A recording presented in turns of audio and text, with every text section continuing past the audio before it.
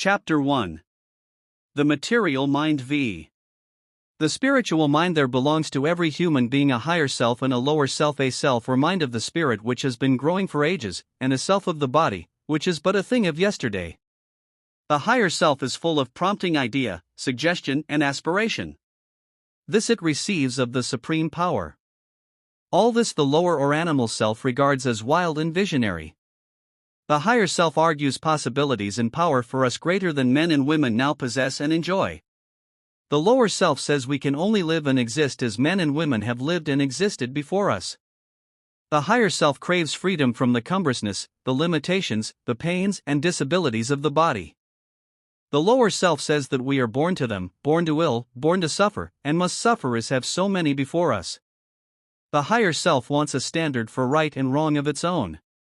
The lower self says we must accept a standard made for us by others by general and long-held opinion, belief and prejudice.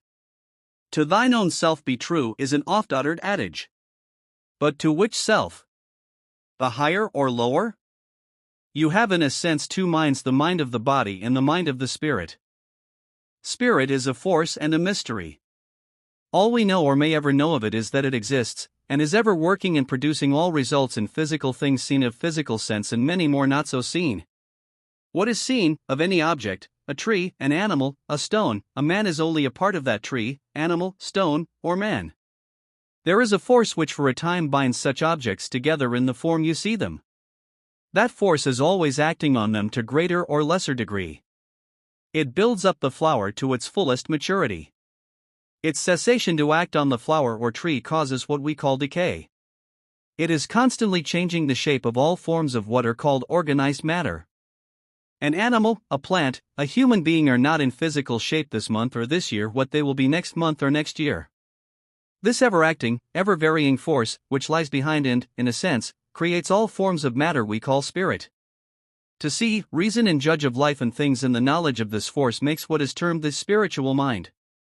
We have through knowledge the wonderful power of using or directing this force, when we recognize it and know that it exists so as to bring us health, happiness, and eternal peace of mind. Composed as we are of this force, we are ever attracting more of it to us and making it a part of our being. With more of this force must come more and more knowledge. At first in our physical existences we allow it to work blindly. Then we are in the ignorance of that condition known as the material mind. But as mind through its growth or increase of this power becomes more and more awakened, it asks, why comes so much of pain, grief, and disappointment in the physical life? Why do we seem born to suffer and decay? That question is the first awakening cry of the spiritual mind, and an earnest question or demand for knowledge must in time be answered. The material mind is a part of yourself, which has been appropriated by the body and educated by the body. It is as if you taught a child that the wheels of a steamboat made the boat move, and said nothing of the steam, which gives the real power. Bred in such ignorance, the child, should the wheels stop moving, would look no farther for the cause of their stoppage than to try to find where to repair them, very much as now so many depend entirely on repair of the physical body to ensure its healthy, vigorous movement, never dreaming that the imperfection lies in the real motive power of the mind. The mind of the body or material mind sees, thinks and judges entirely from the material or physical standpoint. It sees in your own body all there is of you. The spiritual mind sees the body as an instrument for the mind or real self to use in dealing with material things. The material mind sees in the death of the body an end of all there is of you. The spiritual mind sees in the death of the body only the falling off from the spirit of a worn-out instrument. It knows that you exist as before, only invisible to the physical eye. The material mind sees your physical strength as coming entirely from your muscles and sinews, and not from source without your body.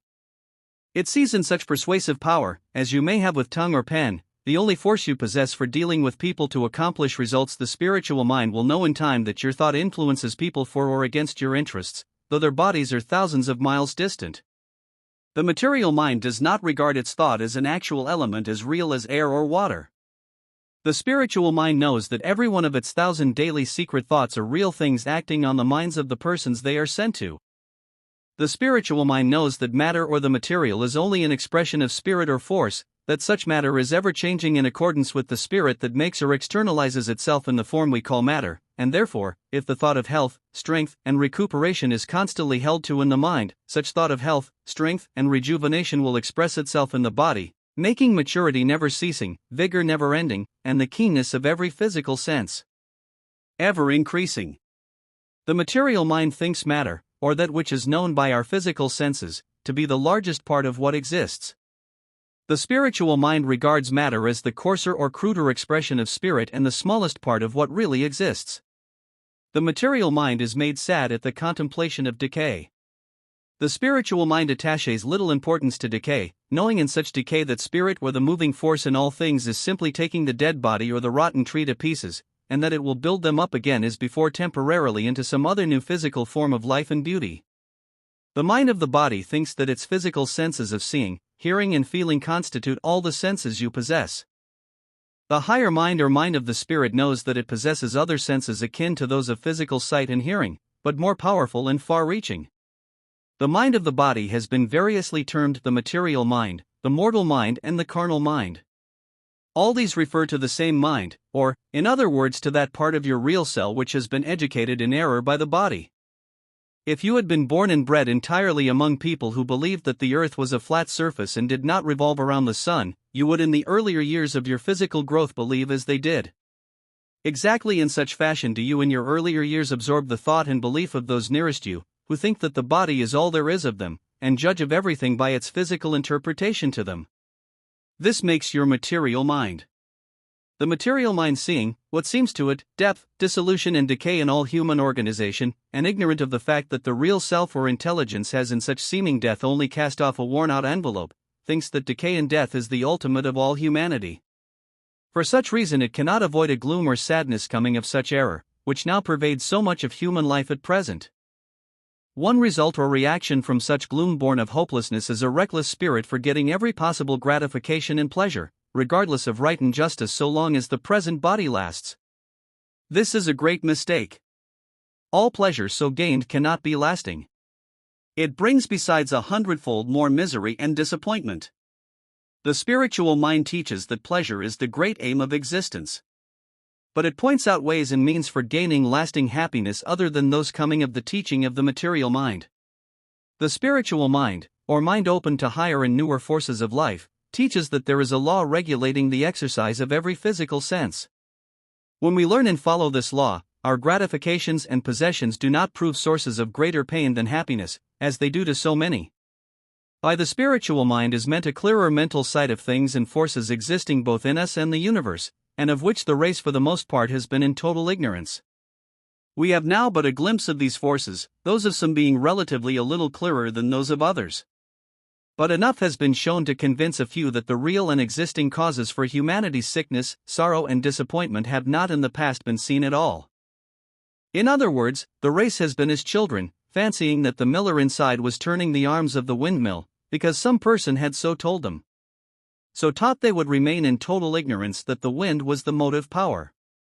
This illustration is not at all an overdrawn picture of the existing ignorance which rejects the idea that thought is an element all about us as plentiful as air, and that is blindly directed by individuals and masses of individuals in the domain of material mind or ignorance. It is turning the windmill's arms, sometimes in one direction, sometimes in another, sometimes with good and sometimes with evil results.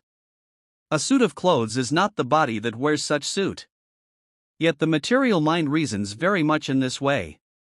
It knows of no such thing as clothing for the spirit, for it does not know that body and spirit are two distinct things.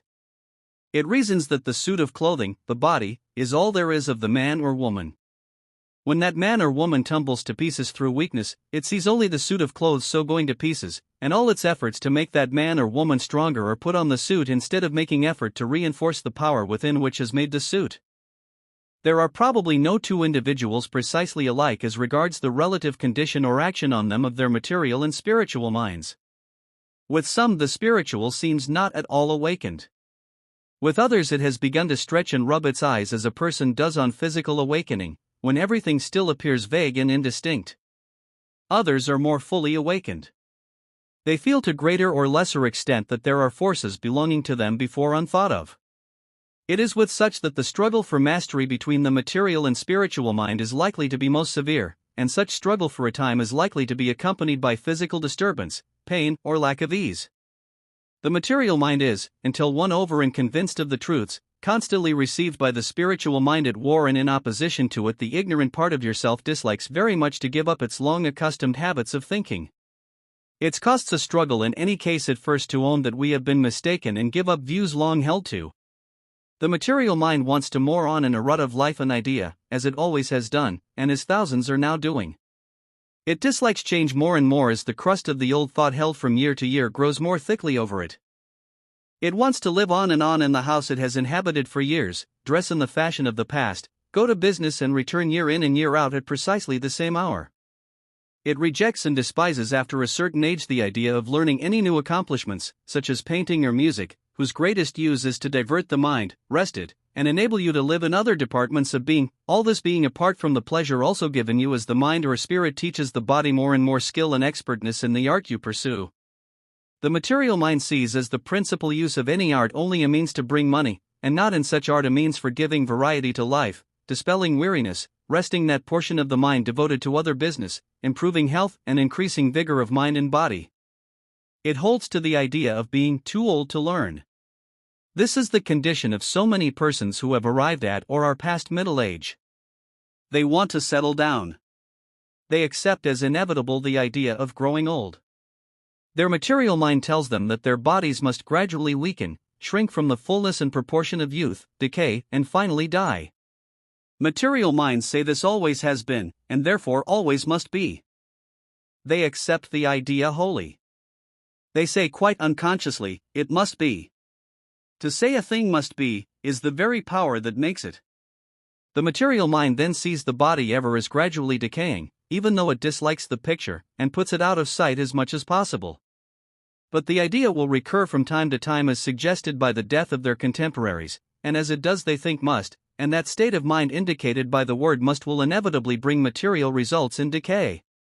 The spiritual or more enlightened mind says, if you would help to drive away sickness, turn your thought as much as you can on health, strength, and vigor, and on strong, healthy, vigorous material things, such as moving clouds, fresh breezes, the cascade, the ocean surge, on woodland scenes and growing healthy trees, on birds full of life and motion, for in so doing you turn on yourself a real current or this healthy life-giving thought, which is suggested and brought you by the thought of such vigorous, strong material objects.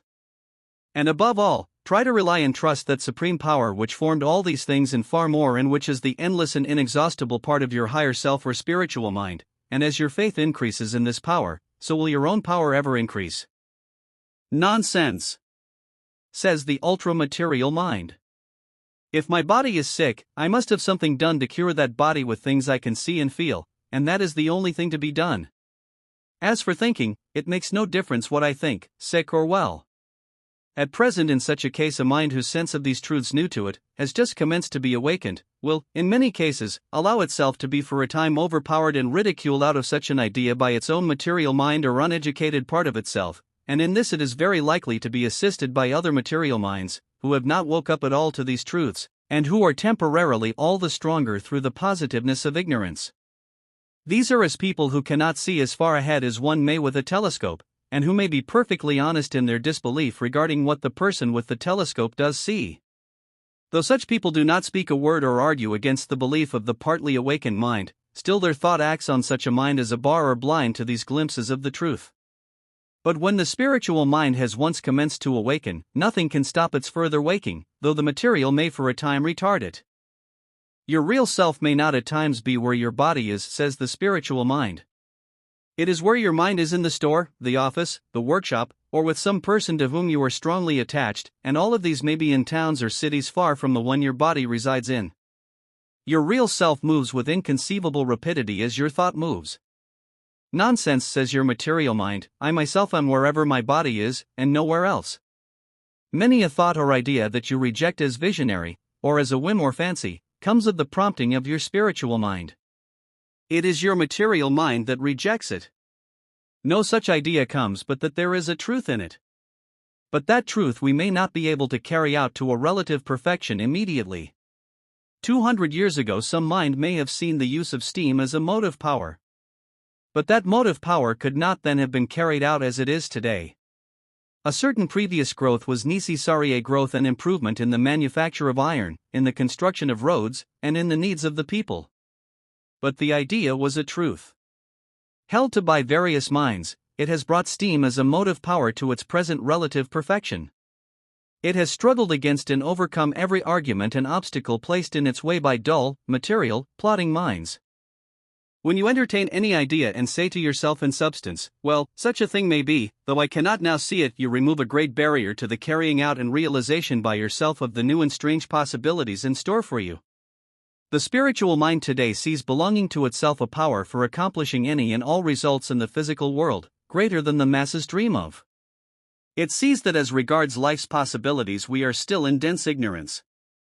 It sees, however, a few things, namely, perfect health, freedom from decay, weakness and death of the body, power of transit, travel and observation independent of the body, and methods for obtaining all needful and desirable material things through the action and working of silent mind or thought, either singly or in cooperation with others.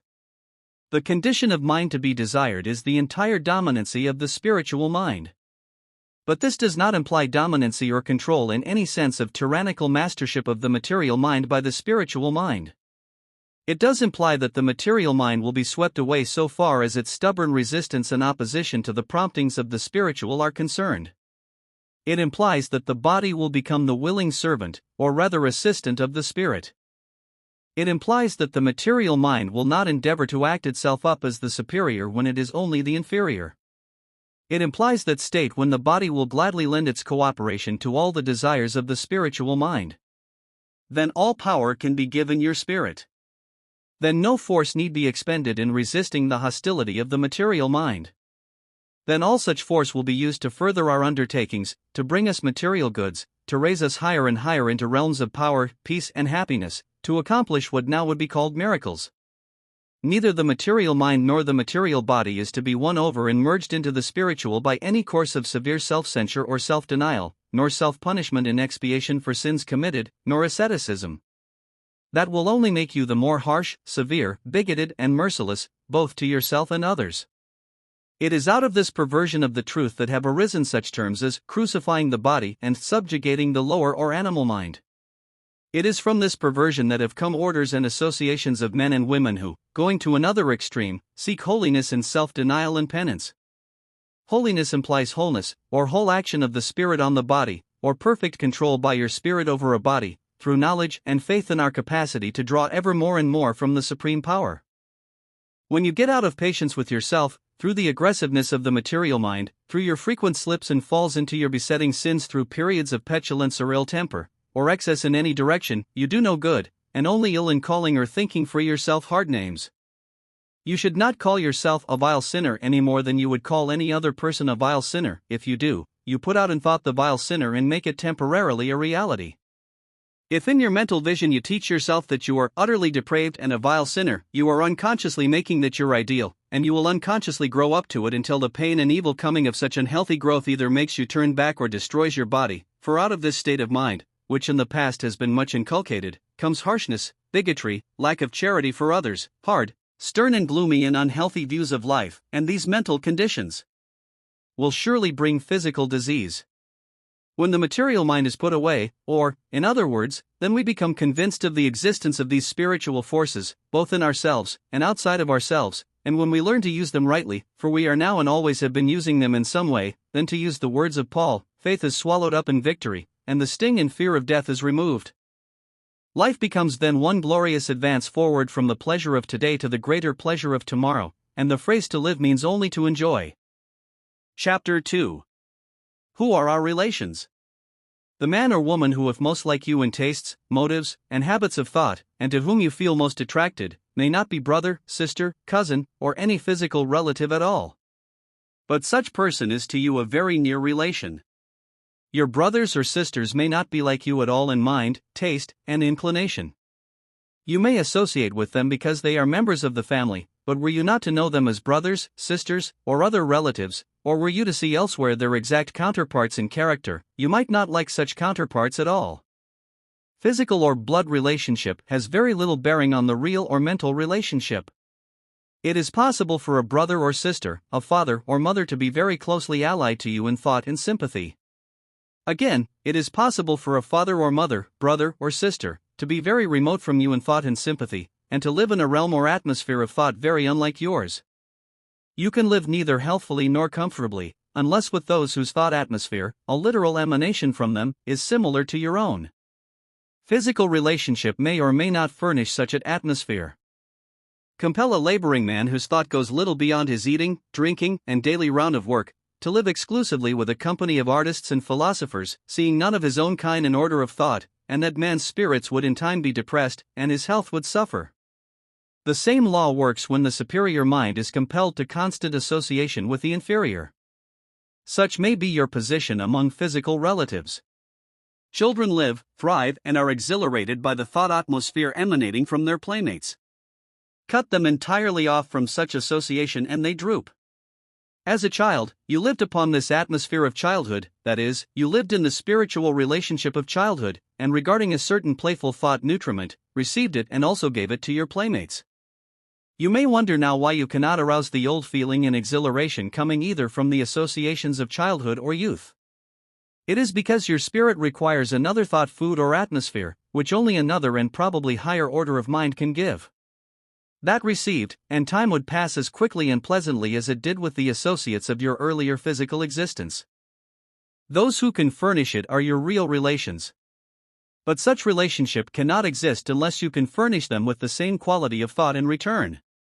The real or spiritual relations of many merchants, mechanics, and those of other callings, are their brother merchants, mechanics, or those of similar occupations.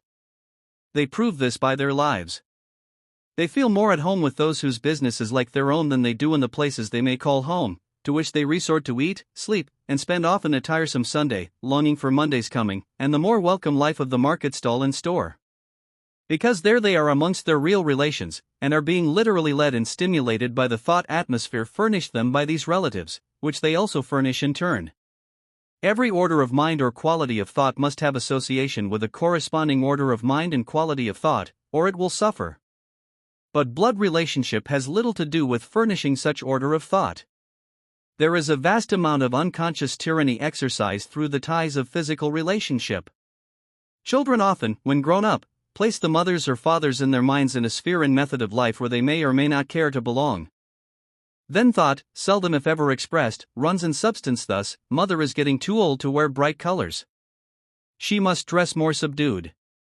It is ridiculous for mother, if a widow, to marry again, very hard cash reasons sometimes entering into this sentiment. Mother, of course, does not want to enter into our gayer life, so she can stay at home and take care of the children, or, it is time father retired from business, or, father's idea of marrying again is ridiculous.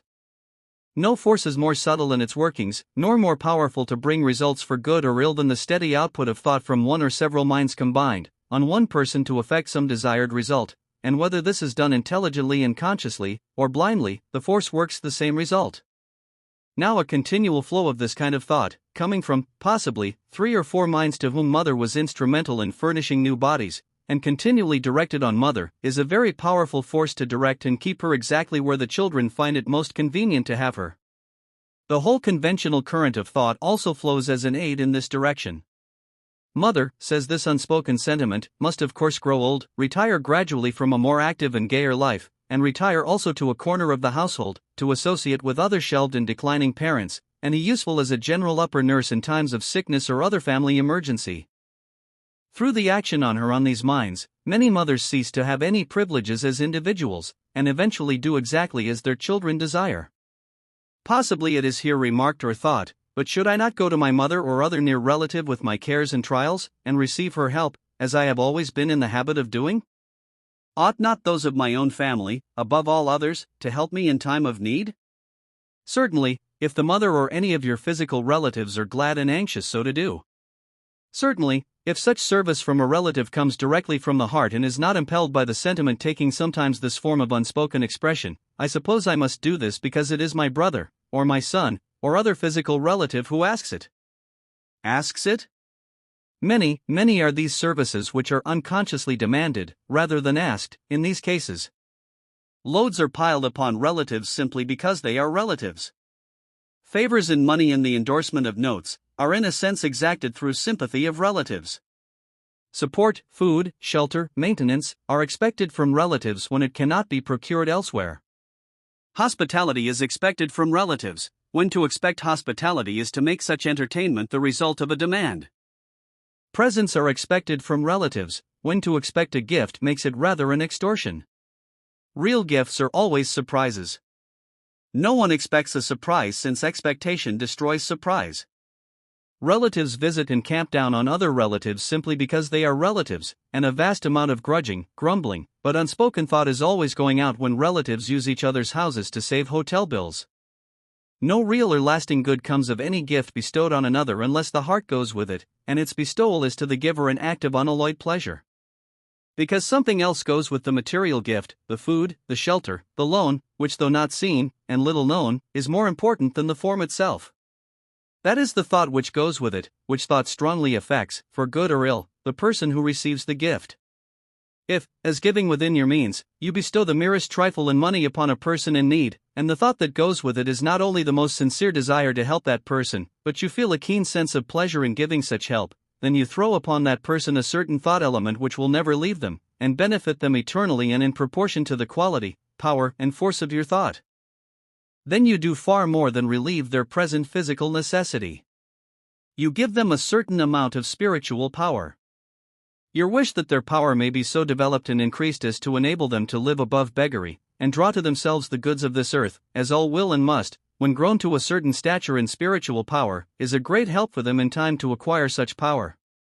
You have sent and sown in them a seed of thought which will take root and bear fruit at some period of their real or spiritual existence.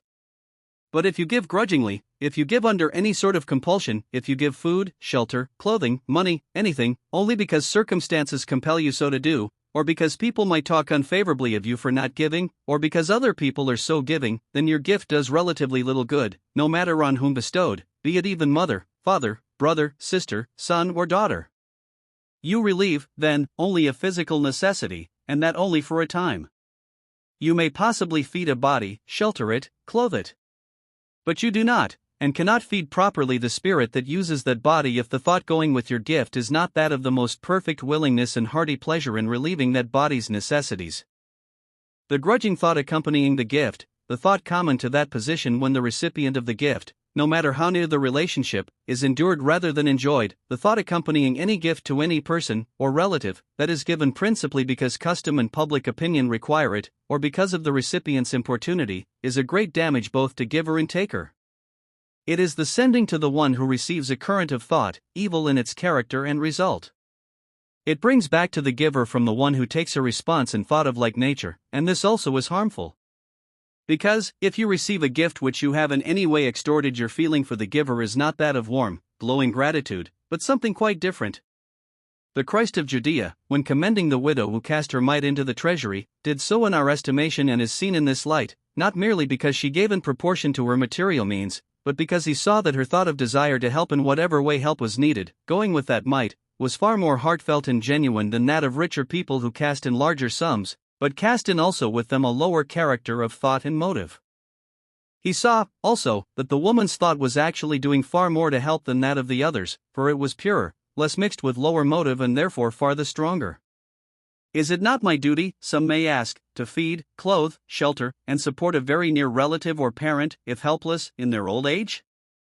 The term doing from a sense of duty does not always imply that the thing done, be it the person helped or the patient nursed through sickness, is done from the impulse of love for that person or love for the doing. It is sometimes done mechanically, or with dislike for the doing. It is sometimes a forced and painful performance. For such reason little good is done, for if physical necessities are temporarily relieved, spiritual necessities are not, and unless the spiritual portion of our natures is fed there can be no permanent relief or good done the physical. Parents who in old age are supported by their children merely from a sense of duty, have sometimes their spirits wounded and starved wounded, because they feel they are endured encumbrances, starved, because no real love goes with the gift or service done by these children.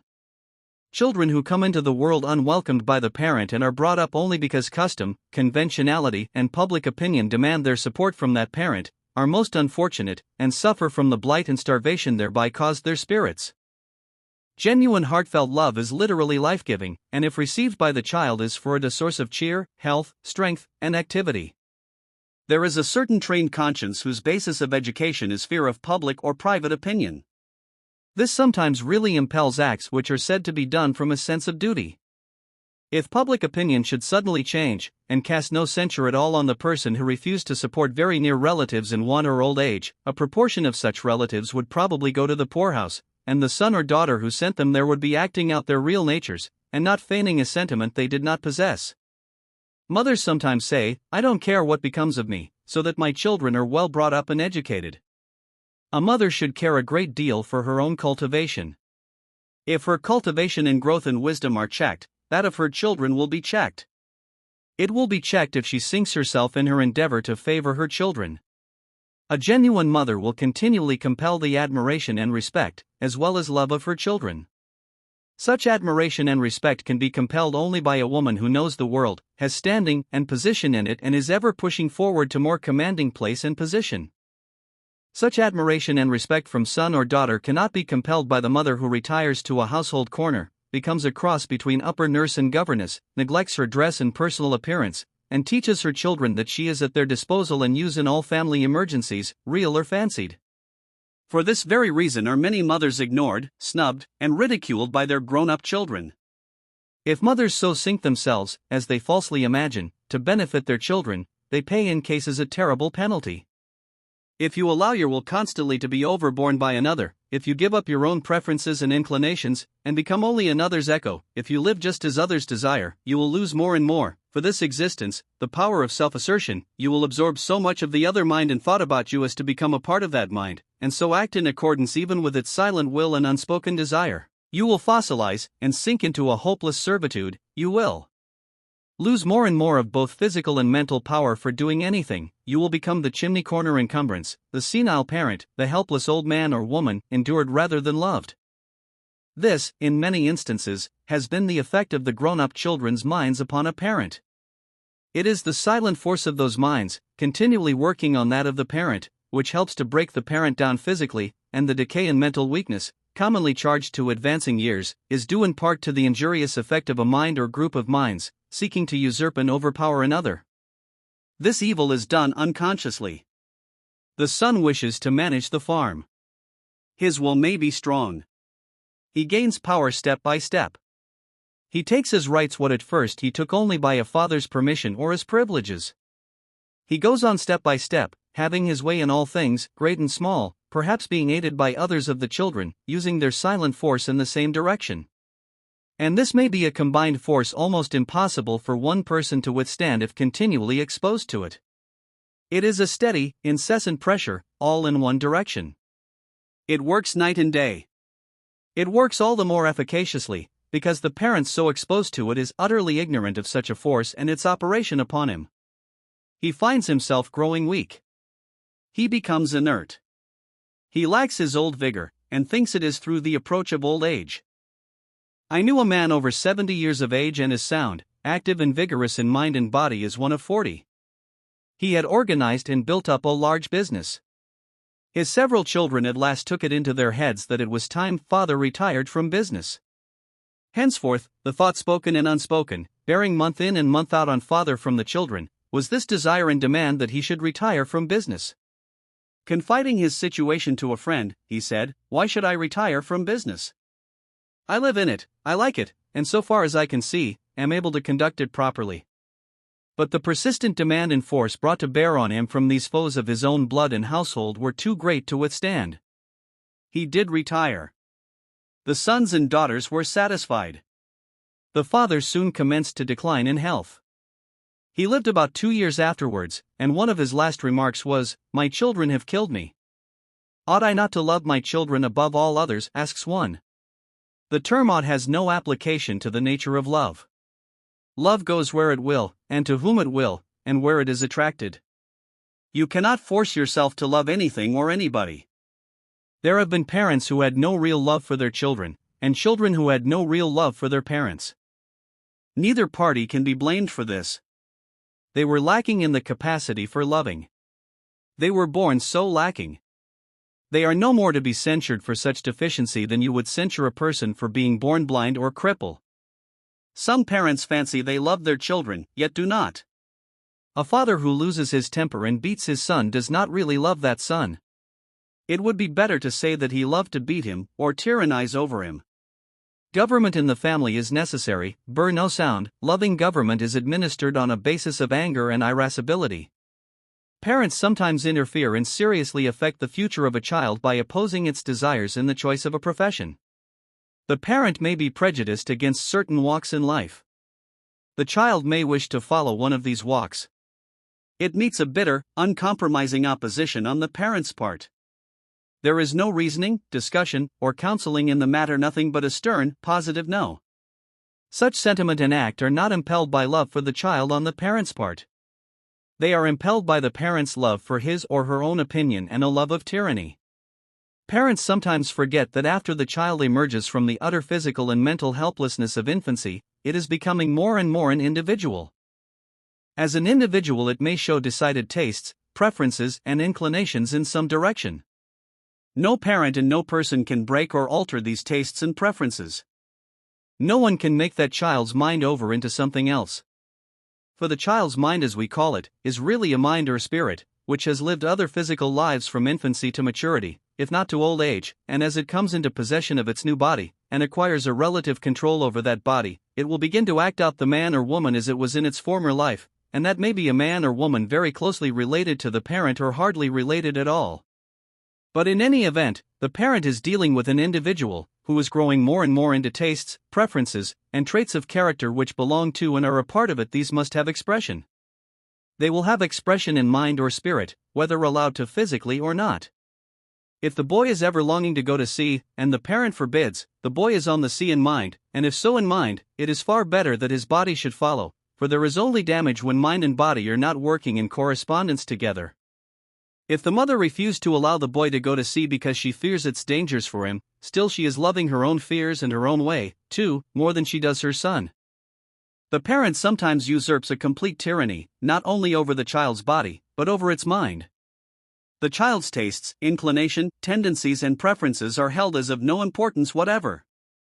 If the boy wants to be a sailor, and the parent wants him something else, the parent may insist that he shall be, but does he succeed? Let the host of mediocrity in all callings in the land answer. And mediocrity means the mechanical following of any pursuit in which there is no live interest. More than this, where a body is compelled to do one thing, or live in a certain way, and the mind longs to live in another, there is a force set in motion which in many cases tears mind and body apart, and parents sometimes grieve over the loss of a child, when they are responsible for the death of its body from this cause. How long, then, should parental control continue over the child, or, rather, over a spirit for which you have been an agency for furnishing with a new body? Is it unreasonable to say that such control should not continue after such body, emerging from the helplessness of infancy, shall have acquired such control of its organization as shall enable it to meet all physical demands and necessities? To go beyond this, and give food, clothes, shelter, maintenance, to a person, is doing him or her a great injustice, and even cruelty.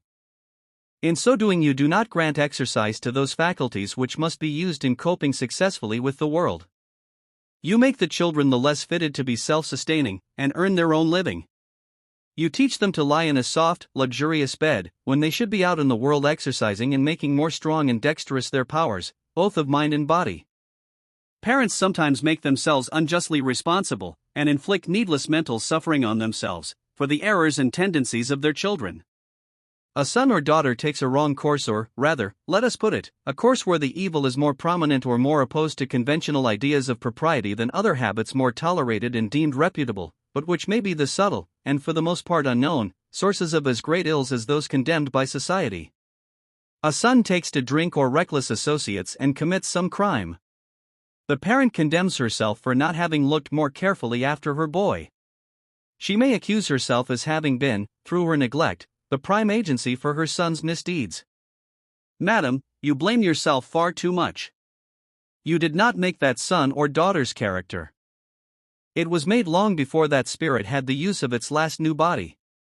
What traits, what imperfections were very prominent in its last existence, will appear in its next. If that was a thieving spirit before, it will probably show thieving tendencies now. If it was gross, animal, and gluttonous, then similar tendencies will show themselves now. You, if grown to a more refined plane of thought, may do much to modify and lessen these tendencies. But all that you will do in this respect will be done through the silent force and action of your superior thought on your child's mind. It will not be done through a great deal of verbal counsel or physical punishment or discipline. Whatever a mind is on entering on a new physical experience, whatever imperfection belongs to it, must appear and be acted out and beget pain and punishment of some kind, until that spirit sees clearly for itself how, through its errors, it brings these punishments on itself. These lessons can only be learned when that person has full freedom, so far as parental control goes, to live as it pleases. You may for a time control such a life, and make it externally live as you please. But such external life is only a veneer, if the mind be full of lower tastes and inclinations. The sooner these are lived out, the sooner will that person learn the real law, which inflicts pains and penalties for breaking its unchangeable rules, and the sooner will it know the happiness which comes of living in accordance with its rules. That every spirit must do for him or herself. A parent may mold a false character for a child. It may teach indirectly, through the effect of its own mental condition operating on the child, how to feign what the world calls goodness, how it may seem, as regards outward conduct, to be what it is not at all in secret tendency and inclination, how, in brief, to be a hypocrite. No person is really reformed by another, in the sense such a term is sometimes used. Reform must come from within. It must be self-sustaining. It must not depend wholly on another's presence or influence. If it does, it is only a temporary reform. It will fail when the influence of the person on whom it depends is removed.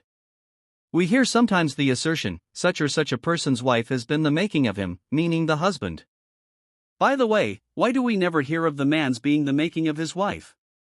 A man may be prevented from intemperance, or he may continually be braced up to meet the world through his wife's influence and mental power. But if in such reform he relies entirely upon her, if he cannot sustain himself without her continual presence and prompting, his is no lasting reformation, and he is also a very heavy and damaging load for her to carry.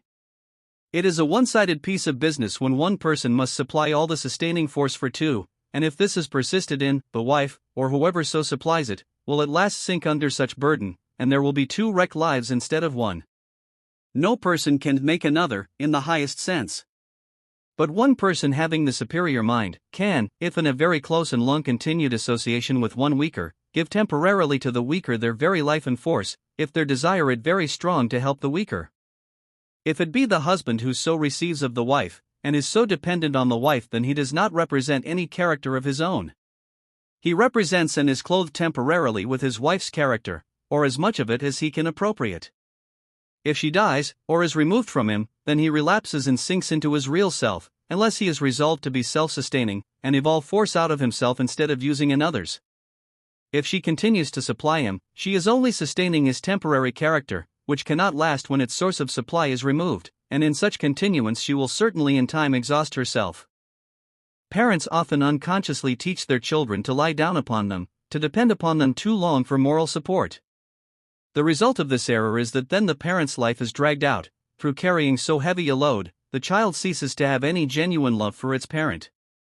You may pity what is decrepit, weak, and shattered. Love it you cannot. Love is based on admiration, and admiration is not compelled by decay. The tendency called instinct, which impels the mother bird to turn its young out of the nest, so soon as they have sufficient strength to fly, and the animal in weaning its young to turn them adrift and leave them to shift for themselves, is founded on the natural and divine laws. We may say it is the custom of the brutes and is therefore brutal. But would it be a kindness for the bird to encourage the young to stay in the nest where it could not gain strength, and when a few weeks will bring the storms and severity of winter, which the parent bird itself cannot withstand? Again, the parent, be it bird, animal, or human mother, needs after these periods of bringing their young into the world and rearing them, a season of entire rest and recuperation, and the duration of such resting season should be proportionate to the complexity of the organization and the force expended by such organization. During such periods, the parent should be freed from any and all demands from the child. Birds and animals in their natural or wild life take such periods of rest.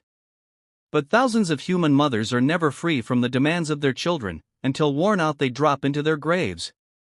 They should be as free, so far as their children are concerned, as they were in girlhood, and before they became mothers.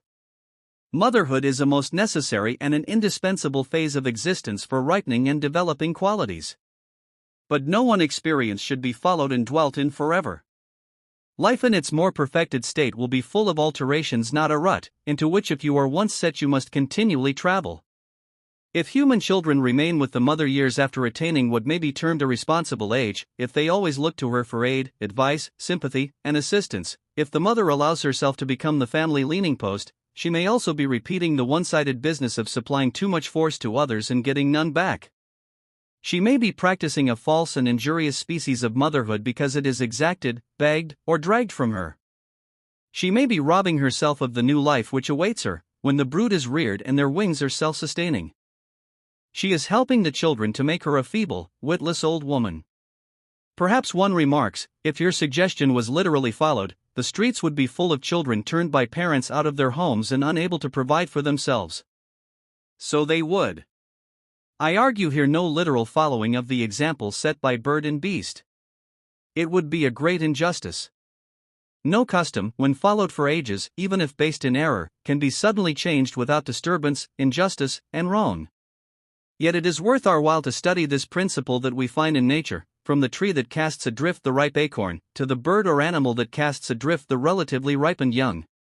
Neither acorn, bird, nor animal, when cast off or weaned, ever returns to the parent for self-sustaining power.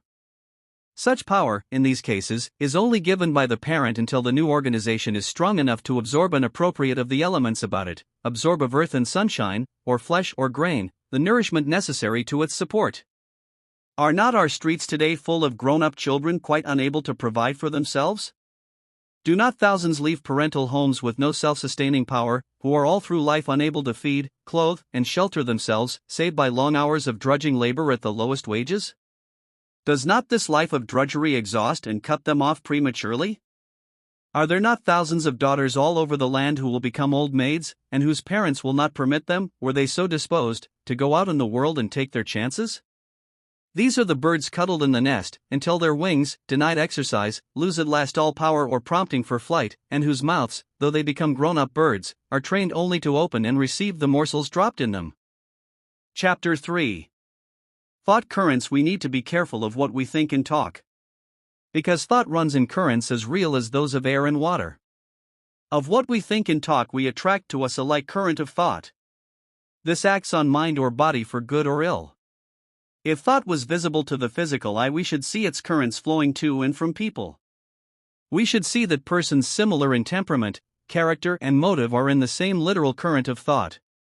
We should see that the person in a despondent and angry mood was in the same current with others despondent or angry, and that each one in such moods serves as an additional battery or generator of such thought and is strengthening that particular current. We should see these forces working in similar manner and connecting the hopeful, courageous and cheerful, with all others hopeful, courageous and cheerful. When you are in low spirits or blue, you have acting on you the thought current coming from all others in low spirits. You are in oneness with the despondent order of thought. The mind is then sick. It can be cured, but a permanent cure cannot always come immediately when one has long been in the habit of opening the mind to this current of thought. In attracting to us the current of any kind of evil, we become for a time one with evil. In the thought current of the supreme power for good, we may become more and more as one with that power, or in biblical phrase, one with God. That is the desirable thought current for us to attract. If a group of people talk of any form of disease or suffering, of deathbed scenes and dying agonies, if they cultivate this morbid taste for the unhealthy and ghastly, and it forms their staple topics of conversation, they bring in themselves a like current of thought full of images of sickness, suffering and things revolting to a healthy mind. This current will act on them, and eventually bring them disease and suffering in some form. If we are talking much of sick people or are much among them and thinking of them, be our motive what it may, we shall draw on ourselves a current of sickly thought, and its ill results will in time materialize itself in out bodies. We have far more to do to save ourselves than is now realized. When men talk business together, they attract a business current of idea and suggestion. The better they agree, the more of this thought current do they attract, and the more do they receive of idea and suggestion for improving and extending their business. In this way does the conference or discussion among the leading members of the company or corporation create the force that carries their business ahead. Travel in first-class style, put up at first-class hotels and dress in apparel as costly as your purse can buy, without running into the extreme of foppishness. In these things you find aids to place you in a current of relative power and success. If your purse does not now warrant such expenditure, or you think it does not, you can commence so living in mind. This will make you take the first steps in this direction. Successful people in the domain of finance unconsciously live up to this law. Desire for show influences some to this course. But there is another force and factor which so impels them. That is a wisdom of which their material minds are scarcely conscious. It is the wisdom of the Spirit telling them to get in the thought current of the successful, and by such current be born to success. It is not a rounded out success, but good as far as it goes. If our minds are, from what is falsely called economy, ever set on the cheap lodgings, cheap food, and cheap fares, we get in the thought current of the cheap, the slavish, and the fearful. Our views of life and our plans will be influenced and warped by it. It paralyzes that courage and enterprise implied in the old adage, nothing ventured, nothing gained. Absorbed in this current and having it ever acting on you, it is felt immediately when you come into the presence of the successful and causes them to avoid you. They feel in you the absence of that element which brings them their relative success. It acts as a barrier, preventing the flow to you of their sympathy. Sympathy is a most important factor in business.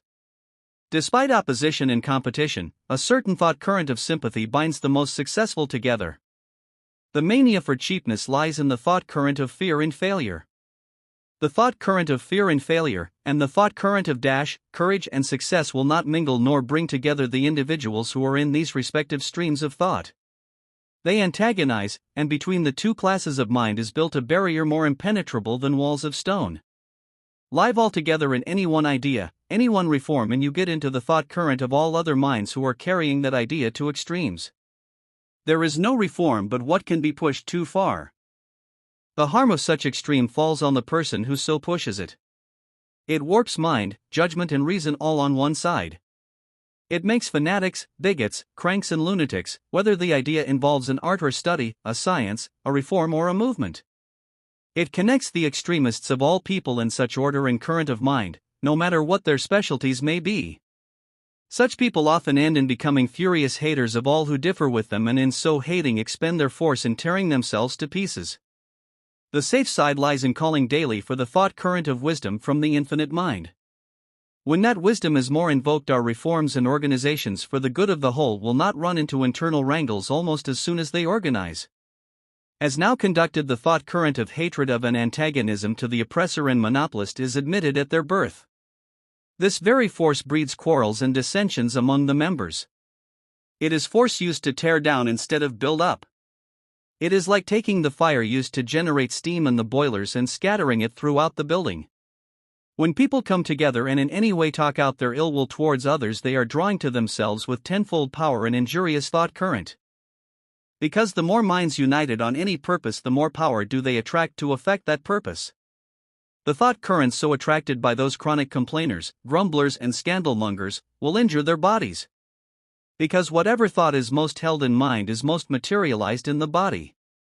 If we are always thinking and talking of people's imperfections, we are drawing to us ever of that thought current, and thereby incorporating into ourselves those very imperfections. We have said in previous books that talk creates force, and that the more who talk in sympathy, the greater is the volume and power of the thought current generated and attracted for good or ill. A group of gossips who can never put their heads together without raking over the faults of the absent are unconsciously working a law with terrible results to themselves. Gossip is fascinating. There is an exhilaration in scandal, and the raking over of our friends or neighbors or enemies' faults is almost equal to that produced by champagne. But in the end we pay dearly for these pleasures. If but two people were to meet at regular intervals and talk of health, strength, and vigor of body and mind, at the same time opening their minds to receive of the Supreme the best idea as to the ways and means for securing these blessings, they would attract to them a thought current of such idea. If these two people or more kept up these conversations on these subjects at a regular time and place, and found pleasure in such communings, and they were not forced or stilted, if they could carry them on without controversy, and enter into them without preconceived idea, and not allow any shade of tattle or tale-bearing, or censure of others to drift into their talk, they would be astonished at the year's end at the beneficial results to mind and body. Because in so doing and coming together with a silent demand of the Supreme to get the best idea, they would attract to them a current of life-giving force. Let two so commence rather than more. For even two persons in the proper agreement and accord to bring the desired results are not easy to find. The desire for such meetings must be spontaneous, and any other motive will bar out the highest thought current for good. The old-fashioned revival meeting, or camp meeting, through the combined action and desire of a number of minds brought a thought current, causing for the time the ecstasy, fervor, and enthusiasm which characterized those gatherings. The North American Indian worked himself into the frenzy of his war dance by a similar law. He brought to him by force of united desire a thought element and current which stimulated and even intoxicated him. His sole desire was to bring on him this mental intoxication. The more minds so working in the same vein, the quicker came the desired result. The real orator in his effort draws to him a current of thought, which is sent again from him to his audience, thrills them. So does the inspired actor or actress. They bring a higher and more powerful element of thought to themselves first, and this flowing through them acts on the audience afterwards.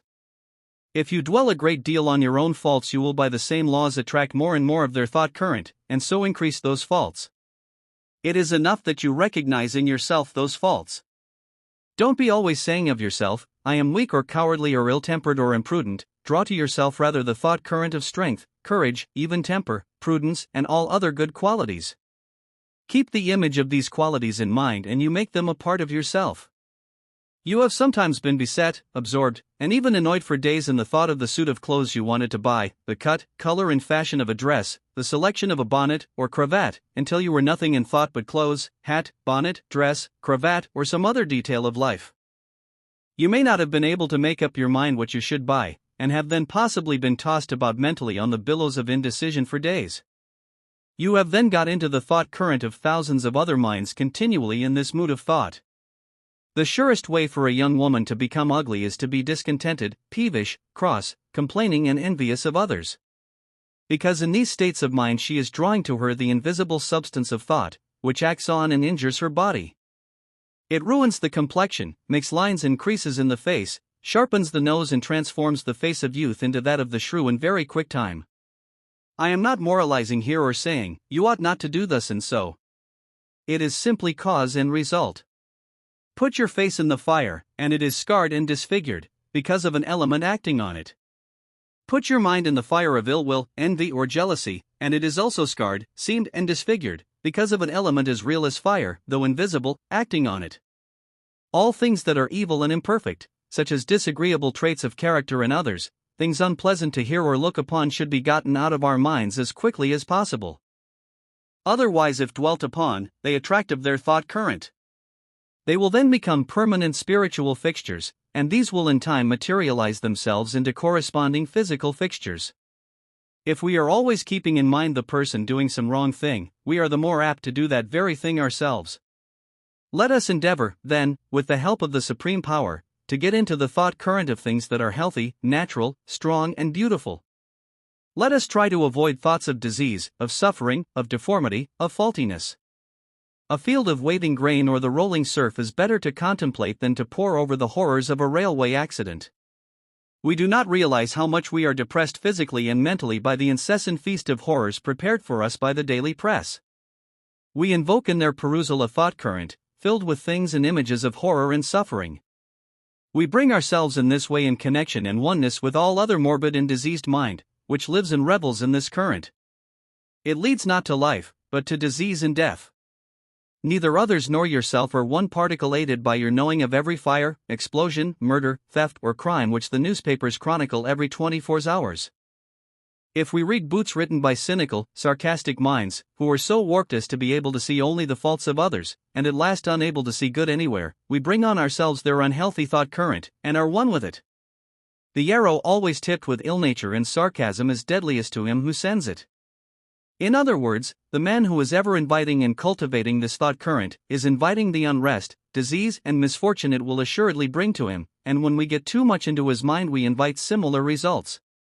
You may be neat, careful, and methodical in your habits, exact and elaborate in your work, yet if you associate closely with those who are careless and slovenly, you may find in yourself a tendency to be also careless and slovenly, and a difficulty in resuming and carrying out your former neat, methodical, and orderly methods. Because you have not only absorbed of the careless mind, or the mind lacking patience to do anything reposefully, but the fragment of such mind so absorbed is acting as a magnet and attracting to you its like thought current. When an evil is known, it is half cured. Bear in mind when you are in any unpleasant frame of mind that a thought current of such disagreeable mood is acting on you.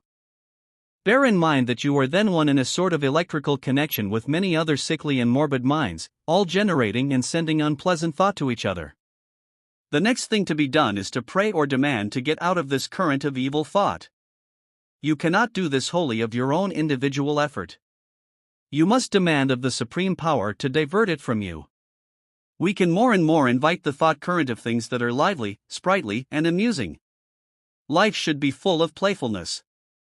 Continued seriousness is but a few degrees removed from gloom and melancholy. Thousands live too much in the thought current of seriousness. Faces which wear a smiling expression are scarce. Some never smile at all. Some have forgotten how to smile, and it actually hurts them to smile, or to see others do so. Sickness and disease are nursed into fresher and fresher activity by the serious mood of mind. Habit continually strengthens the sad capacity of dwelling on the malady, which may be the merest trifle at first. People get so much in this current that woeful diseases are manufactured out of some trifling irritation in some part of the body. Many material things are helps to divert a thought current acting disagreeably on you. You may have daily a set of disagreeable symptoms. They may seem to come as adjuncts to the daily routine of life. The breakfast table, the furniture, the conversation, and even the persons immediately about you seem to recall them. Travel sometimes banishes them entirely. The sight of different surroundings diverts that particular thought current. Material remedies may temporarily affect the same result. So may any sudden change of life or occupation. But all these are secondary aids to the Supreme Power. The thought current of fear is everywhere. All humanity fears something: disease, death, loss of fortune, loss of friends, loss of something. Everyone has his or her pet fear. It extends to the most trivial details of life. The streets are full of people who, if fearing nothing else, fear they won't catch a train or the next streetcar. The more sensitive you are to the impressive thought, the more liable are you to be affected by this thought current of fear until your spirit, by constant demand of the Supreme Power, builds up for itself an armor of thought positive to this current, and one which will deny it access.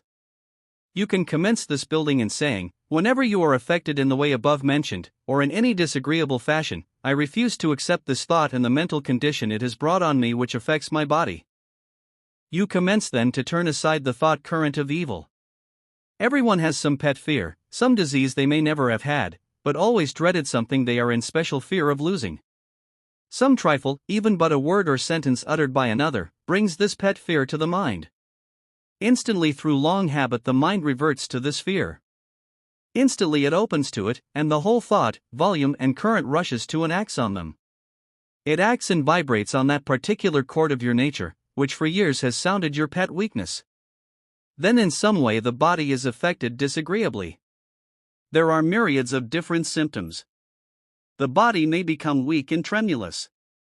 There may be loss of appetite, tremulousness, a dry tongue, a bad taste in the mouth, weakness in the joints, drowsiness, difficulty of concentrating the mind on your business, and many other disagreeable sensations. Such symptoms are often classed as malaria. In a sense, the name is a correct one. Only in very many of these cases it is a bad atmosphere or current of thought which is acting on our minds instead of the fancied bad material atmosphere. Unquestionably, an atmosphere full of vegetable or animal decomposition will affect many people. But some live for years in the midst of stagnant pools and swamps who never have malaria. Others far removed from such locations on high and dry ground do have it. They have taken on a thought current of fear. Place yourself in a house where there has recently been a panic or scare, though you may know nothing of it. You were well and strong the day before. You arise in the morning, and soon this whole train of disagreeable sensations affects you, because the house or place is saturated with a thought current of fear.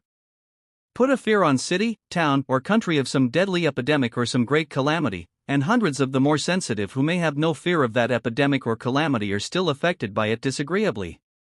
That thought current affects them in their particular a weak spot. A fanatic predicts some great catastrophe.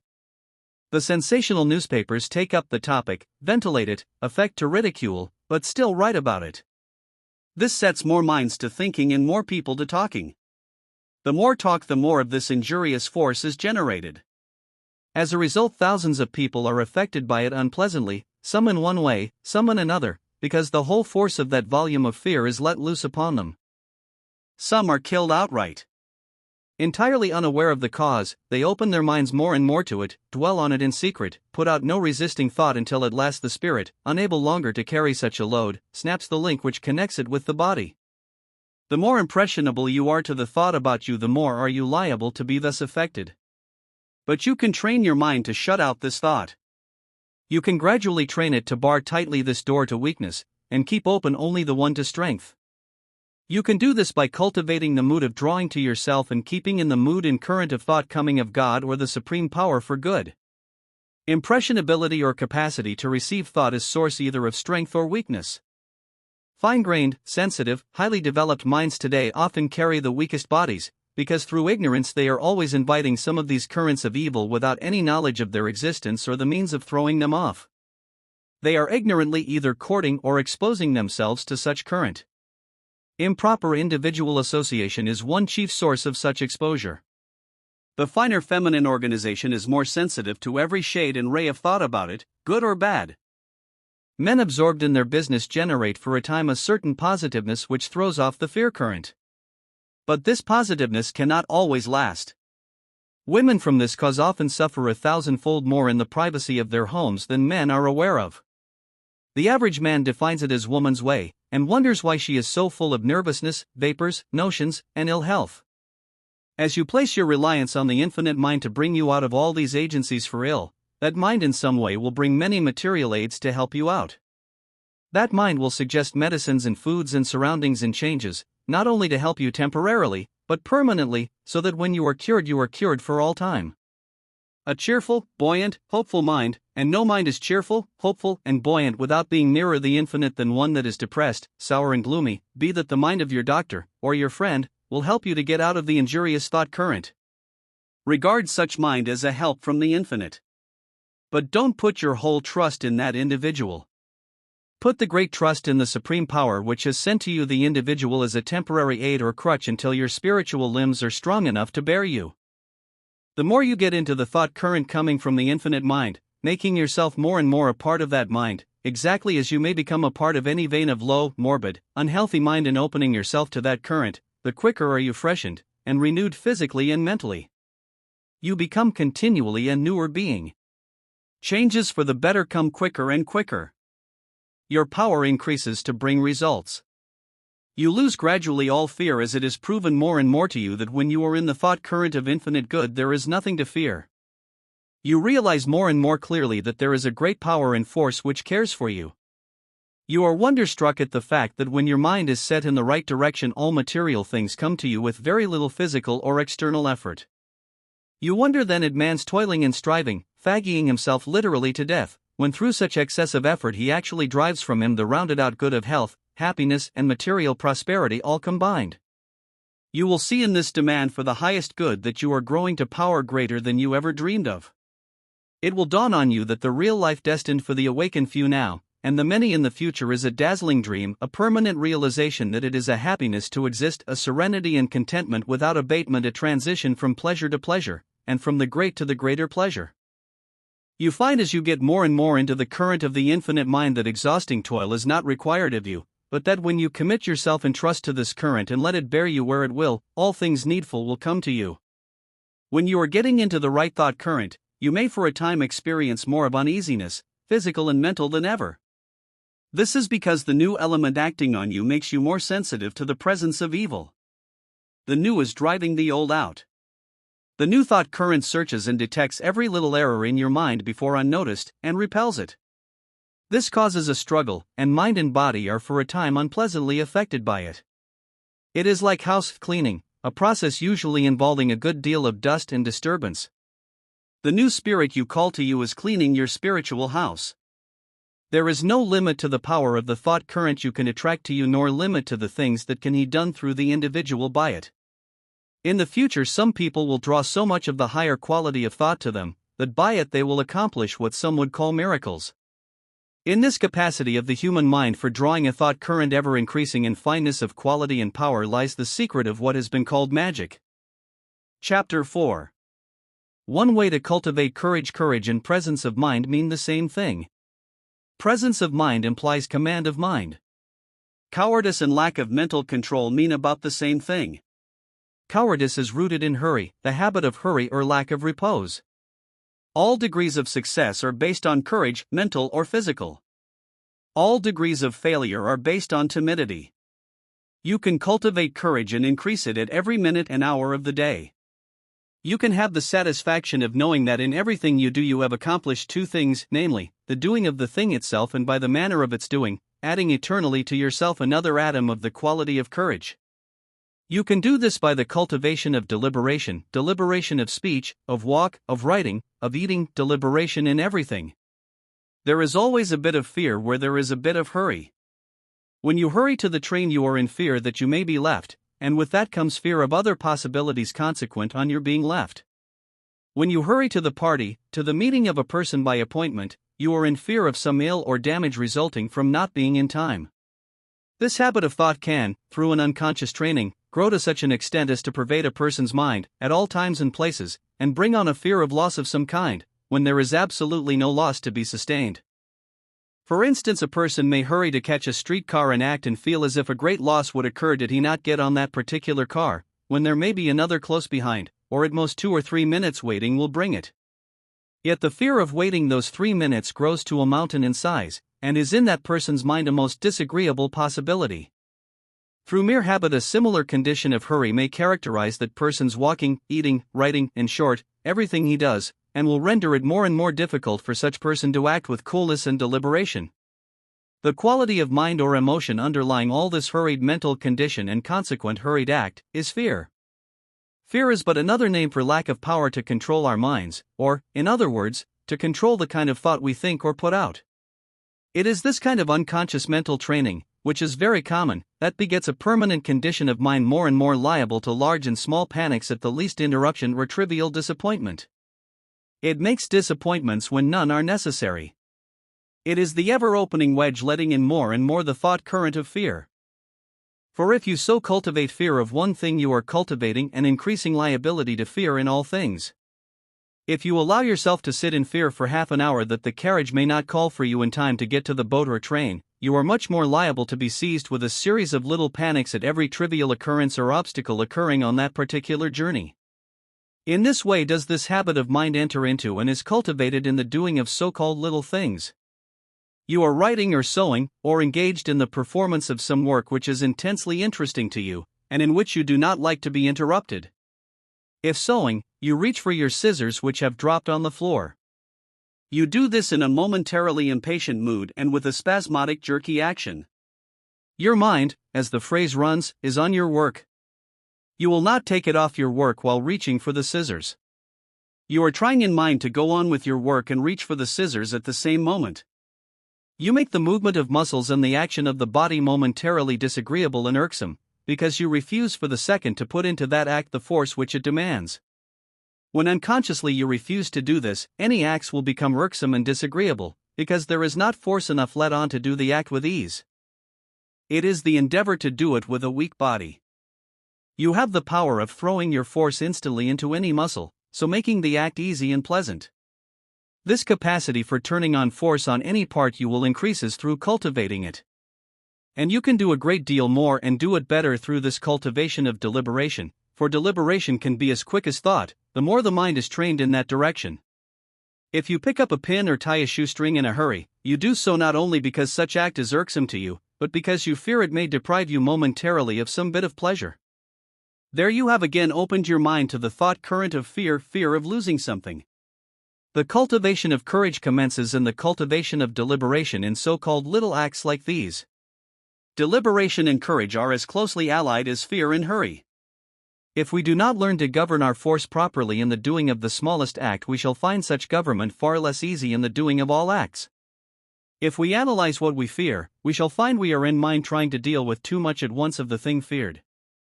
There is only a relatively small amount to be dealt with now. In any transaction, in the doing of anything there is but one step to be taken at a time. We need to place what force is necessary, and no more on that one step. When that is taken, we can take the next. The more we train our minds so to concentrate on the one step, the more do we increase capacity for sending our force all in one given direction at once. Such force extends, should be so used in the so-called minutest details of everyday life.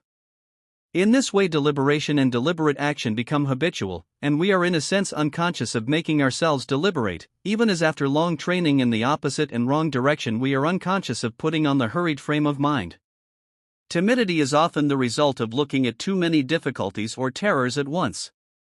In material reality, we have to deal with but one at a time. If we are going to what we fear will be a disagreeable interview with a harsh, irascible, overbearing person, we are apt to go, occupying our minds with the whole interview, setting ourselves down in the very middle of it, and seeing it in mind as necessarily trying or disagreeable. Perhaps we were thinking of it this morning while we were dressing.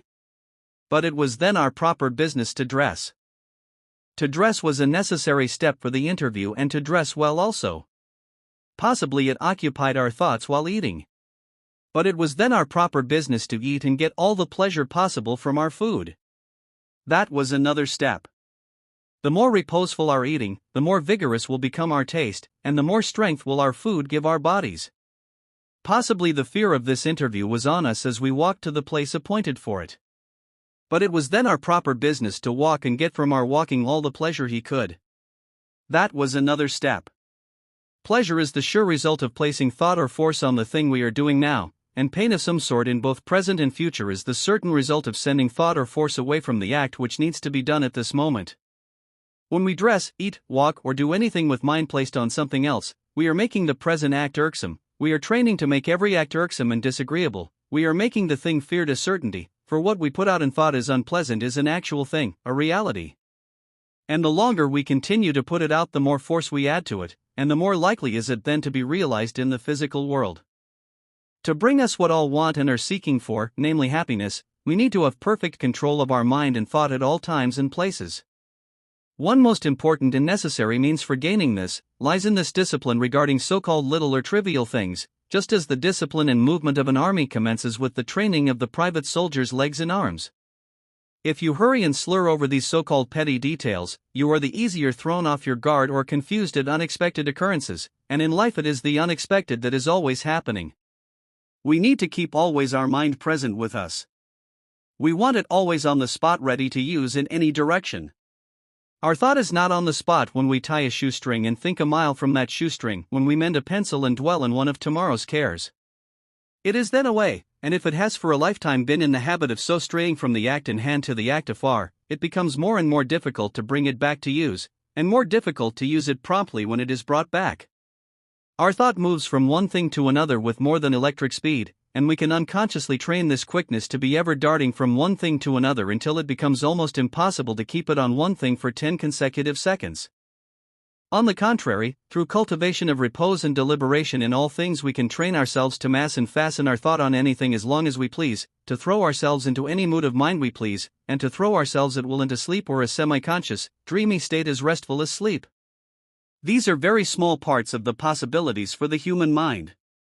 There is no limit to its growth or the increase of its power, and no thing coming within the limits of our imagination but can be accomplished by it. The steps to these attainments are very small, very simple, and relatively easy, so simple and easy that some reject them for that reason. Unquestionably, these powers and many results coming of their exercise were known ages ago to a relative few. But any power or any condition of mind consequent upon it can be made more clear to an English-speaking people, through the use of an English word or form of expression than by terms taken from other languages. The North American Indian and the Oriental had in cases the power of so dismissing all thought and making their minds in a sense a blank as to become not only insensible to fear, but this mental condition rendered their bodies almost insensible to physical suffering.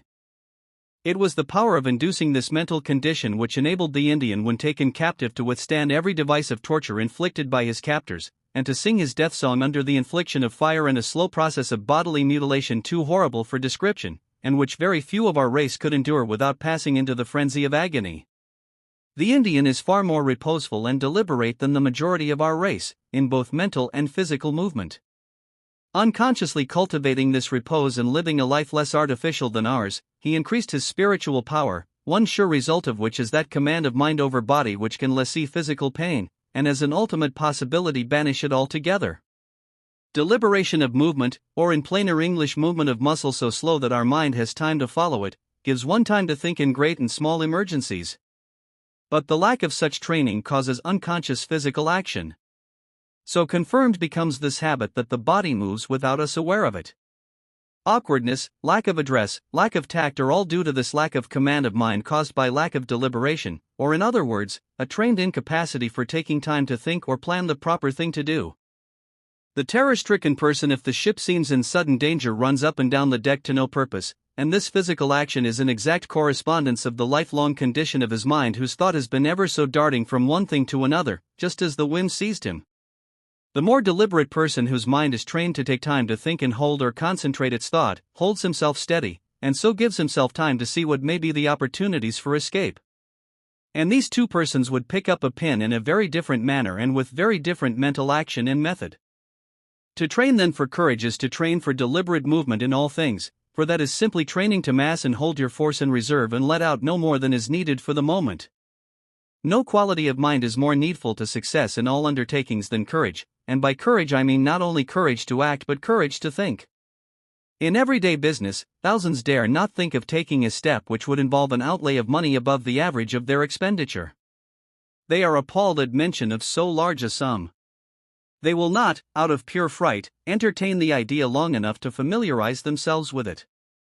Now if they reverse this mental action, and instead of immediately giving way out of lifelong habit to this fright, would take time and allow the thought to rest in their minds instead of driving it out, there would in time come to them ideas concerning ways and means for meeting the additional expense, and thereby making a larger sum of money in the same time it took to make the small sum. For instance, you say to the woman who goes out to wash by the day and has never done anything else, "Mrs. A, why don't you start a laundry? You can make a great deal more money in so doing." "I start a laundry? Where in the world is the money coming from to start a laundry?" is her reply. Here the woman, instead of entertaining your idea, gives way immediately to fright concerning what seems to her the immense sum required, and following the same unreasoning, headlong, panicky style of thought, sets up in a moment in opposition to your proposition. She dare think only of working for day's wages as she is called upon by those who hire her. And thousands for this reason dare not think, or find it disagreeable for them to think, of getting into some broader, more responsible, and more profitable sphere of business, because they bunch at once all its possible difficulties into a mass, and out of mere habit will look only at that awful and imaginary bunch. But Mrs. C, the more deliberate washerwoman, hears your proposition and entertains it. In time she says to herself, "Why should I not start a laundry? Other people have and have succeeded." She lives in the idea, talks to one and another about it, and finds out how they started. The longer she keeps in this current of thought, the more plainly does she see the ways and means by which other people have set up for themselves. Finally, the idea so grows upon her, that she takes some step toward that end, and then another, and so by degrees drifts into the business. A person is cool and collected in face of any great danger, because he has the power of holding his mind to the thing to be done on the instant. Cowardice has no such power, and can see in mind not only the source of danger, but a score of possible results which may or may not happen to him. In battle, one man may attend to his duty with a vivid and by no means agreeable condition of mind as he sees men struck and mangled all about him. But the force or thought he can bring to bear on the performance of his duty is greater in amount than that coming of the realization of the slaughter around him, and commands and holds his body to his post. The man who runs, or would if he had the chance, cannot fix his mind on anything but the fearful possibilities of the moment. In the so-called trivial act of picking up a pin, or threading a needle, or opening a door, I do not argue that all one's force or thought should be placed on the act, but only enough to perform the act well while the rest is kept in reserve. It is in substance the same as in picking up a weight. You would not try to expend the force in lifting 1 pound that you would in lifting 50 pounds. You do expend a great deal more force in the act of picking up a pin when your mind is preoccupied with something else, for you are then trying to do 2 things or lift 2 weights at once. You will remember that anything which is done in mind expends quite as much force as if done with the body, so that the persons who linger abed in the morning and think with dread of the breakfasts to be cooked, or the rooms to be swept, so far as expenditure of force is concerned, will be doing those acts then and there while lying on their backs. In expending just force enough to perform any act, a capacity which will gradually grow upon you as you familiarize yourself with this idea and set your desire or demand upon it. You cultivate and increase continually that desirable state of mind, which in everyday language is known as having your wits about you. That means, in other words, always having, no matter what you are doing, your mental eyes open in every direction, and while outwardly you seem all intent and occupied in the one act, your mind or spirit, like a vigilant sentinel, is continually on the lookout, so as to give you notice in the fractional part of an instant of all that is going on about you, and also to direct you how to meet the event, whatever it may be. This is not only the characteristic of courage, but of tact and address. It was this electric vigilance and mind watchfulness that gave an American officer during the Revolution, who, in the confusion of battle, suddenly found himself in front of a British regiment, the deliberation to ask, "What troops are these?" "The Royal Scots," was the reply. "Royal Scots, remain as you are," was his answer, and he rode off to his own lines. That man had a mind trained to give him time to think. On one occasion, Mrs. Farren, the celebrated English actress, discovered where her part required her to hem a handkerchief that the property man had forgotten to lay out the handkerchief needle, thread, etc. Without a moment's hesitation, she sat down and imitated so naturally the motion and manner of a lady in sewing that most of her audience never suspected the omission. That act involved self-possession, coolness, deliberation, presence of mind, courage. Do not all these terms imply a similar state of mind? A woman habitually hurried and flurried could not have done this, and I believe that when Mrs. Farren saw proper to pick up a pen, she did so in a much more deliberate manner than would the habitually hurried, flurried man or woman. Cultivate deliberate act and movement in all things, and you lay more and more the solid foundation for courage, either moral or physical. But deliberate act does not always imply slowness. Just as thought moves with electric rapidity, so may it move the body when occasion requires, but the thought must be clearly planned, seen and outlined in mind before it is allowed to act on the body. It is so seen or planned, and so acts to use the muscles in the rapid thrust and parry of the skilled fencer, and similarly with the professional danseuse, in fact in all superior accomplishments, be they of painter, musician, or other artist. These, however, in many cases, are but partial controls of mind. Outside of his art, the artist may have little mental control or deliberation, and as a result be nervous, vacillating, easily disturbed, whimsical and timid. The mind is our garrison, to be armed at all points and disciplined to meet any emergency. We deal with the making, or self-making, of whole men and women, whose minds are not cultivated all in one direction and neglected everywhere else. It is far better in the end to be growing symmetrically and to be finished so far as we have grown all around, than to have our power all concentrated on one talent or capacity, and becoming what the world calls a genius. The inside history of genius is often a sad one, and shows that it brought little happiness to its possessor.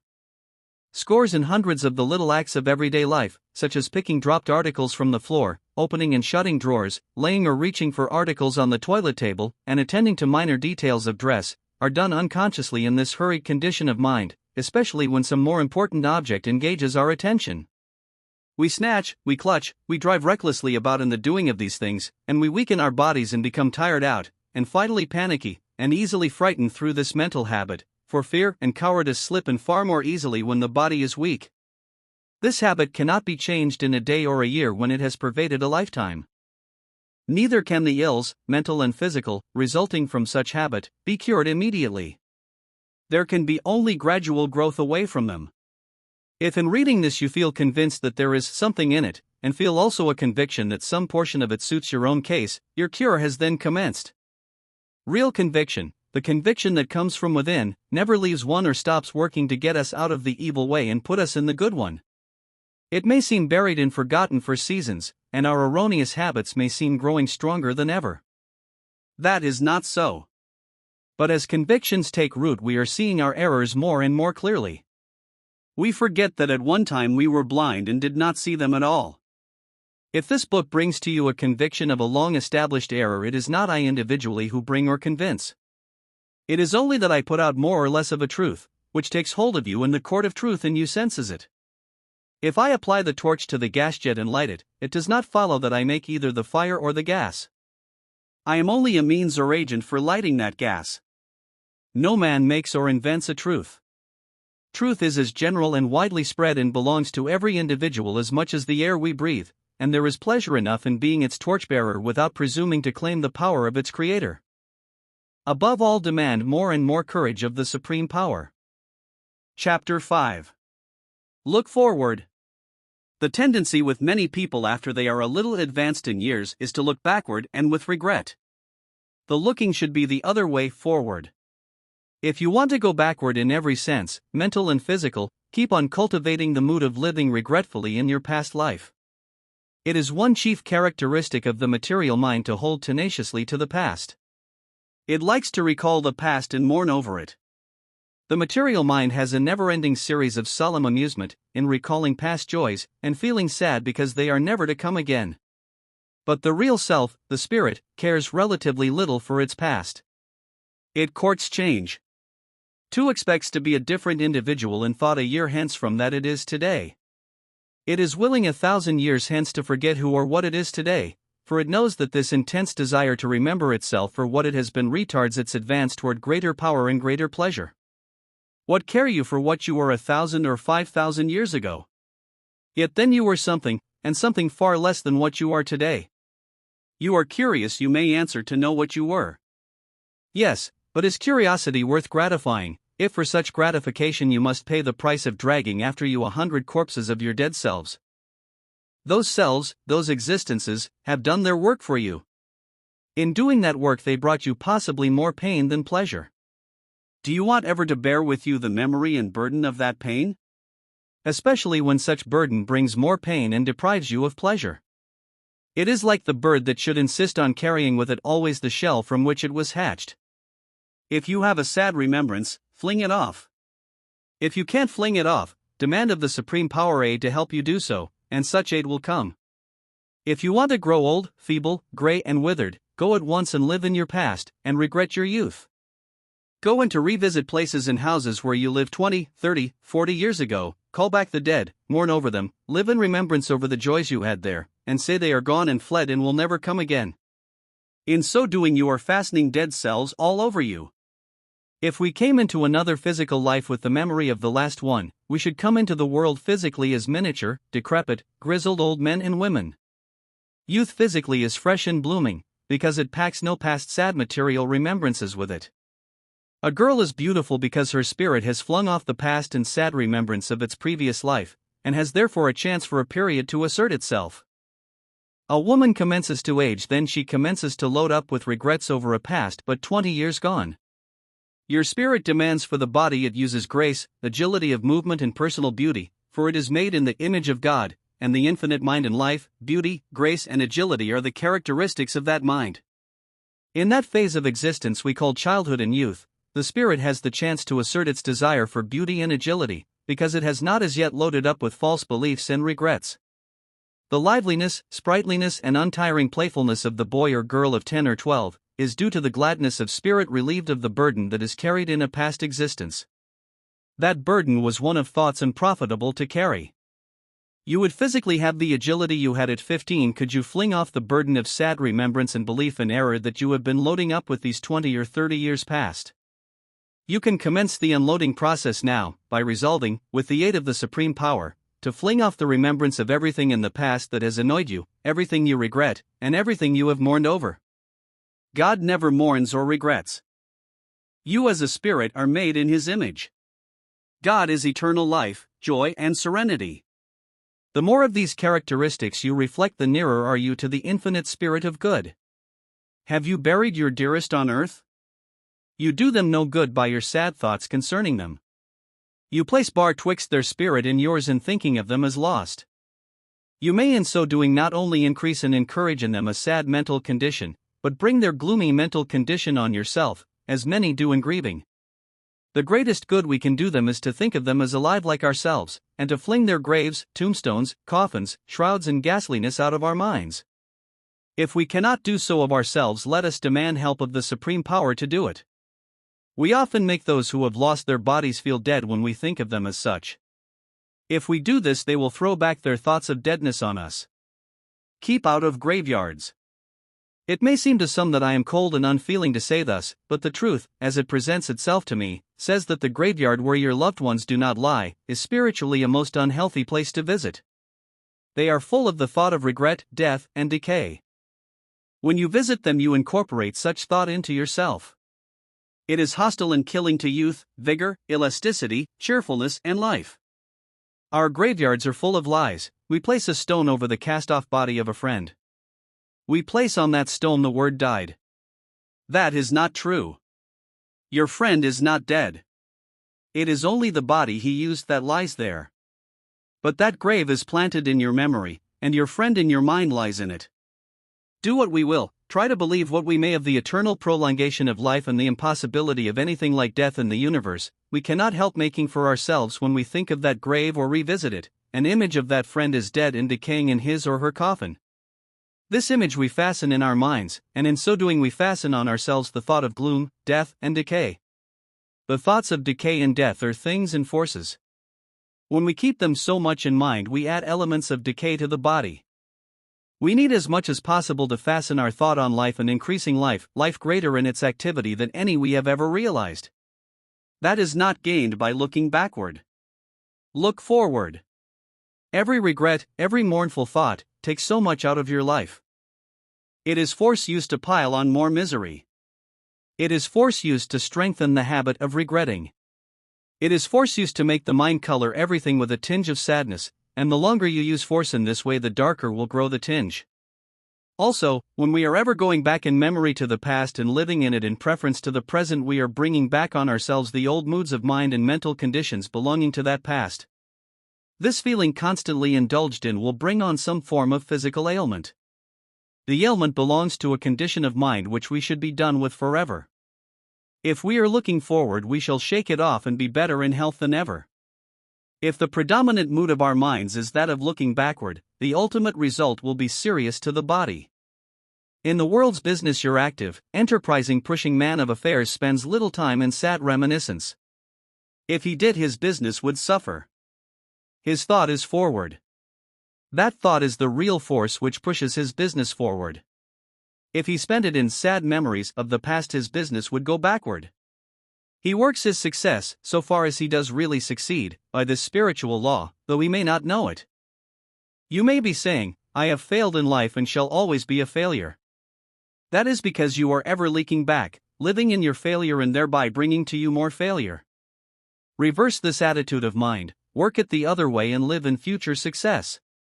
Why do you say, I am always sick? Because you are looking back, living in your past ailments and thereby bringing more on you. I have heard the expression used, when the earth was young. As if this planet was now in its dotage and going to decay. In the sense of freshness, increase of life, refinement and purity in every form of life, be that of man, animal, vegetable, and farther on, this earth never was so young as it is today. Youth is life, growing and increasing in beauty and power. It is not the cruder commencement of life. The so-called barren rock contains elements which will help to form the future tree and flower. Is that part of the rock which enters into tree and flower increasing or decreasing in life? It changes only into a higher and more beautiful expression of life. So do we from age to age. The rock crumbles that it may live in this higher form. The old mind must crumble and pass away to give place to the new, and make of us the newer spiritual being. As the old mind crumbles, so will the old body, for the spiritual change must be accompanied by the physical change. But if you live in the understanding and spirit of this law, you need not lose a physical body, but have one ever changing for the better. As you live in spiritual belief, as the old life goes out, the new comes in. Nothing in nature, nothing in the universe is at a standstill. Nothing goes backward. A gigantic, incomprehensible force and wisdom moves all things forward toward greater and higher powers and possibilities. You are included in and are a part of this force. There is of you an embryo, the power of preventing the physical body your spirit uses from decaying, and the power also of using it in ways which even the fiction of today would discard as too wild for the pages of the novel. For your spirit youth and ever-growing youth is an eternal heritage. If your body has aged, that is no sign that your spirit has aged. The spirit cannot grow old in the material sense, any more than the sunlight can grow old. If your body has aged, it is because that body has become the material likeness and expression of a false self or shell which has formed on your spirit. That false self is made up of thoughts prevalent around from an early physical age, and those thoughts are untrue thoughts. A large proportion of that thought is regret. Regret is an inverted force, a turning of the mind to look backward when its natural and healthy state is to look forward, and live in the joys that are certain to come when we do look forward. In the new life to come to our race, when we have learned to be ever looking forward to the greater joys to come and cease to look backward and drag the dead past with us, men and women are to have bodies far more beautiful and graceful than those of today.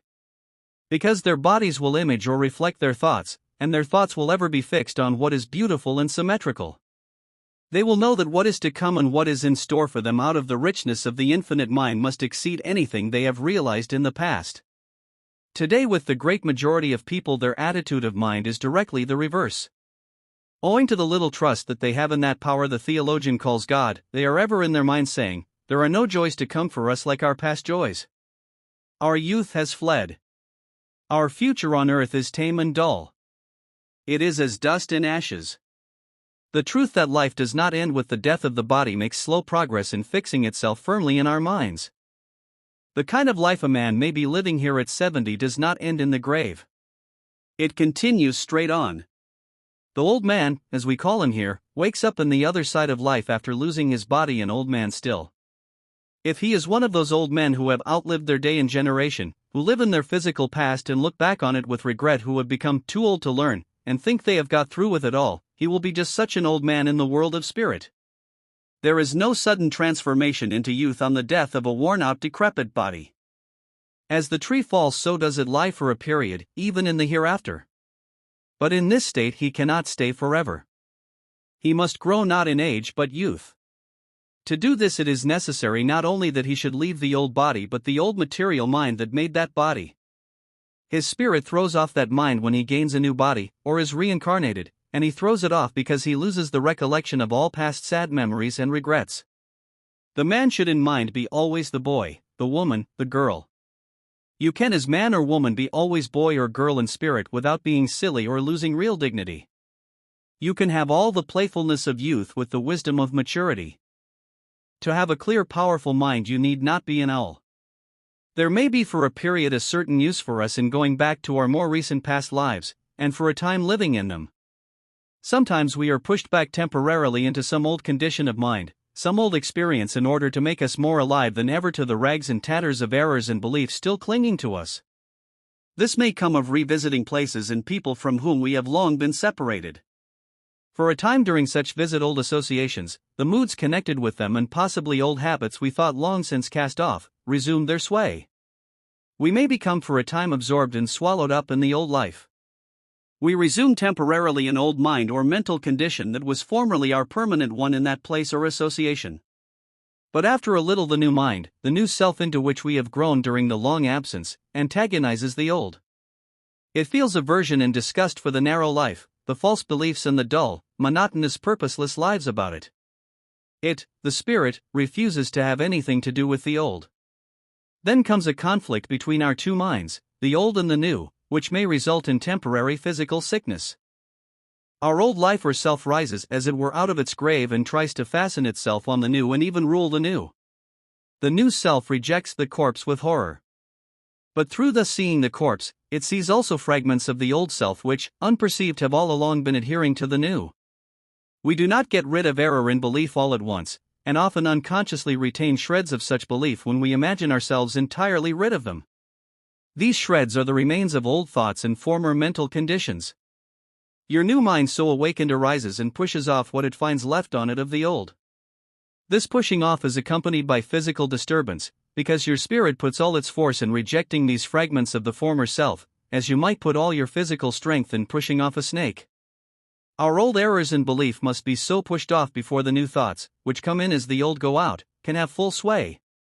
If your spirit was contentedly and blindly carrying any scorpion of false belief, you would tumble into the pit eventually, as so many are now doing. When you live several years in any certain house or town or locality, you make a spiritual self belonging to that locality.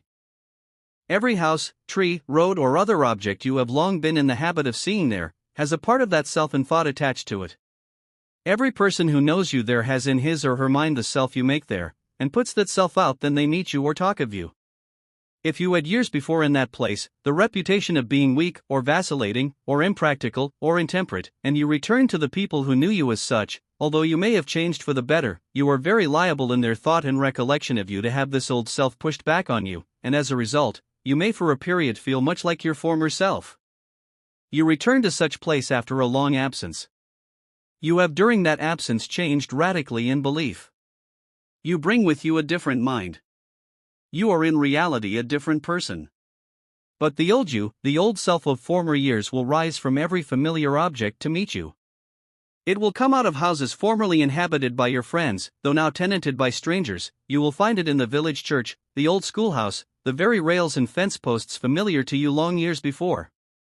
More than all, it will come out of the recollection of people who only knew you for what you were, say 20 years before. Every such person strengthens with you this image of your former self. You talk with them on the plane of that previous life or self. For the time being, you ignore yourself as it now thinks and believes. You put aside your newer self, not wishing to obtrude on your friends' opinions, which to them may be unpleasant, or seem wild and visionary. You meet perhaps 25 or 30 people who know you only as your former self, and with all these you act out the old self, and repress the new. This for a time makes the old dead self very strong, but you cannot keep this up. You cannot warm the old corpse of yourself into life. If you try to be and live your former self, you will become depressed mentally, and very likely sick physically. You may find yourself going into moods of mind peculiar to your former life which you thought had gone forever. You may find yourself beset with physical ailment also peculiar to that period from which you had not suffered for years. Such ailments are not real. They are but the thoughts and wrong beliefs which your old you is trying to fasten on you. I visited recently a place from which I had been absent 25 years. I had spent there a portion of my physical youth, and had lived there with a mind or belief very different from that which I entertain now. I returned to find the place dead in more senses than one. The majority of my old acquaintances had passed away. Their remains lay in the graveyards. But I realized this deadness still more among my contemporaries who were said to be living. They had lost the spur and activity of their youthful ambition. They had resigned themselves to growing old. They lived mostly in the past, talked of the past good old times, and compared the present and future unfavorably with the past. They were in mind about where I left them 25 years before, and about where I was in mind when I did leave them. Drawn temporarily into their current of thought for old acquaintance' sake, I talked with them of the past, and for some days lived in it. At every turn I met something animate or inanimate to bring back my past life to me. Then I went to the graveyards, and in thought renewed acquaintance with those whose remains lay there. So I lived for days unconscious that in these moods of sad reminiscence I was drawing to me elements of decay sadness. First becoming very much depressed, I was next taken strangely sick, and became so weak I could hardly stand. I was continually in a nervous tremor and full of vague fears. Why was this? Because in going back into my past life I had drawn on me my old mental conditions, my old mind, my own self of that period. But since that time I had grown a new mind, a new self, which thought and believed very differently from the old. The new self into whom I had grown since leaving that locality would not accept the old. It shook it off. It was the shaking off process that caused me the physical disturbance. There was a conflict between these two forces, one trying to get in, the other to keep it out. My body was the battleground between the two. No battleground is a serene place to live on when the battle is going on. It was necessary in this case that I should look backward and live backward for a season to show me more clearly the evil of doing so. For no lesson can be really learned without an experience. It was not merely the evil of living backward in that particular locality that I came to see clearly. I saw also for the first time where I had unconsciously been living in the past, and living backward in numberless ways and thereby unconsciously using up force, which would have pushed me forward in every sense. I understood, also, after passing through this process, why weeks before visiting that place I had felt depressed, and experienced also a return of certain moods of mind I had not felt for years. It was because my spirit was already in that place and working through this change. The culminating point was reached when my material self touched that locality. All changes are wrought out in spirit often before our material senses are in the least aware of them. Let no one imagine that because I write of these spiritual laws that I am able to live fully in accordance with them. I am not above error or mistake. I tumble into pits occasionally, get off the main track, and get on again. Power comes of looking forward with hope of expecting and demanding the better things to come. That is the law of the infinite mind, and when we follow it, we live in that mind. Nature buries her dead as quickly as possible and gets them out of sight. It is better, however, to say that nature changes what it has no further use for into other terms of life. The live tree produces the new leaf with each return of spring. It will have nothing to do with its dead ones. It treasures up no withered rose leaves to bring back sad remembrance. When the tree itself ceases to produce leaf and blossom, it is changed into another form and enters into other forms of vegetation. I do not mean to imply that we should try to banish all past remembrance. Banish only the sad part. Live as much as you please in whatever of your past that has given you healthy enjoyment. There are remembrances of woodland scenes, of fields of waving rain, of blue skies and white-capped curling billows, and many another of nature's expressions as connected with your individual life, that can be recalled with pleasure and profit. These are not of the decaying past. These are full of life, freshness, and beauty, and are of today. But if with these any shade of sadness steals in, reject it instantly. Refuse to accept it. It is not a part of the cheerful life-giving remembrance. It is the cloud which, if you give it the least chance, will overshadow the whole and turn it all to gloom. The science of happiness lies in controlling our thought and getting thought from sources of healthy life. When your mind is diverted from possibly the long habit of thinking and living in the gloomy side of things and admitting gloomy thought, you will find to your surprise that the very place the sight of which gave you pain will give you pleasure, because you have banished a certain unhealthy mental condition, into which you before allowed yourself to drift. You can then revisit the localities connected with your past, remember and live only in the bright and lively portion of that past, and reject all thought about sad changes, and those who have passed away, never to return, etc. I have proven this to myself. Is there any use or sense in admitting things to have access to you which only pain and injure you? Does God commend any self-destroying, suicidal act? Grief does nothing but destroy the body. Chapter 6. God in the trees, or the infinite mind in nature. You are fortunate if you love trees, and especially the wild ones growing where the great creative force placed them, and independent of man's care. For all things we call wild or natural are nearer the infinite mind than those which have been enslaved, artificialized and hampered by man. Being nearer the infinite, they have in them the more perfect infinite force and thought. That is why when you are in the midst of what is wild and natural, in the forest or mountains, where every trace of man's works is left behind, you feel an indescribable exhilaration and freedom that you do not realize elsewhere. You breathe an element ever being thrown off by the trees, the rocks, the birds and animals, and by every expression of the infinite mind about you. It is healthfully exhilarating. It is something more than air. It is the infinite force and mind as expressed by all these natural things, which is acting on you. You cannot get this force in the town, nor even in the carefully cultivated garden. For there the plants and trees have too much of man's lesser mind in them, the mind which believes that it can improve the universe. Man is inclined to think that the infinite made this world in the rough, and then left it altogether for him to improve. Are we really doing this in destroying the native forests, as well as the birds and animals, which once dwelt in them? Are our rivers, many of them laden with the filth of sewage and factory, and our ever-expanding cities and towns, covering miles with piles of brick and mortar, their inhabitants crammed into the smallest living quarters, honeycombed with sewers below, and resounding with rattle and danger above? Are these really improvements on the divine and natural order of things? You are fortunate when you grow to a live, tender, earnest love for the wild trees, animals and birds, and recognize then all is coming from and built of the same mind and spirit as your own, and able also to give you something very valuable in return for the love you give them. The wild tree is not irresponsive or regardless of a love like that. Such love is not a myth or mere sentiment. It is a literal element and force going from you to the tree. It is felt by the spirit of the tree. You represent a part and belonging of the infinite mind. The tree represents another part and belonging of the infinite mind. It has its share of life, thought, and intelligence. You have a far greater share, which is to be greater still, and then still greater. Love is an element which, though physically unseen, is as real as air or water. It is an acting, living, moving force, and in that far greater world of life all around us, of which physical sense is unaware, it moves in waves and currents like those of the ocean. There is a sense in the tree which feels your love and responds to it. It does not respond or show its pleasure in our way or in any way we can now understand. Its way of so doing is the way or the infinite mind of which it is a part. The ways of God are unsearchable and past finding out. They are not for us to fathom.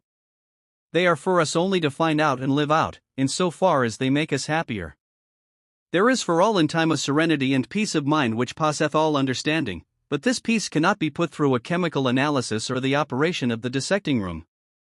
As the Great Spirit has made all things, is not that all-pervading mind and wisdom in all things? If then we love the trees, the rocks, and all things as the infinite made them, shall they not in response to our love give us each of their peculiar thought and wisdom? Shall we not draw nearer to God through a love for these expressions of God in the rocks and trees, birds and animals? Do we expect to find God, realize Him more every day, appreciate the mighty and immeasurable mind more every day, and get more and more of His power in us every day only by dwelling on the word of 3 letters, God?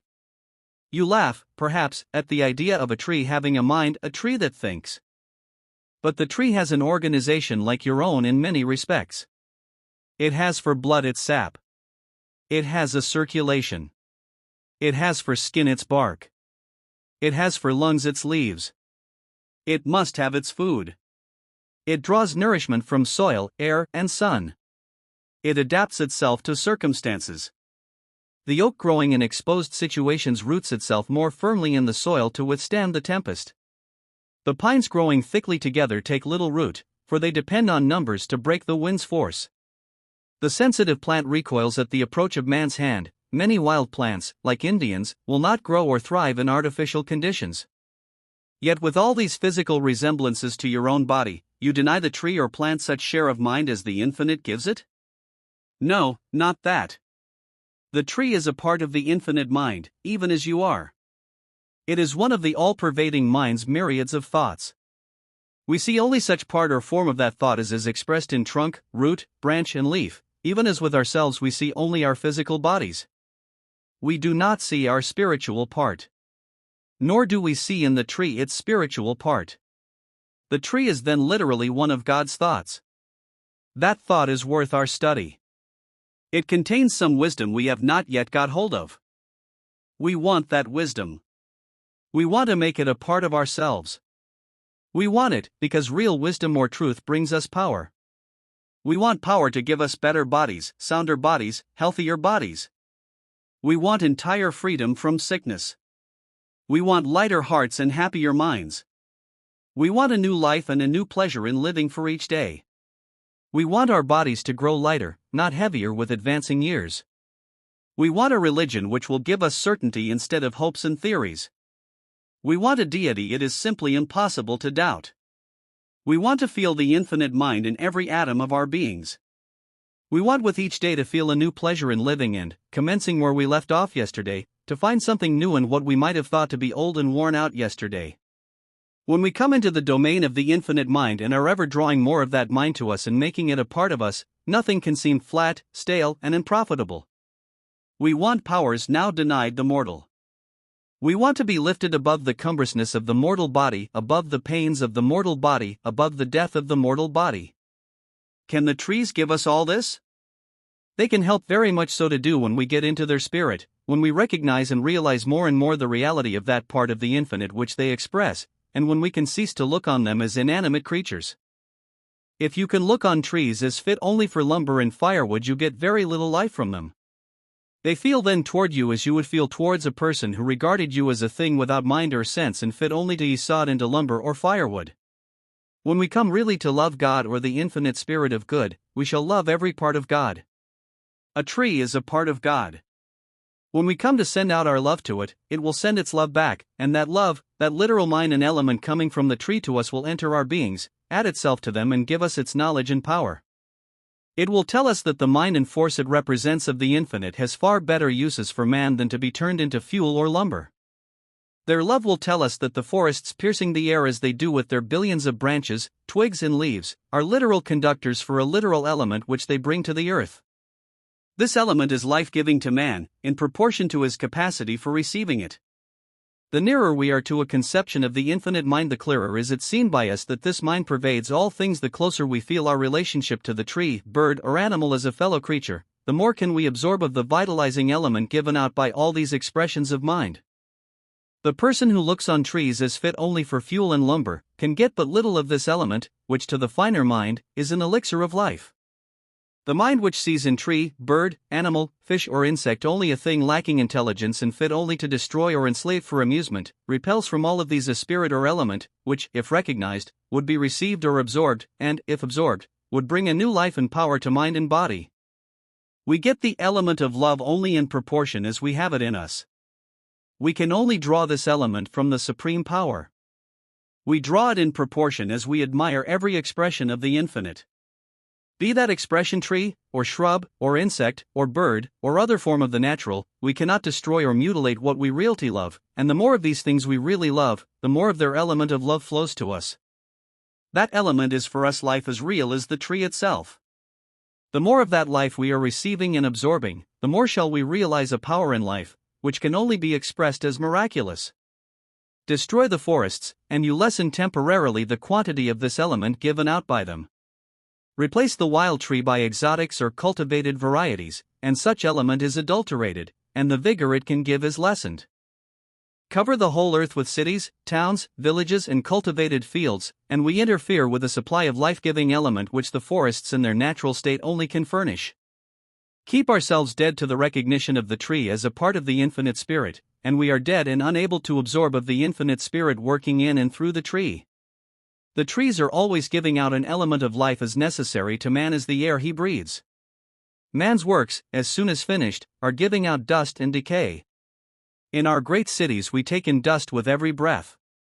Nothing in this universe is still or in absolute rest. Our miles of stone, brick and mortar are ever in movement, slowly and imperceptibly grinding to an impalpable dust. Cloth, leather, iron, and every material worn and used by man is ever wearing into dust. Look at the dust which in a single day accumulates in your room, on shelf and table, or fine garment, even when its windows are not opened. A gigantic ever-moving force is at work there taking everything to pieces in it. Let a sunbeam enter through a shutter's crack and see the innumerable motes floating in it.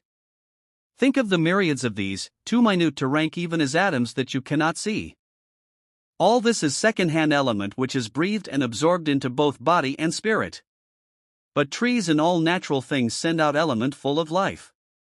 Our bodies also are ever throwing off through the skin matter they can no longer use.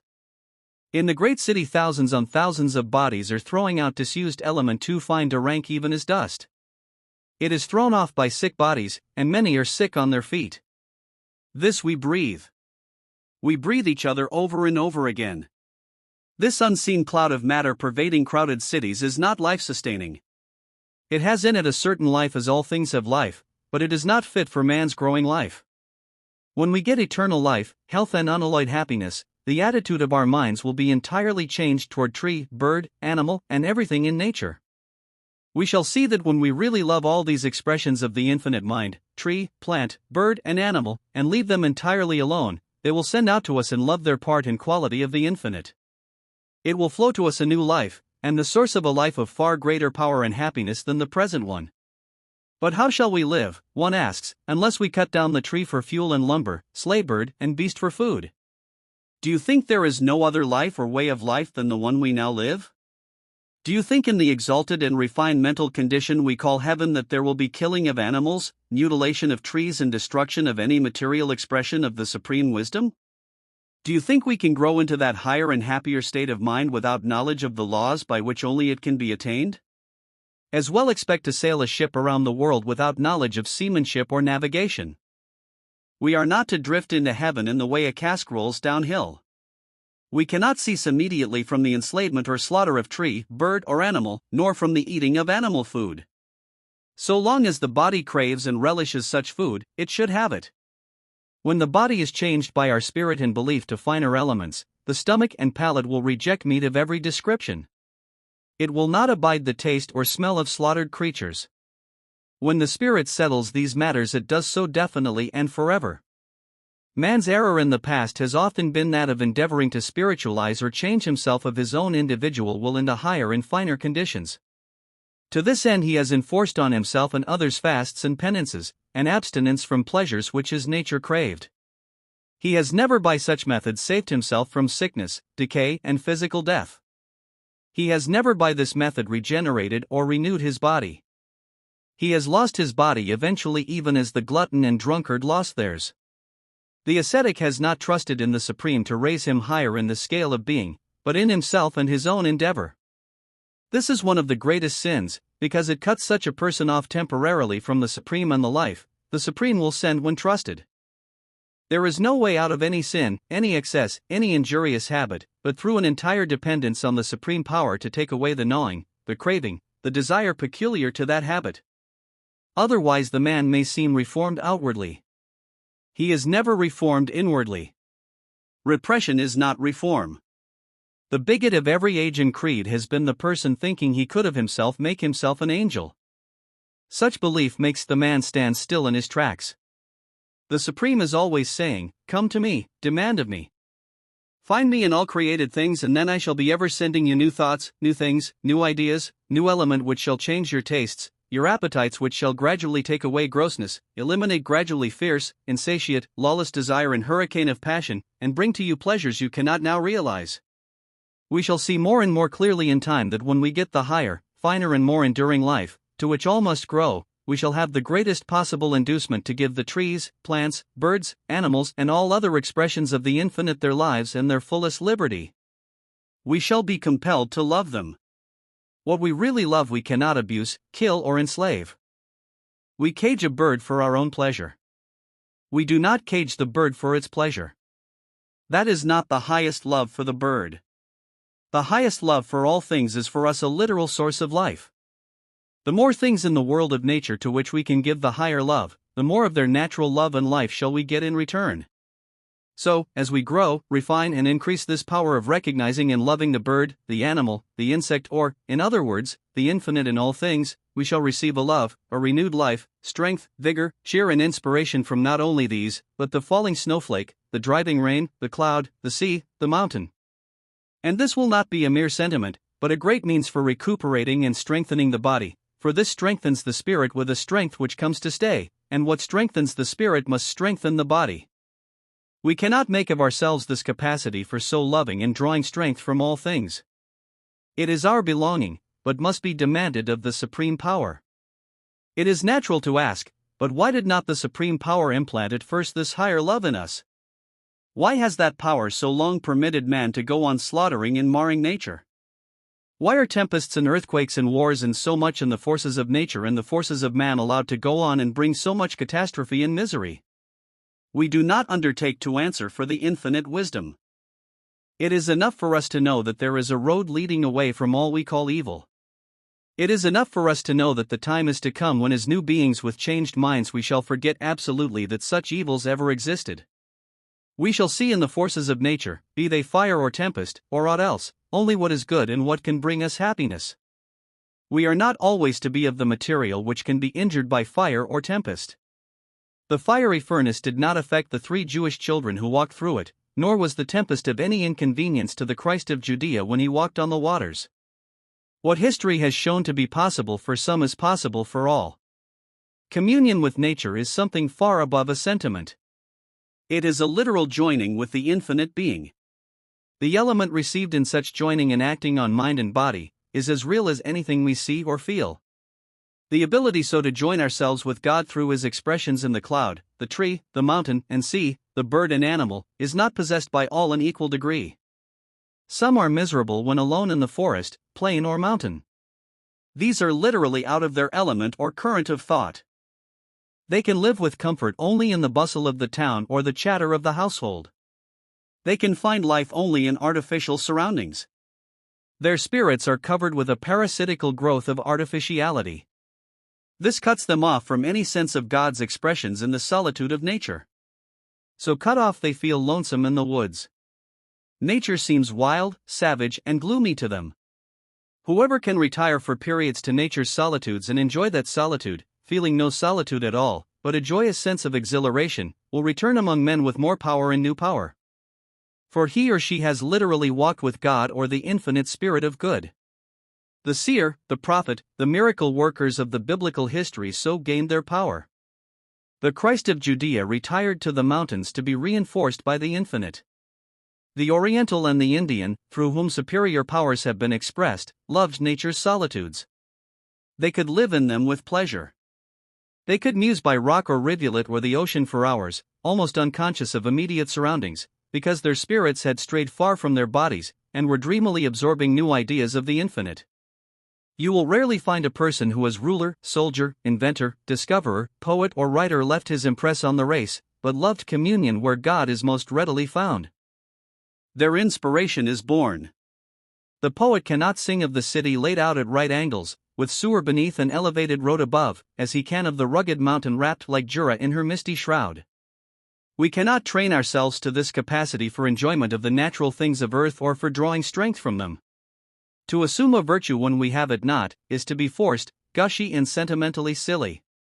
But when we demand persistently of the infinite the new mind, which can find and feel God in the forest or on the sea, in the storm and tempest, and feel not only safety, but absorb power and strength, when nature's forces seem in their most angry mood, that mind with that capacity will gradually take place of the old one, and with the new mind all things will become new.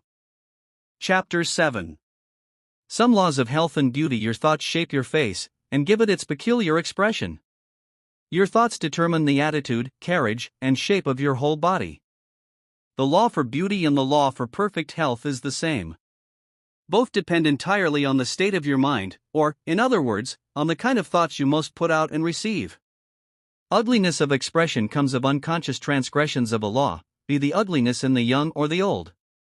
Any form of decay in a human body, any form of weakness, anything in the personal appearance of a man or woman which makes them repulsive to you, is because their prevailing mood of mind has made them so. Nature plants in us what some call instinct, what we call the higher reason, because it comes of the exercise of a finer set of senses than our outer or physical senses, to dislike everything that is repulsive or deformed, or that shows signs of decay. That is the inborn tendency in human nature to shun the imperfect, and seek and like the relatively perfect. Your higher reason is right in disliking wrinkles or decrepitude, or any form or sign of the body's decay, for the same reason you are right in disliking a soiled or torn garment. Your body is the actual clothing, as well as the instrument used by your mind or spirit. It is the same instinct, or higher reason making you like a well-formed and beautiful body, that makes you like a new and tasteful suit of clothes. You and generations before you, age after age, have been told it was an inevitable necessity, that it was the law and in the order of nature for all times and all ages, that after a certain period in life your body must wither and become unattractive, and that even your minds must fail with increasing years. You have been told that your mind had no power to repair and recuperate your body to make it over again, and make it newer and fresher continually. It is no more in the inevitable order of nature that human bodies should decay as people's bodies have decayed in the past, than that man should travel only by stagecoach as he did 60 years ago, or that messages could be sent only by letter as they were 50 years ago, before the use of the electric telegraph, or that your portraits could be taken only by the painter's brush as they were half a century ago, before the discovery that the sun could imprint an image of yourself, an actual part of yourself, on a sensitive surface prepared for it. It is the impertinence of a dense ignorance for any of us to say what is in or what is to be in the order of nature. It is a stupid blunder to look back at the little we know of the past, and say that it is the unerring index finger telling us what is to be in the future.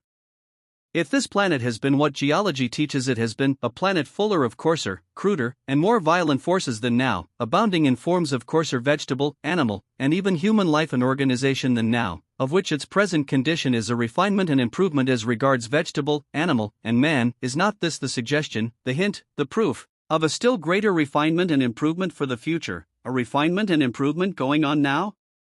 Does not refinement imply greater powers, as the greater power of the crude iron comes out in steel, and are not these greater and as yet almost unrecognized powers to come out of the highest and most complex form of known organization, man, and are all of man's powers yet known? Internally, secretly, among the thinking thousands of this and other lands, is this and many other questions now being asked: why must we so wither and decay, and lose the best that life is worth living for, just as we have gained that experience and wisdom that best fits us to live? The voice of the people is always at first a whispered voice. The prayer or demand or desire of the masses is always at first a secret prayer, demand, wish, or desire, which one man at first dares scarcely whisper to his neighbor for fear of ridicule. But it is a law of nature, that every demand, silent or spoken, brings its supply of the thing wished for in proportion to the intensity of the wish, and the growing numbers so wishing, who, by the action of their minds upon some one subject, set in motion that silent force of thought, not as yet heeded in the world's schools of philosophy, which brings the needed supply. Millions so wished in silence for means to travel more rapidly, to send intelligence more rapidly, and this brought steam and the electric telegraph. Soon other questions and demands are to be answered, questions ever going out in silence from multitudes, and, in answering them, in at first attempting to carry out and prove the answers and the means shown to accomplish or realize many things deemed impossible or visionary, there will be mistake and stupidity, and blunder and silliness, and breakdowns and failures, and consequent ridicule, just as there were 10 smashes on railways, and 10 bursted boilers in the earlier era of the use of steam, to one of today. But a truth always goes straight ahead despite mistake and blunder, and proves itself at last. There are 2 kinds of age, the age of your body, and the age of your mind. Your body in a sense is but a growth, a construction, of today, and for the use of today. Your mind is another growth or construction millions of years old. It has used many bodies in its growth. It has grown from very small beginnings to its present condition, power, and capacity in the use of these many bodies. You have, in using these bodies, been far ruder and coarser than you are now. You have lived as now you could not live at all, and in forms of life or expression very different from the form you are now using, and each new body or young body you have worn has been a new suit of clothes for your mind, and what you call death has been and is but the wearing out of this suit through ignorance of the means, not so much of keeping it in repair, as of building it continually into a newer and newer freshness and vitality. You are not young relatively. Your present youth means that your body is young. The older your spirit, the better can you preserve the youth, vigor, and elasticity of your body. Because the older your mind, the more power has it gathered from its many existences. You can use that power for the preservation of beauty, of health, of vigor, of all that can make you attractive to others. You can also unconsciously use the same power to make you ugly, unhealthy, weak, diseased, and unattractive. The more you use this power in either of these directions, the more will it make you ugly or beautiful, healthy or unhealthy, attractive or unattractive, that is, as regards unattractiveness for this one existence. Ultimately you must, if not in this and some other existence, be symmetrical, because the evolution of the mind, of which the evolution of our bodies from coarser to higher forms is but a crude counterpart, is ever toward the higher, finer, better, and happier. That power is your thought. Every thought of yours as a thing is real, though you cannot see it with the physical or outer eye, as a tree, a flower, a fruit. Your thoughts are continually molding your muscles into shapes and manner of movement in accordance with their character. If your thought is always determined and decided, your step in walking will be decided. If your thought is permanently decided, your whole carriage, bearing, and address will show that if you say a thing you mean it. If your thoughts are permanently undecided, you will have a permanently undecided gesture, address, carriage, or manner of using your body, and this, when long continued, will make the body grow decidedly misshapen in some way, exactly as when you are writing in a mood of hurry, your hurried thought makes misshapen letters, and sometimes misshapen ideas, while your reposeful mood or thought makes well-formed letters and graceful curves as well as well-formed and graceful ideas. You are every day thinking yourself into some phase of character in facial expression, good or bad. If your thoughts are permanently cheerful, your face will look cheerful. If most of the time you are in a complaining, peevish, quarrelsome mood, this kind of thought will put ugly lines on your face, they will poison your blood, make you dyspeptic, and ruin your complexion, because then you are in your own unseen laboratory of mind, generating an unseen and poisonous element, your thought, and as you put it out or think it, by the inevitable law of nature it attracts to it the same kind of thought element from others. You think or open your mind to the mood of despondency or irritability, and you draw more or less of the same thought element from every despondent or irritable man or woman in your town or city. You are then charging your magnet, your mind, with its electric thought current of destructive tendency, and the law and property of thought connects all the other thought currents of despondency or irritability with your mental battery, your mind. If we think murder or theft, we bring ourselves by this law into spiritual relationship and rapport with every thief or murderer in the world. Your mind can make your body sick or well, strong or weak, according to the thought it puts out, and the action upon it of the thought of others. Cry fire, in a crowded theater and scores of persons are made tremulous, weak, paralyzed by fear. Perhaps it was a false alarm. It was only the thought of fire, a horror acting on your body, that took away its strength. The thought or mood of fear has in cases so acted on the body as to turn the hair white in a few hours. Angered, peevish, worried, or irritable thought affects injuriously the digestion. A sudden mental shock may lose one's whole appetite for a meal, or cause the stomach to reject such meal when eaten. The injury so done the body suddenly, in a relatively few cases, by fear or other evil state of mind, works injury more gradually on millions of bodies all over the planet. Dyspepsia does not come so much of the food we eat, as of the thoughts we think while eating it. We may eat the healthiest bread in the world, and if we eat it in a sour temper, we will put sourness in our blood, and sourness in our stomachs, and sourness on our faces. Or if we eat in an anxious frame of mind, and are worrying all the time about how much we should eat or should not eat, and whether it may not hurt us after all, we are consuming anxious, worried, fretful thought element with our food and it will poison us. If we are cheerful and chatty and lively and jolly while eating, we are putting liveliness and cheer into ourselves, and making such qualities more and more a part of ourselves.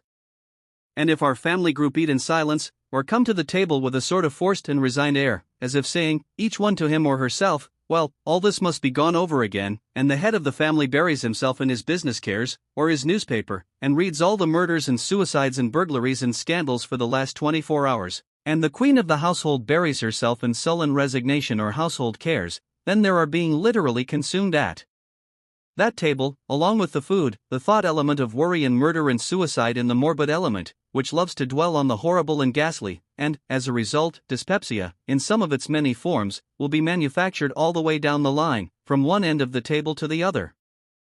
If the habitual expression of a face be a scowl, it is because the thoughts behind that face are mostly scowls. If the corners of a mouth are turned down, it is because most of the time the thoughts which govern and shape that mouth are gloomy and despondent.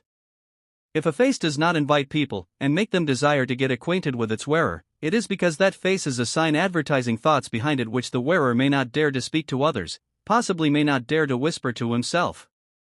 The continual mood of hurry, that is, of being in mind or spirit in a certain place long before the body is there, will cause the shoulders to stoop forward, because in such mood you do literally send your thought, your spirit, your real though invisible self, to the place toward which your power, your thought, is dragging your body head first, and through such lifelong habit of mind does the body grow as the thought shapes it.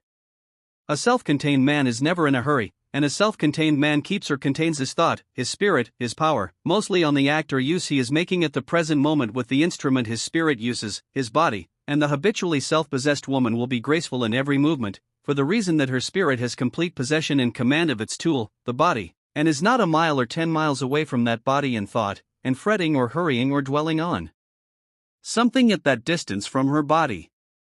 When we form a plan for any business, any invention, any undertaking, we are making something of that unseen element, our thought, as real, though unseen, as any machine of iron or wood.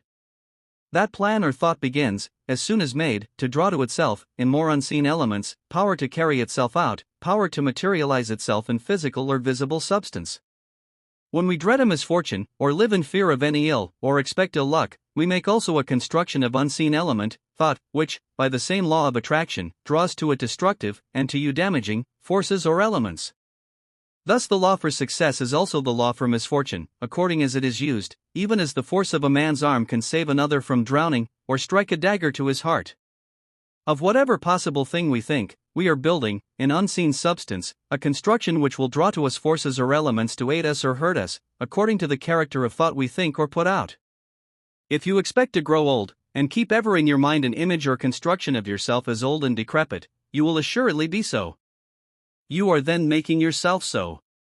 If you make a plan in thought, in unseen element, for yourself, as helpless and decrepit, such plan will draw to you of unseen thought element that which will make you weak, helpless, and decrepit. If, on the contrary, you make for yourself a plan for being always healthy, active, and vigorous, and stick to that plan, and refuse to grow decrepit, and refuse to believe the legions of people who will tell you that you must grow old, you will not grow old. It is because you think it must be so, as people tell you, that makes it so. If you in your mind are ever building an ideal of yourself as strong, healthy, and vigorous, you are building to yourself of invisible element that which is ever drawing to you more of health, strength, and vigor. You can make of your mind a magnet to attract health or weakness. If you love to think of the strong things in nature, of granite mountains and heaving billows and resistless tempests, you attract to you their elements of strength. If you build yourself in health and strength today, and despond and give up such thinking or building tomorrow, you do not destroy what in spirit and of spirit you have built up. That amount of element so added to your spirit can never be lost, but you do, for the time, in so desponding, that is, thinking weakness, stop the building of your health structure, and although your spirit is so much the stronger for that addition of element, it may not be strong enough to give quickly to the body what you may have taken from it through such despondent thought. Persistency in thinking health, in imagining or idealizing yourself as healthy, vigorous, and symmetrical, is the cornerstone of health and beauty. Of that which you think most, that you will be, and that you will have most of. You say no. But your bedridden patient is not thinking, I am strong, he or she is thinking, I am so weak. Your dyspeptic man or woman is not thinking, I will have a strong stomach. They are ever saying, I can't digest anything, and they can't, for that very reason. We are apt to nurse our maladies rather than nurse ourselves. We want our maladies petted and sympathized with, more than ourselves.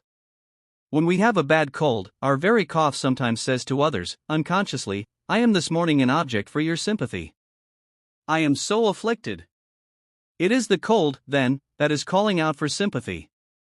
Were the body treated rightly, your own mind and all the minds about you would say to that weak element in you, get out of that body, and the silent force of a few minds so directed would drive that weakness out. It would leave as Satan did when the man of Nazareth imperiously ordered him. Colds and all other forms of disease are only forms of Satan, and thrive also by nursing. Vigor and health are catching also as well as the measles. What would many grown-up people give for a limb or two limbs that had in them the spring and elasticity of those owned by a boy 12 years old, for two limbs that could climb trees, walk on rail fences, and run because they loved to run, and couldn't help running? If such limbs so full of life could be manufactured and sold, would there not be a demand for them by those stout ladies and gentlemen who get in and out of their carriages as if their bodies weighed a ton? Why is it that humanity resigns itself with scarcely a protest to the growing heaviness, sluggishness, and stiffness that comes even with middle age? I believe, however, we compromise with this inertia, and call it dignity. Of course, a man and a father and a citizen and a voter and a pillar of the state of inertia shouldn't run and cut up and kick up like a boy, because he can't. Neither should a lady who has grown to the dignity of a waddle run as she did when a girl of 12, because she can't either. Actually, we put on our infirmities as we would a mask, and hobble around in them, saying, this is the thing to do, because we can't do anything else. Sometimes we are even in a hurry to put them on, like the young gentleman who sticks an eyeglass to his eye, and thereby the sooner ruins the sight of a sound organ, in order to look tony or bookish. There are more and more possibilities in nature, in the elements, and in man and out of man, and they come as fast as man sees and knows how to use these forces in nature and in himself. Possibilities and miracles mean the same thing. The telephone sprung suddenly on our folks of 200 years ago would have been a miracle, and might have consigned the person using it to the prison or the stake, all unusual manifestations of nature's powers being then attributed to the devil, because the people of that period had so much of the devil, or cruder element, in them as to insist that the universe should not continually show and prove higher and higher expressions of the higher mind for man's comfort and pleasure. Chapter 8. Museum and Menagerie Horrors. A menagerie of beasts and birds means a collection of captured walking and flying creatures, taken from their natural modes of life, deprived permanently of such modes, and suffering more or less in consequence. The bird, used to the freedom of forest and air, is imprisoned in the most limited quarters. Its plumage there is never as fresh and glossy as in its natural state. It does not live as long. The captive life of the many species brought from the tropics is very short, especially of the smaller and more delicate species. Bears, lions, tigers, deer, wolves, and all other animals like liberty and freedom of range as well as man. In the menagerie they are deprived of it. The air they breathe is often fetid and impure. To the burrowing animal, earth is as much a necessity and comfort as a comfortable bed is to us. The captured burrower is often kept on a hardboard floor, which, in its restless misery to get into its native earth, it scratches and wears away in cavities inches in depth. Monkeys by the thousand die prematurely of consumption, because forced to live in a climate too cold and damp for them, and no amount of artificial heat can supply the element to which they have been accustomed in the air of their native tropic groves and jungles. Seals are kept in tanks of fresh water, when salt water is their natural element. Their captive lives are always short. There is no form of organized life but is a part and belonging of the locality and latitude wherein its wild state it is born. The polar bear is a natural belonging of the Arctic regions. The monkey is a belonging and outgrowth of tropical conditions. When either of these is taken from climes native to them, and out of which they do not voluntarily wander, pain is inflicted on them. Go to the cheap museum, now so plentiful, and regard the bedraggled plumage and apparent sickly condition of many of the birds, natives of distant climes, imprisoned there. You see them but for an hour. Return in a few months and you will not find them. What has become of them? They have died, and their places are supplied by others likewise slowly dying. The procession of captives so to suffer and die prematurely never ceases moving into these places. Ships are constantly bringing them hither. An army of men distributed all over the world, and ranging through the forests of every clime, is constantly engaged in trapping them.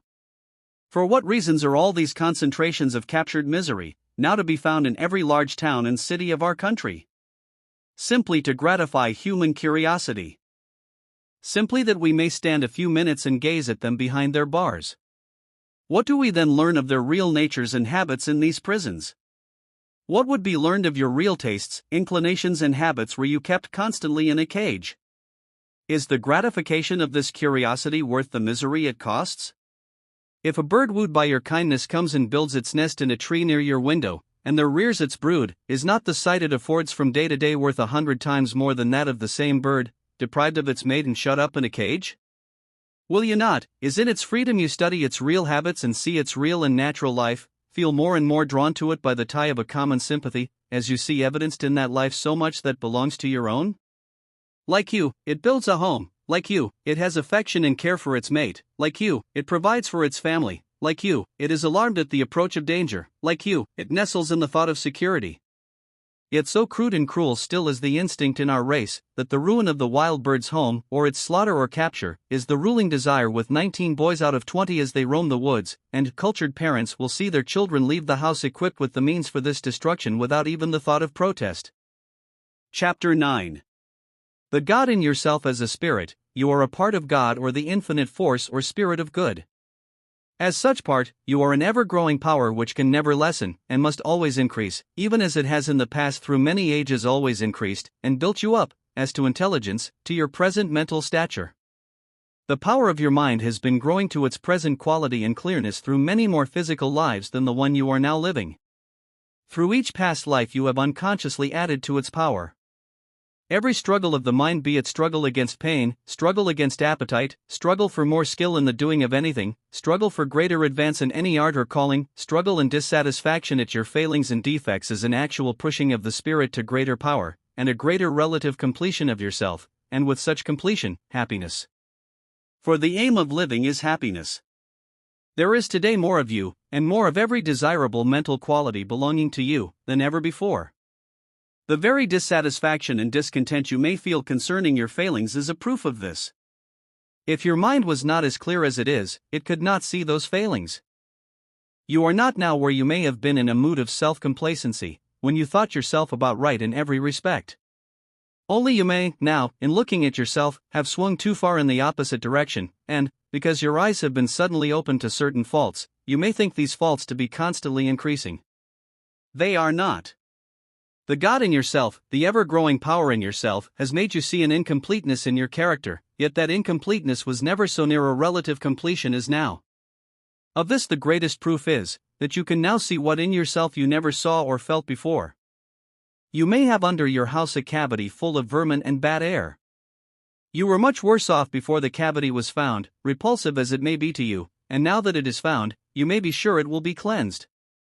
There may be cavities in our mental architecture abounding in evil element, and there is no need to be discouraged as the God in ourself shows them to us. There is no need of saying, I'm such an imperfect creature, I'm sure I can never cure all my faults. Yes, you can. You are curing them now.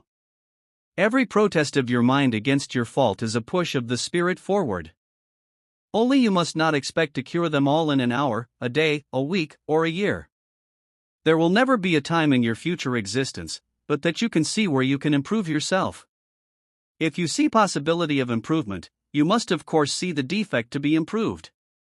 Or, in other words, you see for yourself a still greater completion, a still greater elaboration, a finer and finer shading of your character, a more and more complicated distribution of the force always coming to you.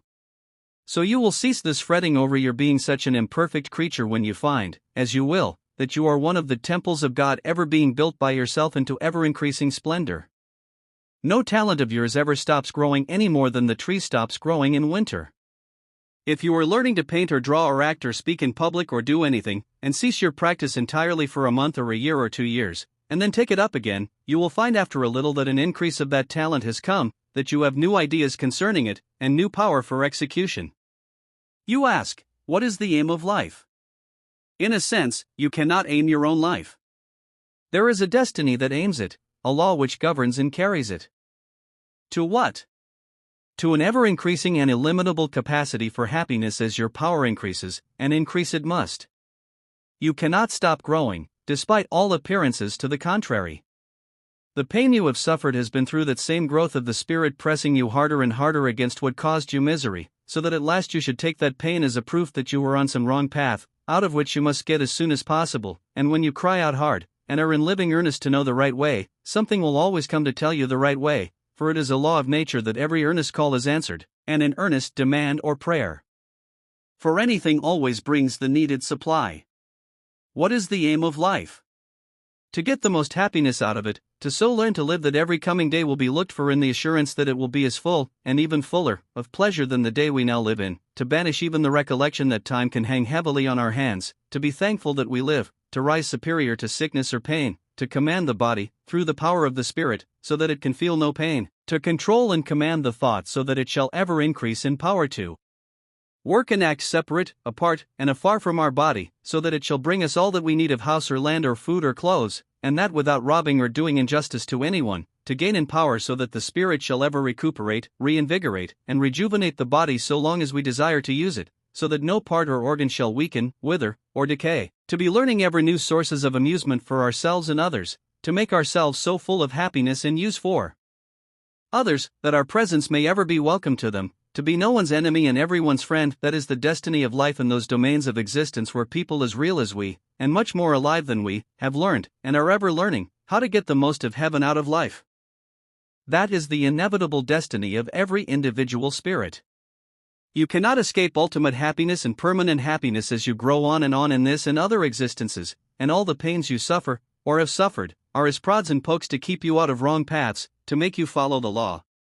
And the more sensitive you grow, the more clearly will you see the law which leads away from all pain, and ever toward more happiness, and to a state of mind where it is such an ecstasy to live, that all sense of time is lost, as the sense of time is lost with us when we are deeply interested or amused, or gaze upon a thrilling play or spectacle, so that in the words of the biblical record, a day shall be as 1,000 years, and 1,000 years as a day.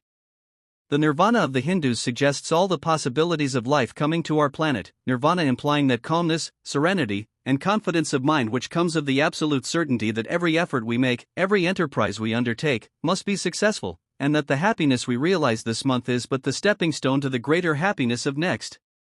If you felt that the trip of foreign travel you now long for and wish for was as certain to come as now you are certain that the sun rose this morning, if you knew that you would achieve your own peculiar and individual proficiency and triumph in painting or oratory, or as an actor or sculptor, or in any art, as surely as now you know you can walk downstairs, you would not of course feel any uneasiness. In all our relatively perfected lives we shall know this, because we shall know for an absolute certainty that when we concentrate our mental force or thought on any plan or pursuit or undertaking, we are setting at work the attractive force of thought substance to draw to us the means or agencies or forces or individuals to carry out that plan, as certainly as the force of muscle applied to a line draws the ship to its pier. You worry very little now as to your telegram reaching its destination, because, while you know next to nothing as to what electricity is, you do know that when it is applied in a certain way it will carry your message, and you will have the same confidence that when your thought is regulated and directed by a certain method, it will do for you what you wish. Before men knew how to use electricity there was as much of it as today, and with the same power as today, but so far as our convenience was concerned, it was quite useless as a message bearer, because of a lack of knowledge to direct it. The tremendous power of human thought is with us all today very much in a similar condition. It is wasted, because we do not know how to concentrate and direct it.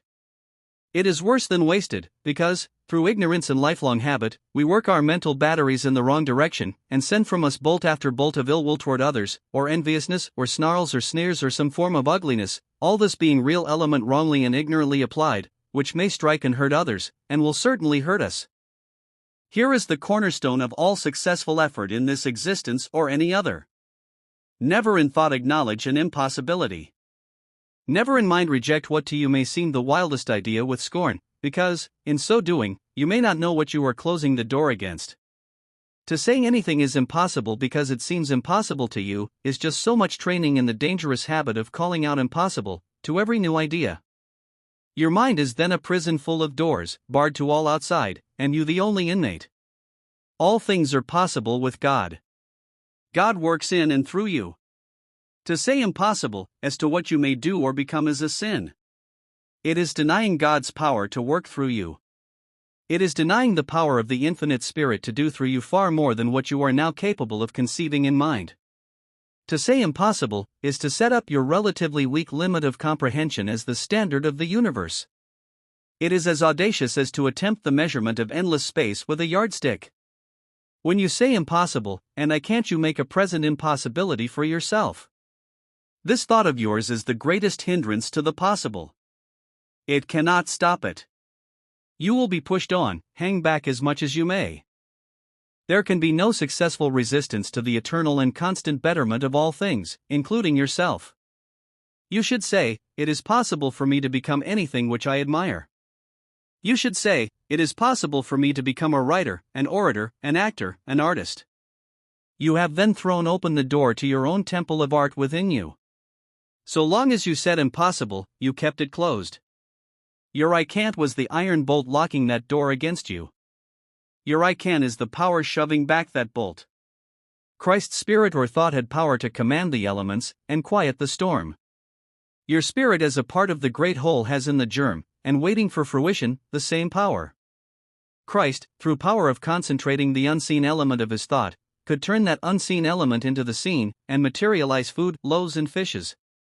That is a power inherent in every spirit, and every spirit is growing to such power. You see today a healthy baby boy. It cannot lift a pound, but you know there lies in that feeble child the powers and possibilities which, 20 years hence, may enable it to lift with ease 200 pounds. So the greater power, the coming spiritual power, can be foretold for us, who are now relatively babes spiritually. The reason for life's being so unhappy here in this region of being is, that as we do not know the law, we go against it, and get there by its pains instead of its pleasures. The law cannot be entirely learned by us out of past record or the past experience of anyone, no matter to what power they might have attained. Such records or lives may be very useful to us as suggesters. But while there are general principles that apply to all, there are also individual laws that apply to every separate and individualized person.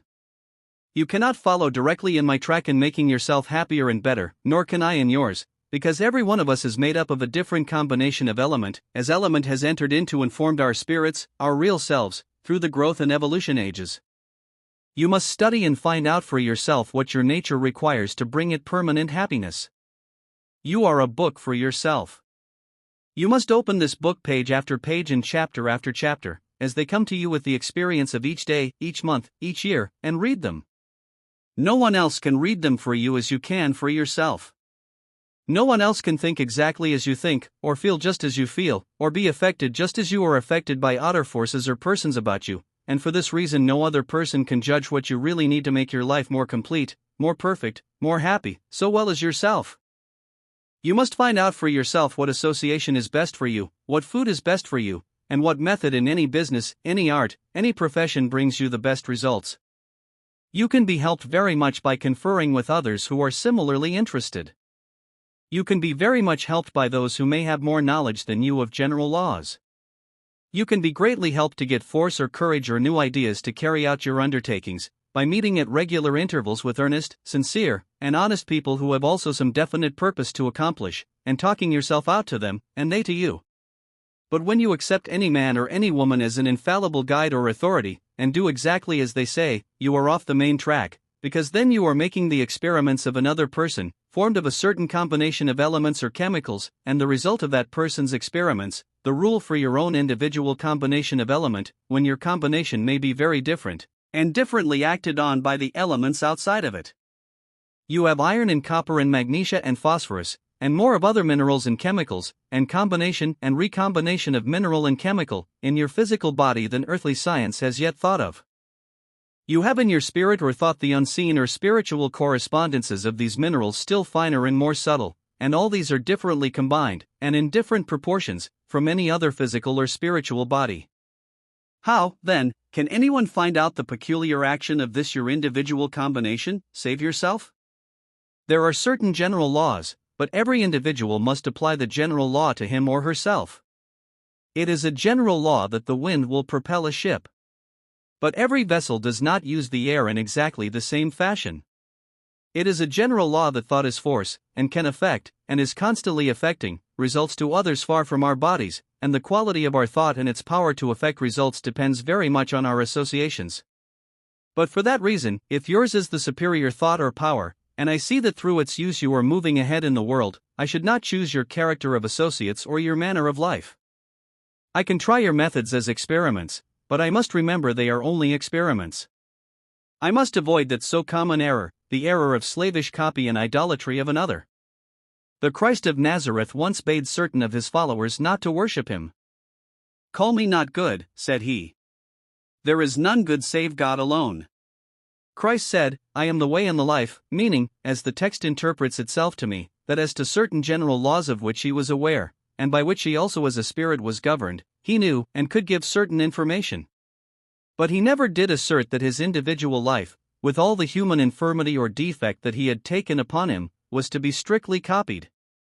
He did pray to the infinite Spirit of good for more strength and deliverance from the sin of fear when his spirit quailed at the prospect of his crucifixion, and in so doing, he conceded that he, as a spirit, powerful as he was, needed help as much as any other spirit, and knowing this, he refused to pose himself before his followers as God, or the infinite, but told them that when they desired to bow before that almighty and never to be comprehended power, out of which comes every good at the prayer or demand of human mind, to worship God alone, God, the eternal and unfathomable moving power of boundless universe, the power that no man has ever seen or ever will see, save as he sees its varying expressions in sun, star, cloud, wind, bird, beast, flower, animal, or in man as the future angel or archangel, and ascending still to grades of mind and grades of power higher and higher still, but ever and ever looking to the source whence comes their power, and never, never worshipping any one form of such expression, and by so doing making the creature greater than the Creator.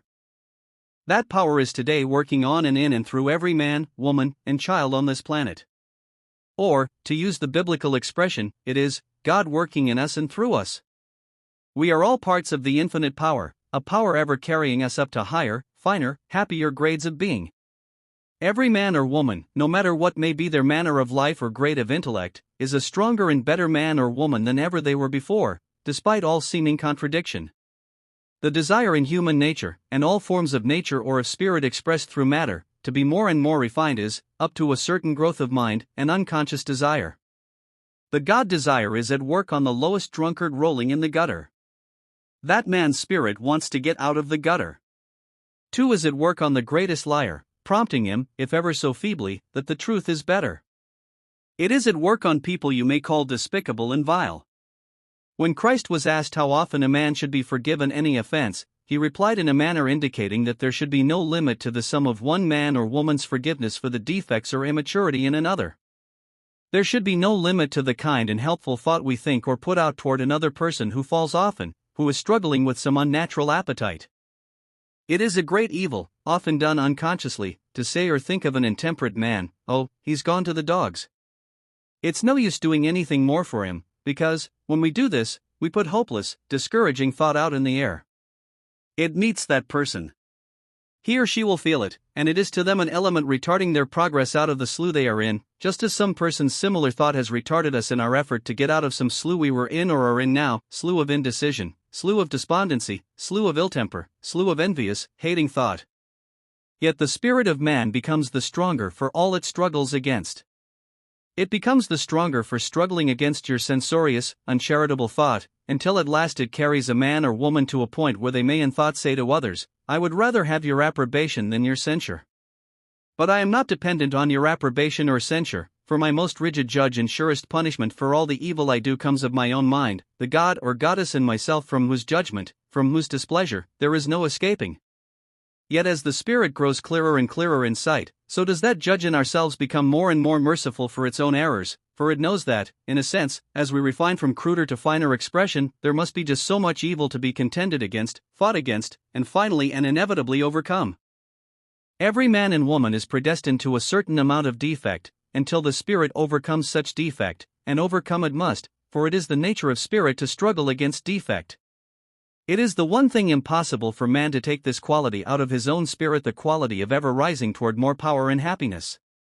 If you make this an excuse to sin, or commit excess, or lie or steal or murder, and say, "I can't help it, I'm predestined to it," you will be punished all the same, not possibly by man's law, but by natural or divine law, which has its own punishments for every possible sin, for murder or lust or lying or stealing or evil thinking or gluttony, and these punishments are being constantly inflicted. And today thousands on thousands are suffering for the sins they commit in ignorance of the law of life, and the pain of such punishment has grown so great, and bears so heavily on so many, that there is now a greater desire than ever to know more of these laws, and for that very reason is this desire being met, and these questions are being answered, for it is an inevitable law of nature that what the human mind demands, that it, in time, gets, and the greater the number of minds so demanding, the sooner is the demand met, and the questions answered. Steam but a few years ago relatively met the demand of human mind for greater speed in travel. Electricity met a demand for greater speed in sending intelligence from man to man. These are but as straws pointing to the discovery and use of greater powers, not only in elements outside of man, but in the unseen elements which make man and woman, in the elements unseen which make you and me. Henceforth our race will commence to be lifted out of evil or cruder forms of expression, not by fear of the punishments coming through violation of the law, but they will be led to the wiser course through love of the delight which comes of following the law as we discover it for ourselves. You eat moderately, because experience has taught that the greater pleasure comes of moderation. You are gentle, kind, and considerate to your friend, not that you have constantly before your mind the fear of losing that friend if you are not kind and considerate, but because it pleases you, and you love the doing of kind acts. Human law, and even divine law as interpreted by human understanding, have ever been saying in the past, "You must not do this or that, or you'll feel the rod." God has been pictured as a stern, merciless, avenging deity. The burden of the preacher's song has been penalty and punishment. Punishment and penalty. Humanity is to forget all about penalty and punishment, because it is to be won over, and tempted to greater goodness, to purity and refinement by the ever-increasing pleasures brought us as we refine. The warning of penalty was necessary when humanity was cruder. It could only be reached by the rod. The race was blind, and as a necessity of its condition it had to be kept somewhere near the right path by a succession of painful prods and pokes with the sharp goad of penalty. But when we begin to see clearer, as now the more quickened and sensitive of our race do begin to see, we need no rod, any more than you need a man with a club to prevail on you to go to a feast. Chapter 10. The healing and renewing force of spring your body is acted on in its growth and changes by the same laws and elements which govern the growth and enter into all other organized bodies, such as trees, plants, birds, and animals. In the early spring of every year, there comes and acts on this planet a force from the sun which affects all organized forms of life, trees, birds, animals, and, above all, man. Man's being the highest, most complicated, and most powerful mental organism on the planet, absorbs the most of this power, and will absorb far more in the future, and to far greater advantage than at present, as he learns to place himself in the best states to receive it. Material science calls this force heat, but the quality known as heat is only its outward or physical manifestation. The quality known as heat which comes from the sun is not converted into heat until it reaches our planet and acts on the earth elements. There is little or no heat a few miles above the earth's surface. Were this force in the form of heat on leaving the sun, or during its passage, the air on the mountain tops would be as warm as that of the valleys. As we know, on the highest peaks snow and ice are perpetual, for the sun force at such elevation is not sufficiently mingled with earth elements to convert it into that degree of heat felt in the valleys and plains. This force causes the increased movement and circulation of sap in the trees, which commences as soon as the sun of the new year acts on them. The sap is a new life to the tree, from which later comes its buds, blossoms, and fruitage. The inflowing of this unseen sun force gives the tree power to draw new supplies of nourishing elements through its roots from the earth. It gives it power also to cast off any dead leaves remaining of the last year's crop which have hung on during the winter, as you may see in forests of oak or hickory. This force acts also in the later winter and earlier spring months on animals and birds, especially if in their wild or natural state, causing them to shed their last year's coats of fur or feathers. But this casting off of old visible matter is but a relatively small part of the change going on within them. There is also a casting out or shedding of old invisible matter throughout the bird or animal's entire body. It goes off through the pores or other passages in various forms, some visible, others invisible, and is succeeded by new elements within, as the new fur, hair, or feather is grown without. Your body is governed by the same law. During the later winter and earlier spring months, you are molting. You are casting off old, dead matter, and taking in new, providing you give this force opportunity to act on you to the best advantage, by ceasing to be active either with mind or body when they call for rest, as do birds and animals during their molting period, or process of casting off the old elements and receiving the new. This element or force received at this time by you and them is invisible to the physical eye, as all force is invisible. The new fur, the new plumage of the bird, the new skin and tissues without and within your body, if received, the new buds, leaves, and twigs, are all materialized expressions of this force. They are new crystallizations coming of a new solution of invisible chemicals, in which bird, animal, tree, and your body are bathed. All of last year's solution or elements so absorbed have been used up. The tree or other visible organization of bird, animal, or your body, stands in the same relation to this reclothing solution as does the slip of metal in the solution of mineral which attracts out of such solution the crystallizations which form on it. There is no great dividing line betwixt what we call matter and spirit.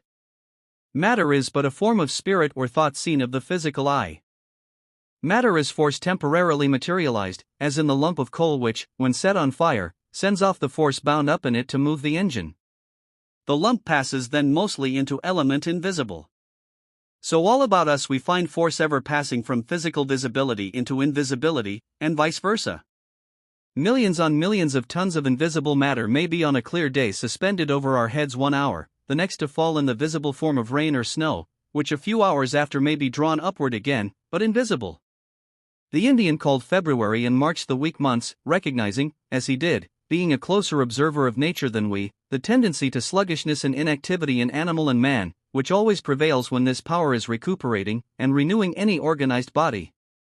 The most perfect crystallizations out of mineral element come of the solution kept most free from agitation. Your body is governed by the same law in this spring renewing and recrystallization of its elements. To receive the fullest benefit of the heating and renewing element of spring, you should rest whenever you feel like resting, whether it be the middle of the day or the middle of the night.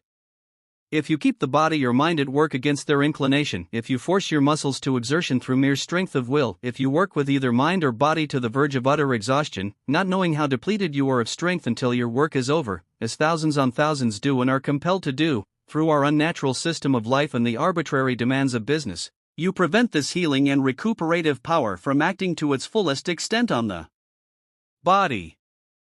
You prevent the new element, which is renewing the tree and causing the buds to swell, from assimilating with your body.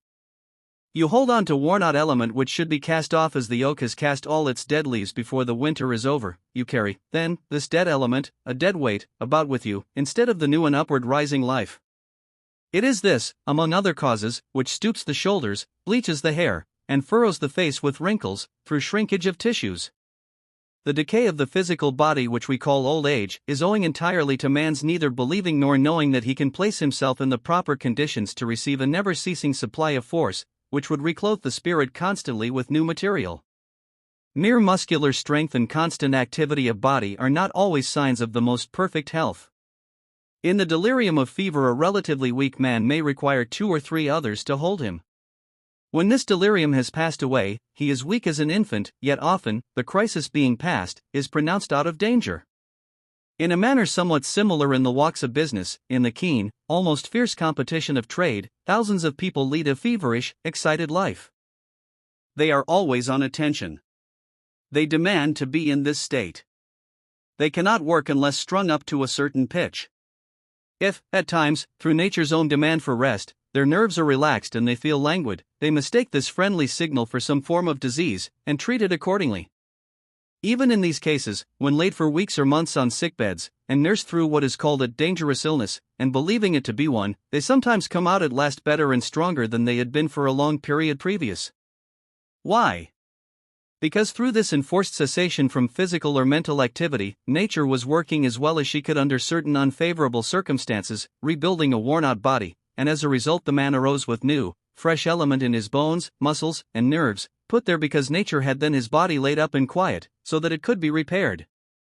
If you will but entertain this idea of spring's renewing force respectfully, though you cannot believe it thoroughly at first, you will receive much help by such respectful entertainment, for if you do not kick a live truth out of your mind when it first presents itself, it will take root and live there, and prove itself by doing you good. Men, through incessant physical toil, wear out far sooner than is generally realized.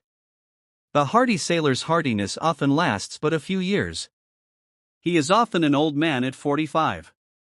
The toiling farmer, who works the year round from early dawn till dark, and thinks work to be the greatest virtue in the world, is often a mass of bony knobs and rheumatism at 50.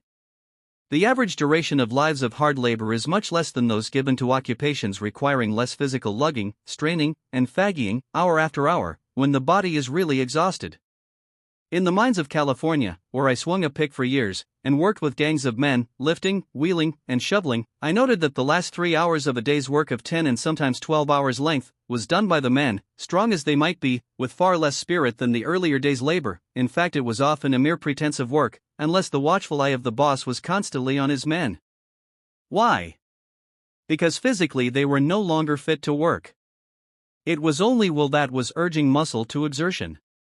And of the stout, hardy miners, aged 25 or thereabout, who were so working in, and who persisted in such drudgery, a large majority are dead, and of those who are alive today, 4/5 are broken down men. In the kingdom of nature, we find periods of rest constantly alternating with periods of activity. Trees rest during the winter. The circulation of sap is sluggish. There is no creation of leaf, blossom, or fruit. Wild birds and animals after the summer breeding season do little save eat and sleep. Some animals and reptiles sleep during the entire winter. Even soil must rest to bring the best crop. Where it is forced, through constant artificial fertilization, the product is inferior in flavor and nourishing quality to that raised on virgin soil. Disease, blight, and destructive insects some unknown to vegetation in its natural state. When man recognizes the fact that he cannot use his body year after year, from the budding strength of youth to the age of 40 or 50 under such a full, unceasing pressure of nerve or will power without great injury, and when he does recognize the fact that through placing himself oftener in restful and receptive states, as do tree, bird, and animal in their natural state, he will then, through receiving far more of this element, enjoy a far greater health of body, elasticity of muscle, vigor and brilliancy of mind. He would also have other senses and powers awakened within him, whose existence is still doubted by most people. Some Oriental and Indian races have, to an extent, the uses of these senses and powers, partly by reason of their more restful lives and their living like tree and animal, more in conformity to the influence on them of the seasons. They have not our domineering, aggressive force, which invades and conquers for a time, as England has conquered India, and our own people have subdued and almost exterminated the Indian.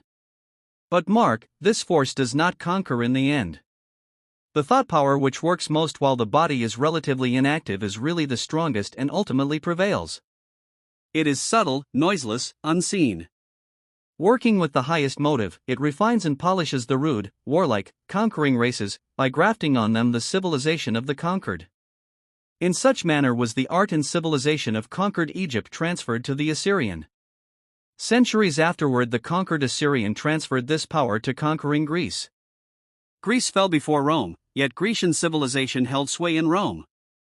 Rome fell physically before the Goths and Vandals, the then savage races of northern Europe, but in the kingdom of mind it is the influence of ancient Italy which has been the great factor in refining the Goth, Hun, and Vandal of ages ago into the modem German, Frenchman, Spaniard and Italian.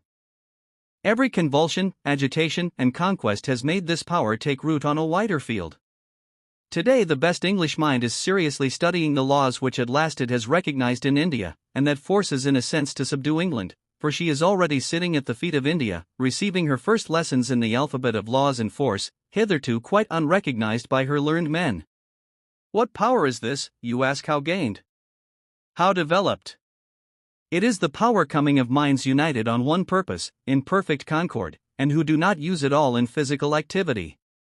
For if you put all your thought or force in the working of the members of your body, in working with your hands at any calling day in and day out, year in and year out, with no regard to the impulses and instincts of times or seasons, you keep all that force working merely the instrument the body and wearing it out. You prevent it from operating at a distance from the body. You prevent also the inflowing and assimilation of this recuperative power of spring. You breed the habit of keeping the body always in motion. You prevent yourself from getting that order of sleep which would bring your body the most strength for the waking hours. For if the body or mind is faggied out day after day, the same order of thought prevails and is fagging it out by night. You breed the belief and error that you are accomplishing nothing unless at work with body or brain. You cannot get into that state of repose when your thought power could work at a distance and apart from your body, and bring you in time 100-fold more of beneficial result than can ever be realized through mere physical exertion. The quality in the plant's leaf, root, or berry, which, when taken as medicine, acts on the internal organs, is the force in that plant, liberated through the digestive process. The strength you get from bread or meat is force liberated from the food in the same manner. Digestion is a slow burning up of the material taken in the body, as coal is burned in the boiler, and the force freed by such burning you use to work the body as the engineer uses heat to run the engine. The newer the bud, the more tender is its outward material formation, yet that bud, when used medicinally, contains the most active force, principle, and quality of the plant. The choicest and strongest tea is made of the topmost and tenderest buds of the plant. In California, the bud of the poison oak affects some people though they only stand near it, so great is an injurious force it sends out in the air. The tender buds of spring contain that force which, later on, will make the more solid leaf or branch. In your own organization in the spring are the same tender, budding elements. So, if your body is weak in the spring, it is a sign that the new buds, so to speak, within you are forming. They are full of force. But that force has not had time to act on your material organization and form the new bone, muscle, and sinew which will come at a later period, providing such budding or new crystallization be not agitated, disturbed, and possibly destroyed by undue exertion of mind or body, where the same relative damage is done your body as would be done the budding tree by a hurricane. Possibly you say, but how can I carry on my business and earn my bread if I so lay my body up for nature's repairs? We answer, the laws of man's business are not the laws of nature. If nature says rest and man says work, and will work or must work, man always gets the worst of it. What society calls vicious practices or habits are not the only agencies which bring disease, pain, and death. Thousands perish annually in lingering agony on respectable beds, and in the best society. Consumption, cancer, insanity, dropsy, rheumatism, scrofula, fevers, rage are ever raging among the most correct people, from the conventional standpoint. Why is this? If you are in conditions of life where at present it is impossible to give yourself needed rest and you feel thoroughly the need of such rest, you may rely upon it that your persistent desire, your prayer, your imperious demand that you shall have opportunity to receive and profit by nature's restoring forces, will bring you in some way the opportunity to so profit by them. When any need is thoroughly felt, the thought and desire coming of such feeling is itself a prayer force which will bring you helps and take you out of injurious surroundings and modes of life. We repeat this assertion often. It needs frequent repetition. It is the mainspring of all growth and advance into a happier and more healthful life. The Christ of Judea embodied this great law in the words, "Ask, and ye shall receive, seek, and ye shall find, knock, and it shall be opened unto you." He wisely made no attempt to explain this mystery whereby earnest human thought, desire, or aspiration always in time brings the thing or result desired. For this and other mysteries are inexplicable, and so fast as any alleged cause is given for any certain result in nature's workings, do we find a deeper mystery in the very cause. We say, wind is air in motion. What sets it in motion, and keeps it in motion? Once we explained the tides on the theory of the moon's attraction. But apart from the tides, what power keeps in motion the gigantic system of currents ever traversing the oceans, revealed more fully during the last 40 years? What power keeps our lungs breathing day and night, or the blood running to every part of the body? Are not all of these of the power of God, or the infinite spirit or force of good, working within you as it works in everything that lives and grows? Only to us is at last given the knowledge to work this power intelligently. The body of the tree, animal, and bird decays at last, through lack of such intelligence. So, in the past, has man's material part decayed? But this is not always to be. The last great enemy to be destroyed, says Paul, is death, implying that as man's knowledge and faith in the wonderful forces about him and in him increased, he would discover better and better how to place himself in the line of the working of these forces, and in so doing make the mortal part immortal, through incessant renewal of finer and finer elements. Chapter 11. Immortality in the flesh. We believe that immortality in the flesh is a possibility, or, in other words, that a physical body can be retained so long as the spirit desires its use, and that these bodies, instead of decreasing in strength and vigor as the years go on, will increase, and its youth will be perpetual. We believe that the reputed fables in the ancient mythologies referring to the immortals or beings possessed of powers other and greater than mortals have a foundation in fact. This possibility must come in accordance with the law that every demand or prayer of humanity must bring supply. There is now a more earnest demand than ever for longer and more perfect physical life, because now more minds see the greater possibilities of life. They appreciate more than ever the value of living in the physical. Such demand often takes this form of expression: I have just learned how to live and it is nearly time for me to die. The body will grow to these results through a gradual series of spiritual processes, operating on and ever-changing, spiritualizing, and refining the material. These processes do not retain the body a person may have now. They retain a body, and an ever-changing and refining body. All disease, lack of physical ease, or sickness comes of a spiritual process, the aim of which is reconstruction of the physical body, first in the receiving of new elements, and second in the casting out of old ones. Back of this physical reconstruction, however, there is going on the far more important reconstruction of the spirit out of which is built the body. These processes are continually going on with the body, operating through the skin, the stomach, and other organs, as well as in the periods of physical prostration or indisposition above referred to. All sickness is an effort of the spirit renewed by fresh influx of force to cast off old and relatively dead matter. But as this intent has not been recognized by the race, the spiritual process or effort with its accompanying pain and discomfort has been held and feared as a signal or approach of death. So with no knowledge of spiritual law, and judging everything by the material, the temporary and necessary weakness of body accompanying the process has been considered an unmitigated ill. Such belief has in the past only aided the spirit to pile on itself more and more of belief in the untruth that after a certain term of years no power or force in the universe could prevent the physical body from aging, shriveling, weakening, and finally perishing. The body is continually changing its elements in accordance with the condition of the mind. In certain mental conditions, it is adding to itself elements of decay, weakness, and physical death. In another mental condition, it is adding to itself elements of strength, life, and perpetual life. That which the spirit takes on in either case are thoughts or beliefs. Thoughts and beliefs materialize themselves in flesh and blood. Belief in inevitable decay and death brings from the spirit to the body the elements of decay and death. Belief in the possibility of an ever-coming inflowing to the spirit of life brings life. If new life is being thus added to you, there must also be an accompanying throwing off of the old or relatively dead matter of the body, just as when an influx of new life comes to the tree in the spring it casts off the dead leaves which may have clung to it all winter. Through similar inflowing of new life or force does the animal and bird yearly shed the old fur or feathers and take on the new, and correspondent changes take place throughout the whole organization of bird, animal, and man. This spiritual law works in all forms and organizations of the cruder form of spirit we call matter. In the human being this influx of force is greater than in the lower forms of life. It does not flow equally to all human beings. Some receive more than others. But in the course of advancement men and women are to come who will receive so much of this influx as to be obliged to see these further possibilities of existence, and also to realize them. When new ideas or thoughts are received by our higher mind or self, they are warred against by our lower or material mind. The body is the battleground between these two forces, and therefore suffers. As minds come to trust even to a small extent in the supreme power and entertain the idea that physical disease and physical death are not absolute necessities, a higher power must prevail. Some old error will be cast out, some new idea will come to stay, the body will be better and stronger after each succeeding struggle, and these struggles will also gradually become less and less severe, until they cease altogether.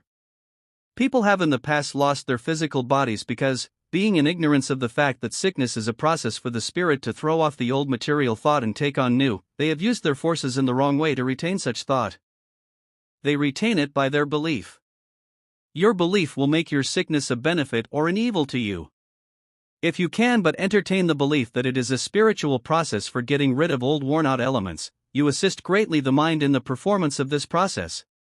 If, however, you believe that sickness is entirely a physical condition, and that no benefit and only evil comes of it, you are using force only to load down the spirit with more and more error, of which your flesh and blood will be in quality and expression, until at last your spirit rejects the body it has been trying to carry, and drops its burden. It rejects at last the whole body through the same laws by which it rejects a part of it when that part is spiritually dead.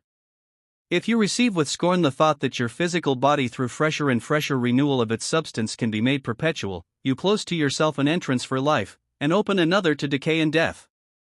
We do not argue that you ought to believe this. You may be so mentally constituted that you cannot now believe it. There are many things to be in the future which none of us have now the power to believe. But we can, if the thing deemed impossible be desirable, pray or demand a faith which shall give us a reason for believing, and such faith will come in response to demand. Faith means power to believe in the true, or the capacity for the mind to receive true thoughts.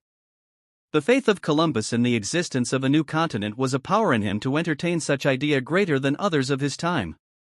People who, to use the common expression, have faith in themselves, have also an actual power for carrying out their undertakings greater than those who have no faith in themselves.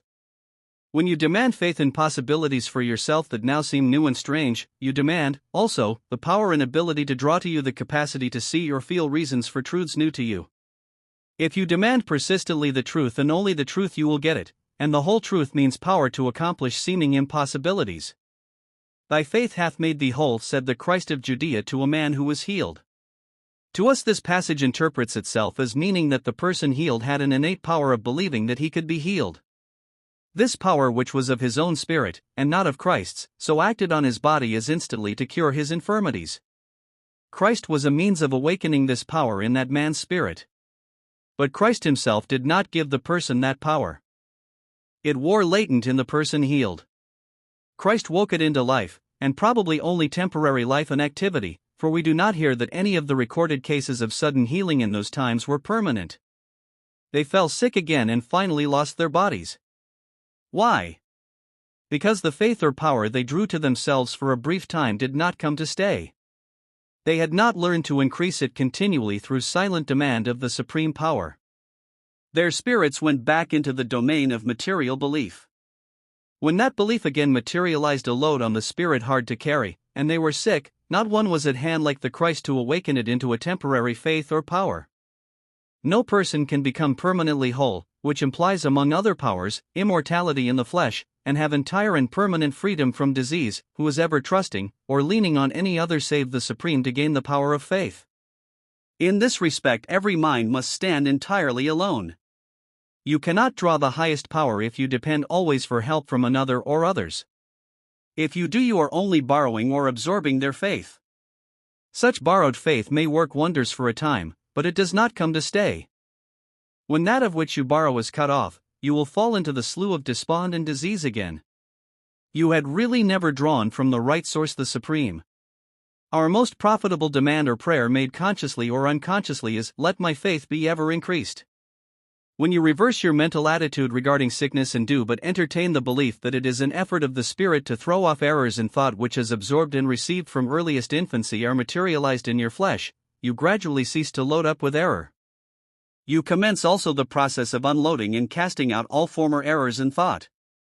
The sickness you had many years ago in fear of death has in a sense packed away that particular remembrance of such mood of fear in your being, and with it the belief that accompanied such remembrance.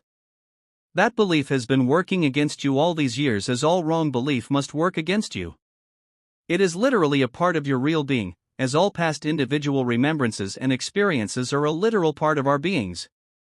It is retained in your spiritual memory, although its material remembrance may have faded out. That remembrance is in thought a reality. But it is the remembrance of a false belief, teaching that death and decay can never be overcome. This belief, the reversed action and state of your mind will cast out. But such casting out must have a correspondent expression in the flesh. The physical expressions of all your former coughs and colds, fevers and other illness must reappear, at first possibly severe, but gradually in a modified form. You are then unloading your old false beliefs. But if your belief is not reversed and you go on as before, regarding physical decay and death as inevitable, then with every illness in such mental condition you pack away another error, another untruth, and another addition to the load of untruths, whose certain effect, added to the rest, is to weaken, crush, and finally cause the body to perish. There is no period in the physical life too late for receiving or entertaining the truth. There is no period too late for such truth to commence its process of physical renewal, and though that particular physical life may not be perpetuated, yet the spirit in receiving such truth receives a force which will be of priceless value to it on the unseen side, and by its aid it may be able the sooner to build for itself a more perfect spiritual body, and the ultimate of the relatively perfected spiritual body is the power to be and live in the physical and spiritual realms of existence at will. If you hold to the idea that mankind are always to go on as in the past, losing their bodies, and are also to remain without the power to keep those bodies in perfect health, then you set your belief against the eternal fact that all things in this planet are ever moving forward to greater refinement, greater powers, and greater possibilities. Medicine and material remedies may greatly assist the throwing off process. A skilled and sympathetic physician of any school may be of much assistance. Everything depends on the mind and belief in which you take the medicine and the physician's advice. If you regard both as aids to your spirit in throwing off a load and building for you a new body, you give in such belief great help to the spirit, so to throw off and build. But if you regard both medicine and physician as aids only to the body, and a body also which you hold must at best weaken and perish sometime during the next 30, 40 or 50 years, you will load up with belief in error faster than you cast it off, and the load becomes at last too heavy for the spirit to carry. What causes the man or woman to be bowed down by age? What causes the stooping shoulders, the weakened knees, and the tottering gait? Because they believe only in the earthly and perishable. The spirit is neither earthly nor perishable. But you can load it down literally with an earthy quality of thought which will bow it down toward the earth with such burden. It is not the physical body of the old person that is bent and bowed down. It is that part which is the force moving the body, that is, his or her spirit loaded with material thought which it cannot appropriate or assimilate, which becomes so bent, bowed and weak. The body is always an external correspondence of your mind or spirit. A body thus ever renewing, beautifying, freshening and strengthening means a mind behind it ever renewing with new ideas, plans, hope, purpose and aspiration. Life eternal is not the half-dead life of extreme old age. The person who can see only the physical side and temporary expression of life, who eats and drinks in the belief that only the body is affected by less eating and drinking, who believes that the body is sustained only by force, generated within itself, and that it is not fed of an unseen element coming from the spiritual realm of element, and who believes that nothing exists but what he can see, hear, and feel with the physical sense, that is the material which is always the temporary and perishable, draws to himself mostly those forces and elements which cause the temporary and perishable, and these acting in his body make it temporary and perishable. Death of the body begins with thousands many years before they are in their coffins. The pale face and parchment-colored skin means a half-dead skin. It means a portion of the body on which the spirit works the casting-out process of dead element, and taking on of the new very imperfectly. In the freshness of infancy and early youth, the spirit cast out and took on more vigorously. As years went on, untruth was absorbed by that spirit. Its growth in knowledge was more and more retarded. Responding physical changes became slower and slower. The body commences to show signs of age, that is to die. Because such spirit was less and less fed of that element which brings constant renewal of new thought which is new life. So far does the belief and faith in weakness and decay prevail with the race that wisdom is often allegorically portrayed as an old man, gray, bald-headed, bowed and sustained by a staff. That means a wisdom which cannot prevent its own body from falling to pieces. In that form of being we call the child, a spirit or mind having come in possession of a new body, there is for a period a greater spiritual wisdom than when the child is physically more matured. It is the unconscious wisdom of intuition. It is for a time more open to the truth. For such reason, up to the age of 18 or 20, the spiritual casting off and taking on processes with the body are more perfectly performed. These relatively rapid changes in the physical maintain the bloom and freshness of youth. Sooner or later, however, the higher spiritual process ceases gradually to operate. Beliefs in the false, as taught or absorbed from others, materialize themselves in the body despite all the resistance of the higher mind as expressed in pain and sickness. The load of belief in the earthy and perishable accumulates. The body assumes an appearance in correspondence with such thought. At last, the higher mind refuses longer to carry such a burden, flings it off, and leaves a dead body. The death of the body is then the final process for casting off cruder element from the spirit which it can no longer use or appropriate. But it is very desirable for the spirit to be able to keep a physical body which shall refine as the spirit refines, because in such equality of refinement between the spirit and its instrument, our increase in happiness is greatly advanced, and the relatively perfected rounding out of our powers cannot be realized until this union between spirit and body is effected. When the Christ of Judea said to the elders of Israel of the little child, "Except ye become as this child ye cannot enter the kingdom of heaven," he meant, as the text interprets itself to us, that they should become as open to that inflowing of force as that spirit, the child, was at that period of its existence. Were such influx maintained, the youth of the body would be perpetual. The child is more led of the spirit than the grown-up person. It is more natural. It discards policy. It shows openly whom it likes and whom it does not. It has often more intuition. It will dislike a bad man or a bad woman when its parents see no evil in that person. It knows, or rather feels, far more regarding life than its parents give it credit for. But it cannot voice its thoughts in words. Yet the thoughts are still there.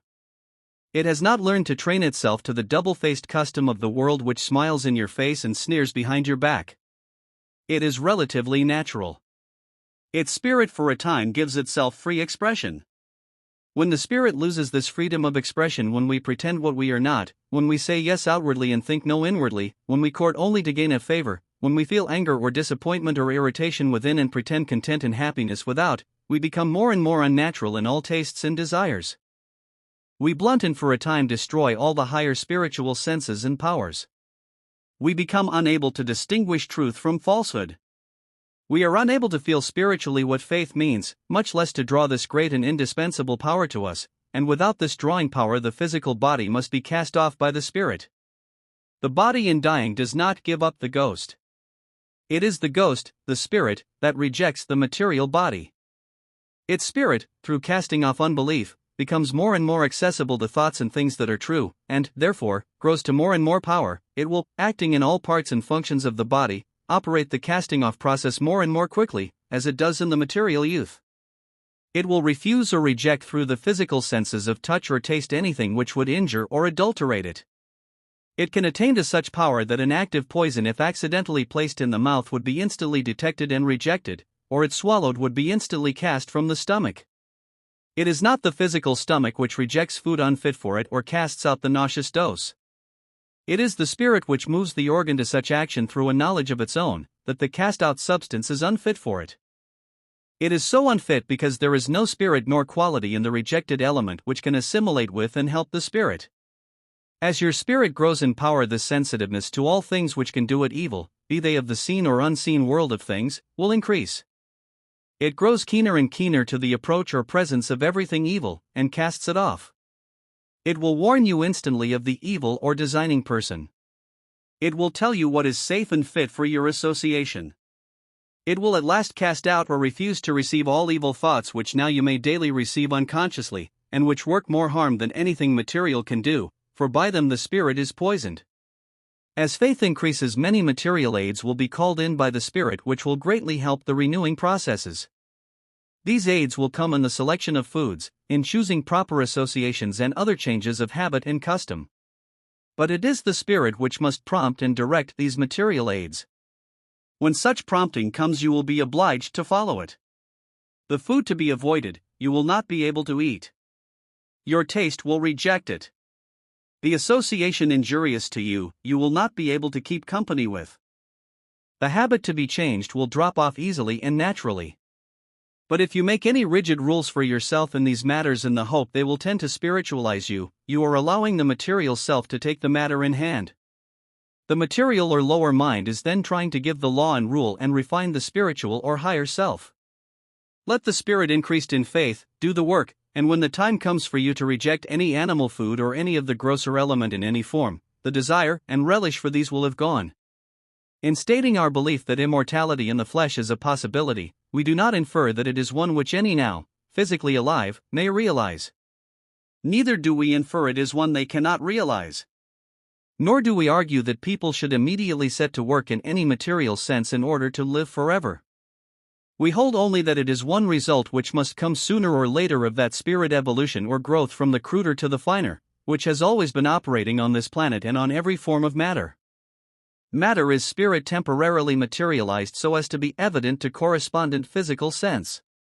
As we grow in the faith of these spiritual processes for casting out the old and taking in the new, and consequently realize the accompanying greater refinement or spiritualization of the body, we shall aid more and more those who are nearest us in the unseen side of life. For as we become more spiritualized in the flesh, they are helped to materialize more of the spirit. In other words, we shall become physically tangible each to the other, because in the material thought we cast off there exists an element which they can appropriate to make themselves more material. Their spiritual bodies are also under the same laws as regards the throwing off and taking on process. What they throw off as coarser to them is the finer and fit for us. This element we spiritually absorb. It is for the time and condition a certain spiritual food and life for us. Through what they throw off we are aided to spiritualize the body. Through what we throw off they are aided to materialize the spirit. Chapter 12. The attraction of aspiration. Why may we not maintain a level of serenity of mind? Why are we so subject to periods of depression? It is because, no matter how well positioned you are in accord with your ideal of living, you are still to a greater or less degree affected by the discordance which reigns about you. Are you gentle and humane toward the animal creation? The wild birds, your free pets who come and build their nests in the grove, are murdered for sport or gain before your eyes, and you are quite helpless to prevent it. You live amid a scene of incessant cruelty and slaughter. The animals fostered by man's care are bred under artificial conditions and thereby developed into unnatural and really unhealthy growths for his amusement or profit. This refers to all manner of fancy breeding.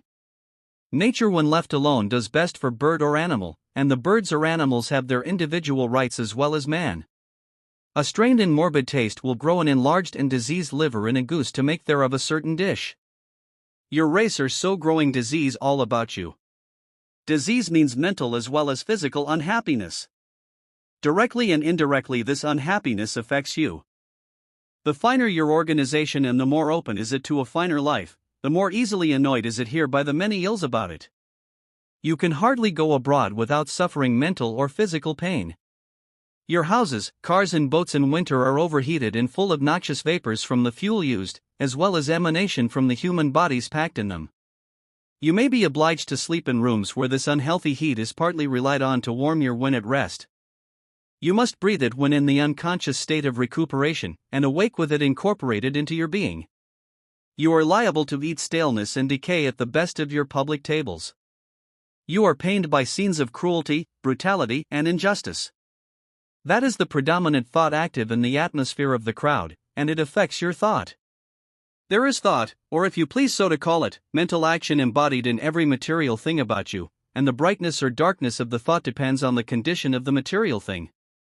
The eating of stale fruit or vegetables may indirectly give you the blues. The live fresh fruit gives you life. Decay is the disorganization of matter. You want to feed on the perfect organization, neither over nor underripe.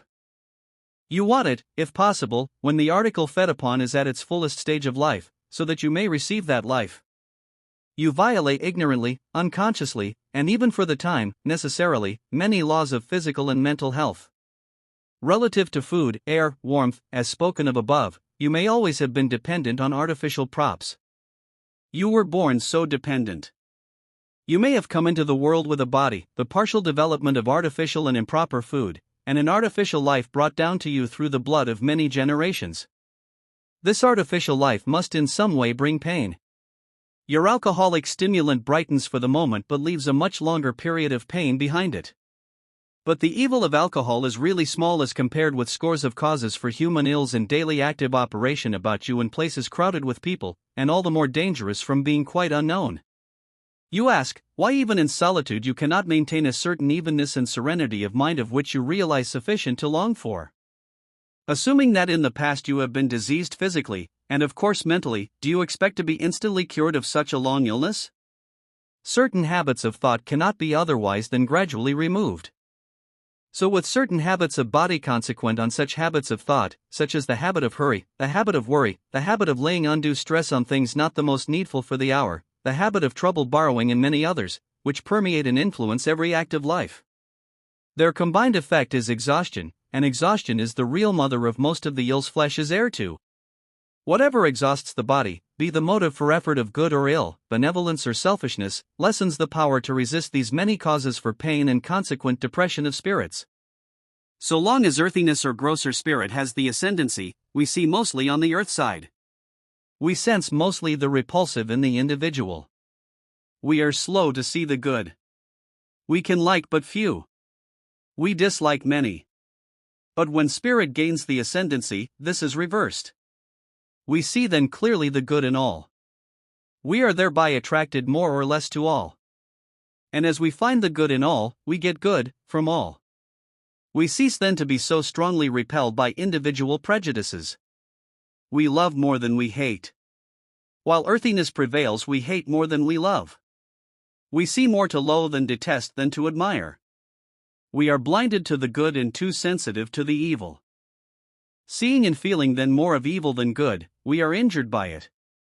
To hate, to be strongly prejudiced, to be unable to hear mention of the loathed person's name without a thrill of indignation or disgust, is to be continually inflicting wounds on self.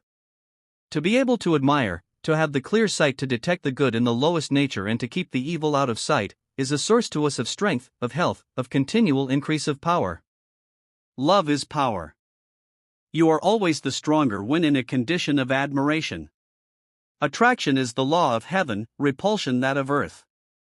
Spirituality is attracted to what it finds of itself anywhere. It sees the diamond in the rough, though embedded in the coarsest mold. It sees the germ of superior quality in the coarsest nature. It can fix its eye on that germ, and hide from itself the coarser elements. In so doing, it throws its power on that germ, and warms it into life. The basest nature mounts to its highest level in the presence and under the influence of the higher. There is little need for the true missionary to preach in words. He or she exhales an atmosphere of divinity which is felt by all. Precepts need to be felt more than heard.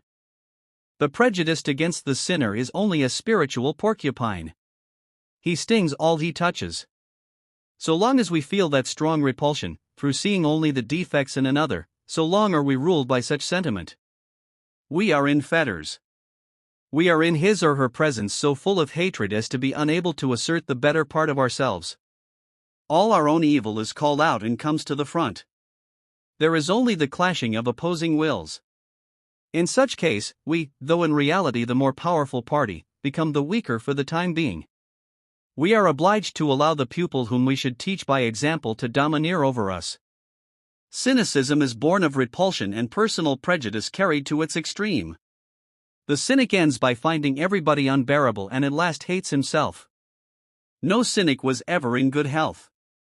Cynicism is blood poisoning. The cynic is ever hunting for the ideal without. He should find it within. This one once found would be ever creating ideals from all without. His own loving spirit would graft and build itself for all with whom he came in contact. Divinity is also contagious. That would be a poor divine plan which allowed only evil to be infectious. Goodness is catching. In good time the world will learn that health is also. But hitherto mankind have so much feared and even admired the devil, as to have accredited evil only with inoculating quality, while all manner of good is supposed to be drilled into poor human nature by painful and laborious processes. There cannot be the highest health and vigor without aspiration and purity of thought. Pure thought brings the purest blood. Impure thought, despondent, hopeless, repining, fault-finding, fretful, slanderous thought is certain to make the blood impure and fill the system with disease. Without aspiration, your best care for the body will be relatively of little help. You may as to garb and person be scrupulously clean, you may pay the utmost attention to diet, yet after all you are but cleaning the outside of a vessel which within is ever filling up with uncleanliness. With an ever-increasing purity of thought, cleanliness and care for the body will come as a natural result. The vessel will clean itself. Proper care for the body in all respects will be a loving effort for that body. Bathing will not be an enforced task but a recreation. Diet will be regulated by the natural demand of appetite. Taste or relish will be the standard for acceptance or rejection.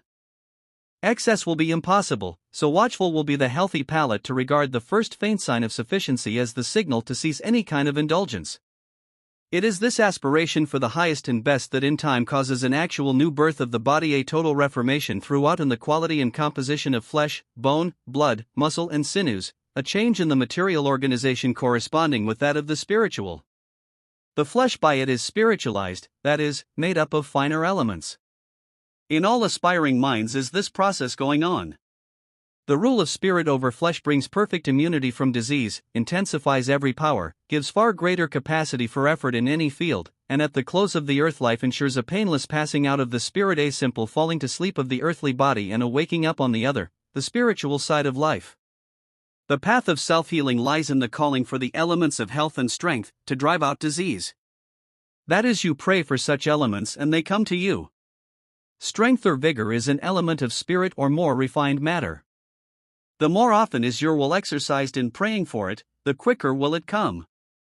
This is the secret for the perpetual maintenance and increase of vigor or any other desired quality.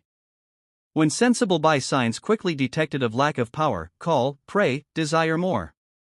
Its rapport with the elements causes such power immediately to flow in upon it. You may become weary. Your will put thus in operation causes an immediate influx of strength, as soon as it places itself in certain conditions for such inflowing. Say you arise in the morning weak, languid, with no physical or mental energy. Keep your mind as much as you can from dwelling on your ailment.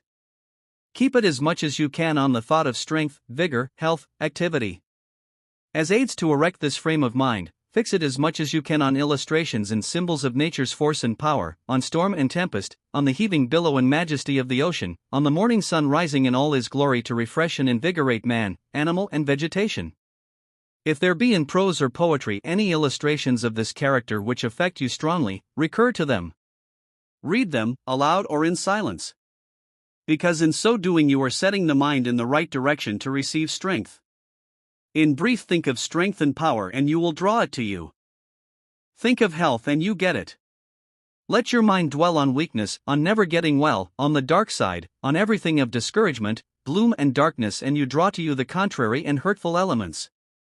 As decay attracts and generates decay in the things we see, so does any weak decaying order of thought attract its like of the things we do not see. Unconsciously many sick and ailing people nurse their complaints more than they nurse the bodies carrying such complaints. They are always thinking of them and talking of them. They actually crave sympathy for the hurt more than for the body afflicted with it. And the sympathy so brought out from surrounding friends actually nourishes the injury and increases the ailment, when the thought of patient and friends should be placed on a strong healthy body for the patient. The more of such thought concentrated on the patient from those about him or her, the more of drawing power you have to bring vigor to the one afflicted. Bear in mind it is not here argued that such relief can always be immediate. A mind long unconsciously set in the opposite direction of dwelling on self-weakness, cannot immediately reverse its movement and set itself in the contrary and strength-drawing direction.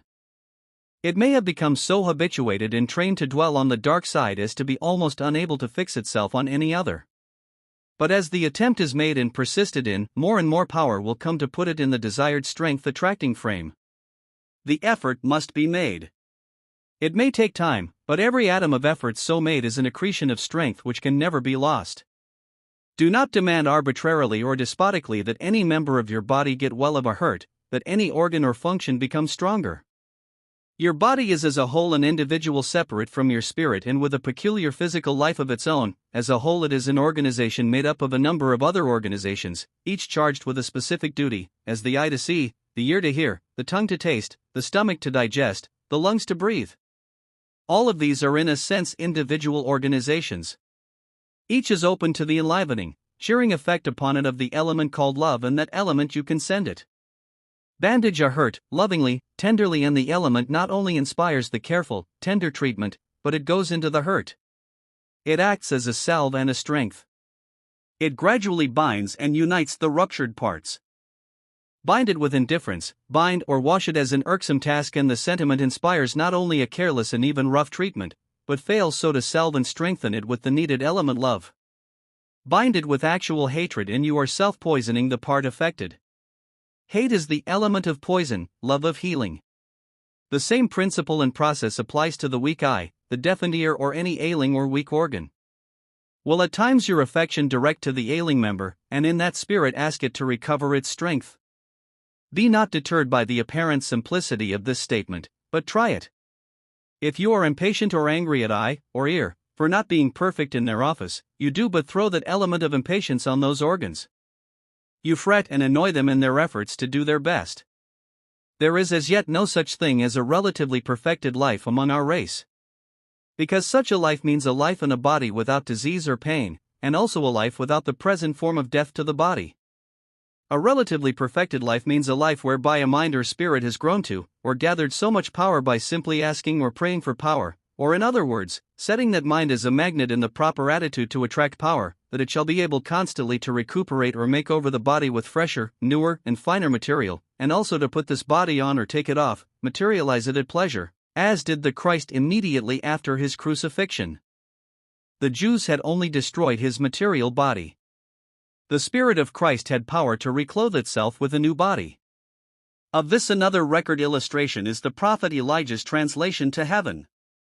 That which his companion Elisha saw was Elijah's spiritual or finer body, the counterpart of his material body, and this body was of such fine element that it had come into the domain of and could make use of an attraction not yet recognized by our scientists, the attraction or power which draws upward, the opposite of the attraction of gravitation which draws downward or toward the earth. The attraction of aspiration. Every thought or desire of ours to be nobler, more refined, more free from malice, ill will to others, and to do others good without exacting conditions is a thing, a force of unseen element which does actually tend or draw upward, or in other words, away from the earth or any form of that cruder type of spirit seen of the physical eye, or apparent to the body's touch which we call matter. This the aspiring order of thought you draw from the higher realms of spirit or element every time you wish, pray, or desire it. You are drawing to you then, that of unseen element which incorporates itself with your body and spirit, and it then commences literally to draw you toward the realm and element of greater, broader, purer life existent in zones or bands about our planet. It will, as you persist in this aspiring thought, make you stand more erect. The phrase, the upright man or woman, implies that the effect of this unseen element so brought you of aspiration makes you physically as well as spiritually upright. It lifts every physical organ into place. It is the thought current drawing from above the mood of impure or immature thoughts, the mood of unwise or personal selfishness which seeks only personal gratification without thought or care of others. The thought or mood of gloom, discouragement, and self-depreciation comes of the overruling attraction of earthly seen or physical things. When you are ruled by the attraction of gravitation, or, in other words, the attraction of material things, it will tend to make your shoulders rounded and stooping, your head bowed and your eye downcast. Your heart will also in some way be literally bowed down through grief, or worry, or anger, or some form of immature thought or attraction coming of seen things or cruder forms of spirit. Every organ of the body will be similarly displaced and tend toward the earth. There is always between things and forms material and things and forms spiritual, an exact and literal correspondence. The shape of every man and woman's body, the expression of the face, their every gesture and mannerism to the crook of a finger, and their physical health, is an exact correspondence of their spiritual condition or, in other words, of the state of their minds. It is a duplication in seen matter and movement of what they are thinking in unseen matter. As you are ruled more and more by the attraction of aspiration, the desire to be more and more of a god or goddess, the determination to conquer all the evil within you, which is the only way to conquer any and all evil outside of you, your form will in accordance grow more upright, your eye will be more open and uplifted, your heart will be lifted up, your cheeks will bloom with fresher color, your blood will fill more and more with a finer and powerful element, giving to your limbs strength, vigor, suppleness, and elasticity of movement. You are then filling more and more with the elixir of life, which is no myth but a spiritual reality and possibility. Our race hitherto has been dominated by the attraction of physical things or seen element. It is said there is nothing in existence but what can be seen or felt of the outer inferior or coarser senses, and consequently there has been nothing else to us. A man may perish of thirst surrounded by springs of cool water, and if he know not of such springs there are none for him. Our condition has been analogous to that. With the more perfected race of the future on this planet there will be no painful death of the body as at present.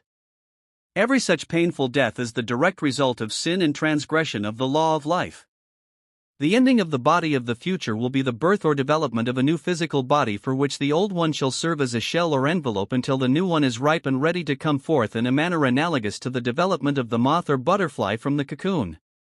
Such growths and transitions will take place at lesser and lesser intervals, until at last the spirit will grow to such power that it can will and attract to itself instantly out of surrounding elements a body to use so long as it pleases on this stratum of life. This is the condition foreseen by Paul when he said, "O death, where is thy sting?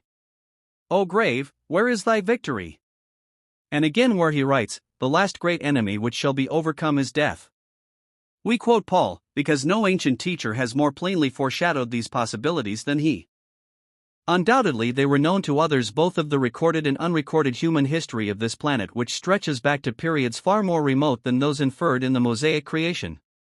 These truths, these possibilities for avoiding decay, death, and pain, and growing into and taking on a newer and newer body, and newer, fresher and more vigorous life, vitally affect us of today.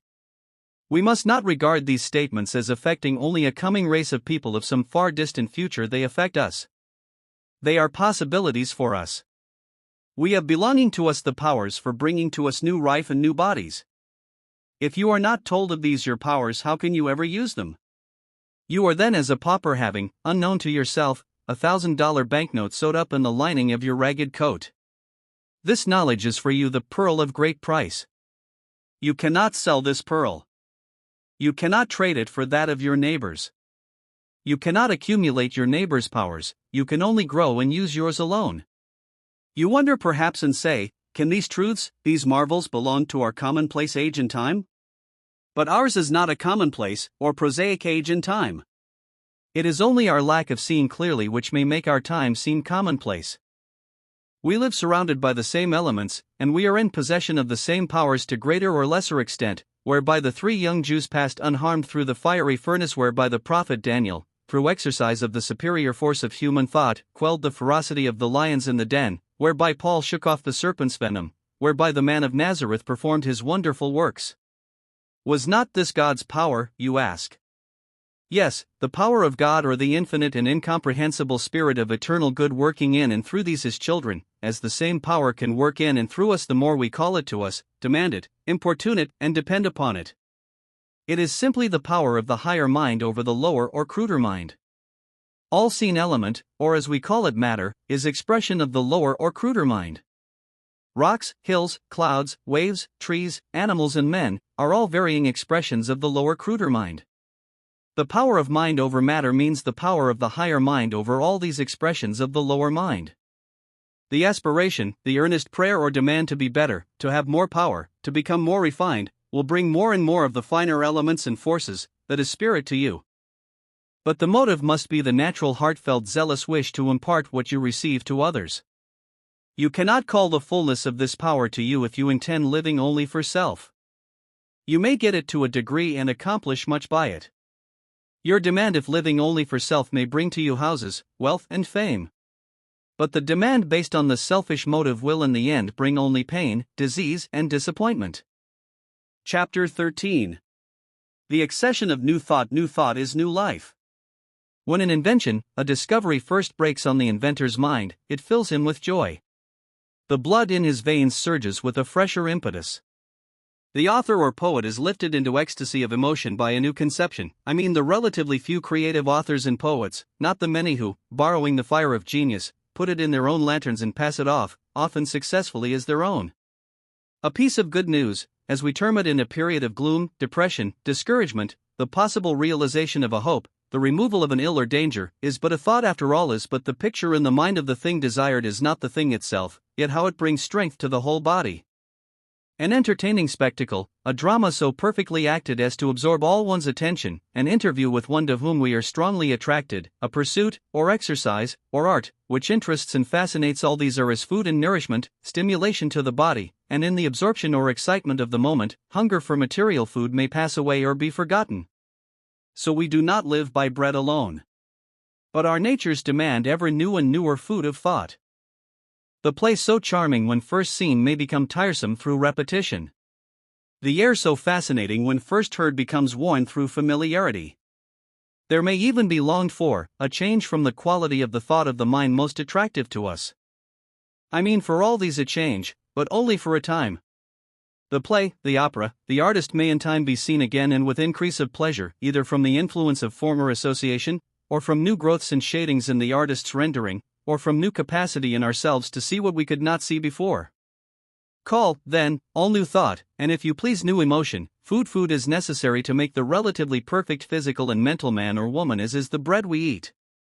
We desire ever fresh food, we similarly desire and need always new and fresh thought. Old thought, constant repetition of the same thought involves decay, sluggishness of mind, sluggishness of body. Suppose that we rose each morn with the absolute certainty that each day was to be a day involving to us more or less of the excitement of discovery in something useful and enjoyable, and also of similar use to others, something endurable for us and others, endurable for eternity, some unexpected branching out of yesterday's truth, which for yesterday seemed fully grown, something telling us how life may be made still fuller of durable and harmless enjoyment, some great law principle in nature, recognized possibly for the first time in some heretofore called little thing, in the fall of a leaf, in the coloring of a leaf by the autumnal frost, in its almost equal vividness of color coming through the heat of spring. What must be the pleasure to an open and receptive mind to find today an increase of improvement in the quality almost despaired of yesterday, an increase of patience in doing the perplexing work, an increase of courage, an increase of perception to see beauty in what yesterday had passed by with indifference, an increase of power to control unruly appetite, an increase of power to drive away unpleasant and therefore injurious thought. Would not such be encouraging, cheering, life-giving, health-giving thoughts? This order and accession of ever new thought knows no stop in any direction. It says, "Are you orderly today? You will find some power and room and capacity to be more orderly tomorrow. Was your last effort in music, in painting, in composition, in acting, in oratory, your greatest triumph? You will find some way of making it more perfect tomorrow. That will take nothing from the last effort. It is only a more beautiful and delicate tint for some already beautiful picture." The consciousness of such never-ending growth of improvement is also food for the growing mind, other than bread. Yet it is bread. It is the bread of life, and to be desired as our daily bread. Would not also the thought each morning that a great power, an infinitely wise mind, was always ready to give more knowledge to help you through troubles from without and troubles from within? Would not such thought, and the trust begotten of it, be as food, strength, and healthy stimulation? Especially when the reality of this power and its ability to aid had been proven to you many times, so that the hope had become a conviction? Grant that new thought is healthy stimulation and also a necessary food to a more perfected life, and the question arrives, how shall we get it? In other words, how may we attune ourselves, or how may we become more receptive to all that is beautiful and useful in nature? For in our religion the useful always implies the beautiful. It is almost farcical to answer, live a pure life. That implies so much in so many cases to be done, so much of inherent tendency to be outgrown, so many difficulties to be met, so many conditions necessary for such life so difficult to make. The desire for accumulation seems a law of our natures. In its cruder working it accumulates money, in its higher form it would accumulate powers and qualities of mind. "I am dollar richer than I was this morning," says, with satisfaction and pleasure at night, the money accumulator. That pleasant thought is to him a bit of the bread of life, but not of enduring life, or in the end, if at all, healthy life.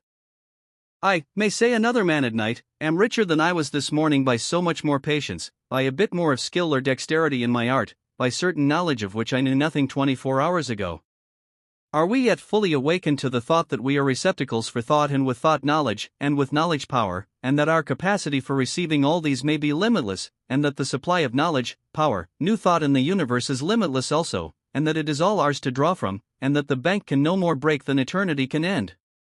There are thousands of things, events and scenes in your past life which it is more profitable to forget than to remember.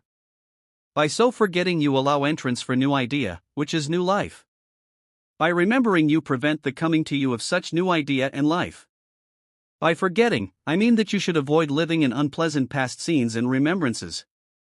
Absolutely to forget or wipe out completely from memory anything it has once taken note of is impossible. For everything you have seen, learned, sensed or heard is stored away, and is capable under certain circumstances of being brought to view again. In place of the term forgetting, it would be better to say you should cultivate the power of driving from your mind and putting out of sight whatever makes you feel unhappy or whatever you discover that is unprofitable to remember. It is impossible absolutely to wipe out anything your memory has once written on its tablets, for whatever the scene, event, or experience may have been, it has become a part of your real self or spirit. In other words, your spirit is made up of all its experiences and consequent remembrances extending to an infinite past. Of these, some are vivid, some vague, and much is buried out of present sight, but capable under certain circumstances of being called to remembrance. To destroy such remembrance, if possible, would be to destroy so much of your mind. All experiences are valuable for the wisdom they bring or suggest. But when you have once gained wisdom and knowledge from any experience, there is little profit in repeating it, especially if it has been unpleasant. You do actually repeat it when you remember it or live it over again in thought. This is what people are doing who brood over past misfortunes and disappointments. It is what people are doing when they recall with regret their youth as bright and joyous as compared with the gloom of their middle or old age. Liven the pleasant remembrance of your youth, if you so desire. That will do you good. But do not set it in its brightness and freshness against a dark background of the present. Do not think of it in that vein. Remember that the time of your infancy and youth, with all its freshness and newness, was also the time of some other people's old age, when the world seemed stale and joyless, when to them all that life seemed capable of yielding seemed exhausted, when nothing seemed to remain but to wither and die. Remember also that today, if the world seems less bright than formerly, if the sun seems setting instead of rising, it seems now to the boy and girl of 10 or 15 as it did to you at that age. No person could hold his or her physical body and enjoy life who, as they lived in the past and refused to set or open their minds to the future. In so doing, they accumulate more and more of the old and relatively lifeless thought, and this element materializes itself on the body. Their flesh, bone, and blood then become an actual expression of the dead and inert spirit. To life, carrying such an ever-increasing load must result only in weakness and misery so long as the spirit can carry it. But the mind, rejecting the old which it has no use for and ever pressing on to the new, adds the new thought to itself, and this newness of idea will materialize a newer body. You do actually make the things before pleasant or unpleasant for you according as you think of them in advance.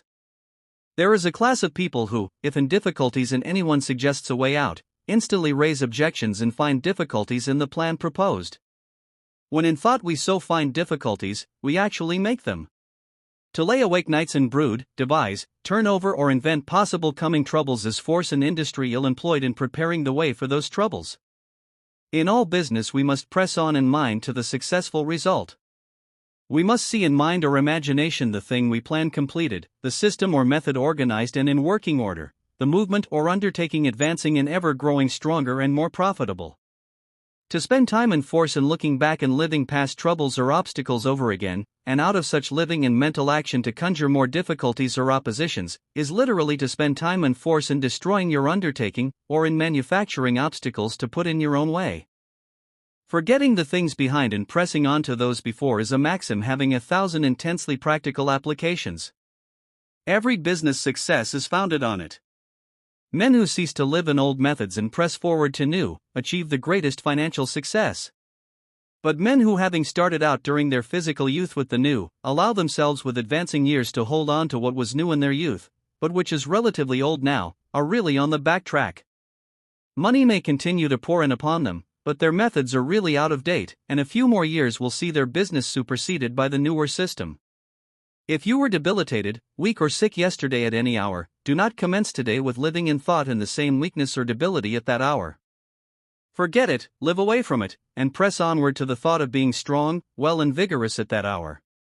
When you in mind look behind and live behind the thought of the sickness, weakness or indisposition of yesterday, you are actually making the conditions for having the same physical troubles. When you at the day's commencement in thought look before to the new thing, the thought of health and strength at the time your lack of vigor commenced, you are making the conditions for realizing such health and strength. If it does not come the first day of such trial, try the next, and the next after that. The state you seek will come in time. Perhaps you say to me in mind, but how can you prove these assertions? They have not been realized in our time. Decay and death at last overtake all, you can commence yourself to prove them. If you experiment with any of the methods here suggested for working thought to profitable result and you prove for yourself ever so little, you must thereby gain some faith in this law. If the law is by you proven a little, is it unreasonable to say it will prove more if followed in this direction? Unreasoning prejudices are bred out of this continual living in the past. The man of 60 or 70 often lives in moods, usages, and customs peculiar to his youth. He accepts these as the most fit and proper thing for him. He would probably regard with disfavor and prejudice the man who at his daily business should wear the knee breeches, stockings, waistcoat, ruffled shirt, and cocked hat of the 18th century. Yet such style was common 100 years ago. His great-grandfather probably wore such a suit. Yet his great-grandfather would probably have regarded with the same disfavor and prejudice the man dressed in the fashion of today. So a few years relatively have begotten these two unreasoning prejudices with the great-grandfather and great-grandson, founded only on the fact that they were fashions peculiar to the youth of each. It is, of course, impossible for a person to fly in the face of popular custom or usage to dress differently or in certain ways live differently without bringing on him unpleasant and even injurious results. For the action of many minds sending toward you ever the thought of prejudice, dislike, or ridicule would tend to injure mind and body. But the sentiment which sends this kind of thought toward another, who departs from any established custom, when that person thereby affects no one's peace or comfort, is a gross error. It is an unreasoning mental tyranny which so regards with hostile mind a man who, e.g., should today adopt the costume of the ancient Greeks, a garb, by the way, more sensible and comfortable than ours. Less than 200 years ago such a sentiment mobbed the man in England who carried the first umbrella. This sentiment comes of that fossilized condition of mind which persists in living in the things that are behind and averts itself from such as are before. Life is a continual advance forward. If we are advancing forward, it is better to look forward. And all are advancing, even the dullest, the grossest, and most perverse. A mighty, eternal, and incomprehensible force pushes us all forward. But while all are so being pushed, many linger and look back. Unconsciously, they oppose this force. So to do is to court evil, pain, disease, and distress. Whatever the mind is set upon, or whatever it keeps most in view, that it is bringing to it, and the continual thought or imagining must at last take form and shape in the world of seen and tangible things. I repeat this assertion often in these books and in various forms of expression because this fact is the cornerstone of your happiness or misery, permanent health and prosperity, or poverty. It needs to be kept as much as possible in mind. Our thought is the unseen magnet, ever attracting its correspondence in things seen and tangible. As we realize this more and more clearly, we shall become more and more careful to keep our minds set in the right direction. We shall be more and more careful to think happiness and success instead of misery and failure. It is very wonderful that the happiness or misery of our lives should be based on what seems so simple a law and method. But so-called simple things in nature on investigation generally turn out incomprehensible and ever-deepening mysteries. What most concerns us is to know a cause or agency that will produce a given result. When we realize that we can and do think ourselves into what we are, as regards health, wealth, and position, we realize also that we have found in ourselves the pearl of great price, and we hasten to tell our neighbor that he may seek and find in himself this pearl and power also, for no one is made poorer through his finding that which can belong to him alone, and all are made richer and happier as each finds his or her pearl, through the power it gives them to add to the general wealth and happiness. Life is fuller of possibilities for pleasure than has ever been realized. The real life means a perpetual and ever-increasing maturity. It means the preservation of the physical body, so that it can be used on this stratum of existence whenever the spirit desires to use it. It means the preservation of that body, not only free from pain and sickness, but free from the debility, weakness, and decay of what we call old age, which is in reality only the wearing out of the instrument used by the spirit for lack of knowledge to ever recuperate and regenerate it. Life means the development in us of powers and pleasures which fiction in its highest flights has never touched. It means an ever-increasing freshness, an ever-increasing perception and realization of all that is grand, wonderful, and beautiful in the universe, a constantly increasing discovery of more and more that is grand, beautiful, and wonderful, and a constantly increasing capacity for the emotional part of our natures to sense such happiness. Life is eternal in the discovery and realization of these joys. Their source is inexhaustible. Their quality and character must be unknown until they reach us. In the words of the apostolic record, "Eye hath not seen nor ear heard, neither have entered into the heart of man the things which God hath prepared for them that love him." In so-called ordinary things we get out of our lives and our senses but the merest fragment of the pleasure they can be made capable of giving us. Our food is capable of giving far more pleasure to the sense of taste than it may now. We do not get nearly as much pleasure from the ear and eye as they are capable of giving. With bodies more highly developed and refined, food when taken into the stomach should act as a healthy stimulant and give that impulse, vigor, and bounding life which it gives to the young animal. The movement of every muscle, as in walking, can be made to give pleasure. Through following the spiritual law, that peace of mind which passeth all understanding is in the future to come to many. That it has not in the past been realized is no proof it will not be. Life, then, whether its forces are in activity or at rest, will any perpetual Elysium. But millions of our race do not look forward to such joyous possibilities at all. They have never heard of them. The great majority would not believe did they hear of them. They press on in mind to what?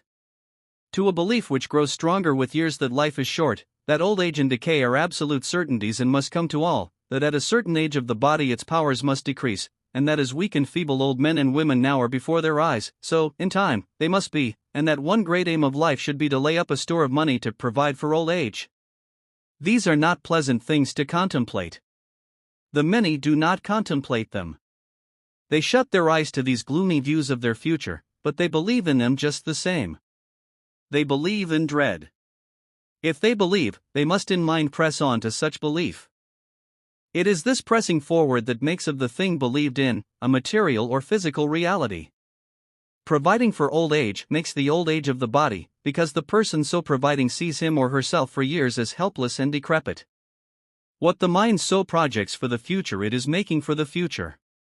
A material thing, money, is relied on to secure one from ills, when all material things are quite powerless to prevent such ills. The rich man with an aged, worn, diseased body can only buy with his money a better room and bed to live in than the poor man. His money does not prevent disease and weakness. It cannot give him an appetite for the costliest food. In pain and anguish the emperor is in all respects on the same level with the pauper, for in extreme misery a soft bed and numerous attendants give little or no comfort. Now in all this, thought element worked in ignorance in the wrong direction proves that it brings a result, but a woeful one. It is only the cultivation of the power of the spirit over the body that can prevent these ills. That power we first begin to cultivate and increase when we come to recognize and believe that mind or spirit is the power governing our bodies, and that whatever mind persistently images, thinks or imagines it makes. Now, unconsciously, we image in the wrong direction. We think the old age or wearing out of the body must be, because, so far as we know, it always has been. We press on in imagination and unwelcome belief to gloom and physical decay. We hold these sad pictures ever in our minds. Having no faith in the brighter view, we do not look toward that view to life, and ever-increasing life. In the New Testament, the last revelation, we find the Christian and apostolic teaching full of the sentiment of life, and life everlasting. Death is not argued or implied as an absolute necessity, but as an enemy which is ultimately to be destroyed. It was never said or implied that the advent of greater revelations was not to be until millions on millions of years in the future. The dawn of such advent may be now. It is now, not because of any one man's writings or assertions, but because many minds are now open to the reception of the greater revelation, which for centuries has been knocking at humanity's door, but could not enter by reason of the obtuseness and dull ear of those whom it sought to arouse and benefit. The only dead people in the universe are the spiritually dead, those dead in trespasses and sins who have not as yet learned to forget or rather to refuse to live in and depend on the relatively dead or inert element of earth instead of that drawn from a higher source. Still the few in the vanguard pressing onward are crying out, "Why, here under our noses is the greatest of all motive powers. Why, human thought is a real element, a real force, darting out like electricity from every man's or woman's mind, injuring or relieving, killing or curing, building fortunes or tearing them down, working for good or ill, every moment, night or day, asleep or awake, carving, molding and shaping people's faces and making them ugly or agreeable." Before you give so much of your thought to others, ask, in view of these possibilities, if some is not due to yourself. If you can build yourself up into a living power, if you can, with others, prove that physical health and vigor can take the place of old age, that all disease can be banished from the body, that material riches and necessities can come of laws and methods not now generally practiced, and that life is not the short, unsatisfactory, hopeless thing which at the best it now is, will you not to the world at large do 1,000-fold more good than if you expended your thought in feeding a few hungry mouths or relieving a few physical necessities of others? Our richest men, our rulers, our famous men in art, science, and war, our professors, our ministers, our greatest successes, what is their end? Weakness, decay, and disease. Our more thoughtful people admit that by the time they have learned something of life, it is time to die. The obituary from the living is at best an apology for the unsatisfactory ending of a human life. Mankind demands something better. That demand, that cry has been swelling and increasing in volume for many centuries. Demand must always be answered. This demand is now being answered, first to the few, next to the many. New light, new knowledge, and new results in human life and all it involves are coming to this earth.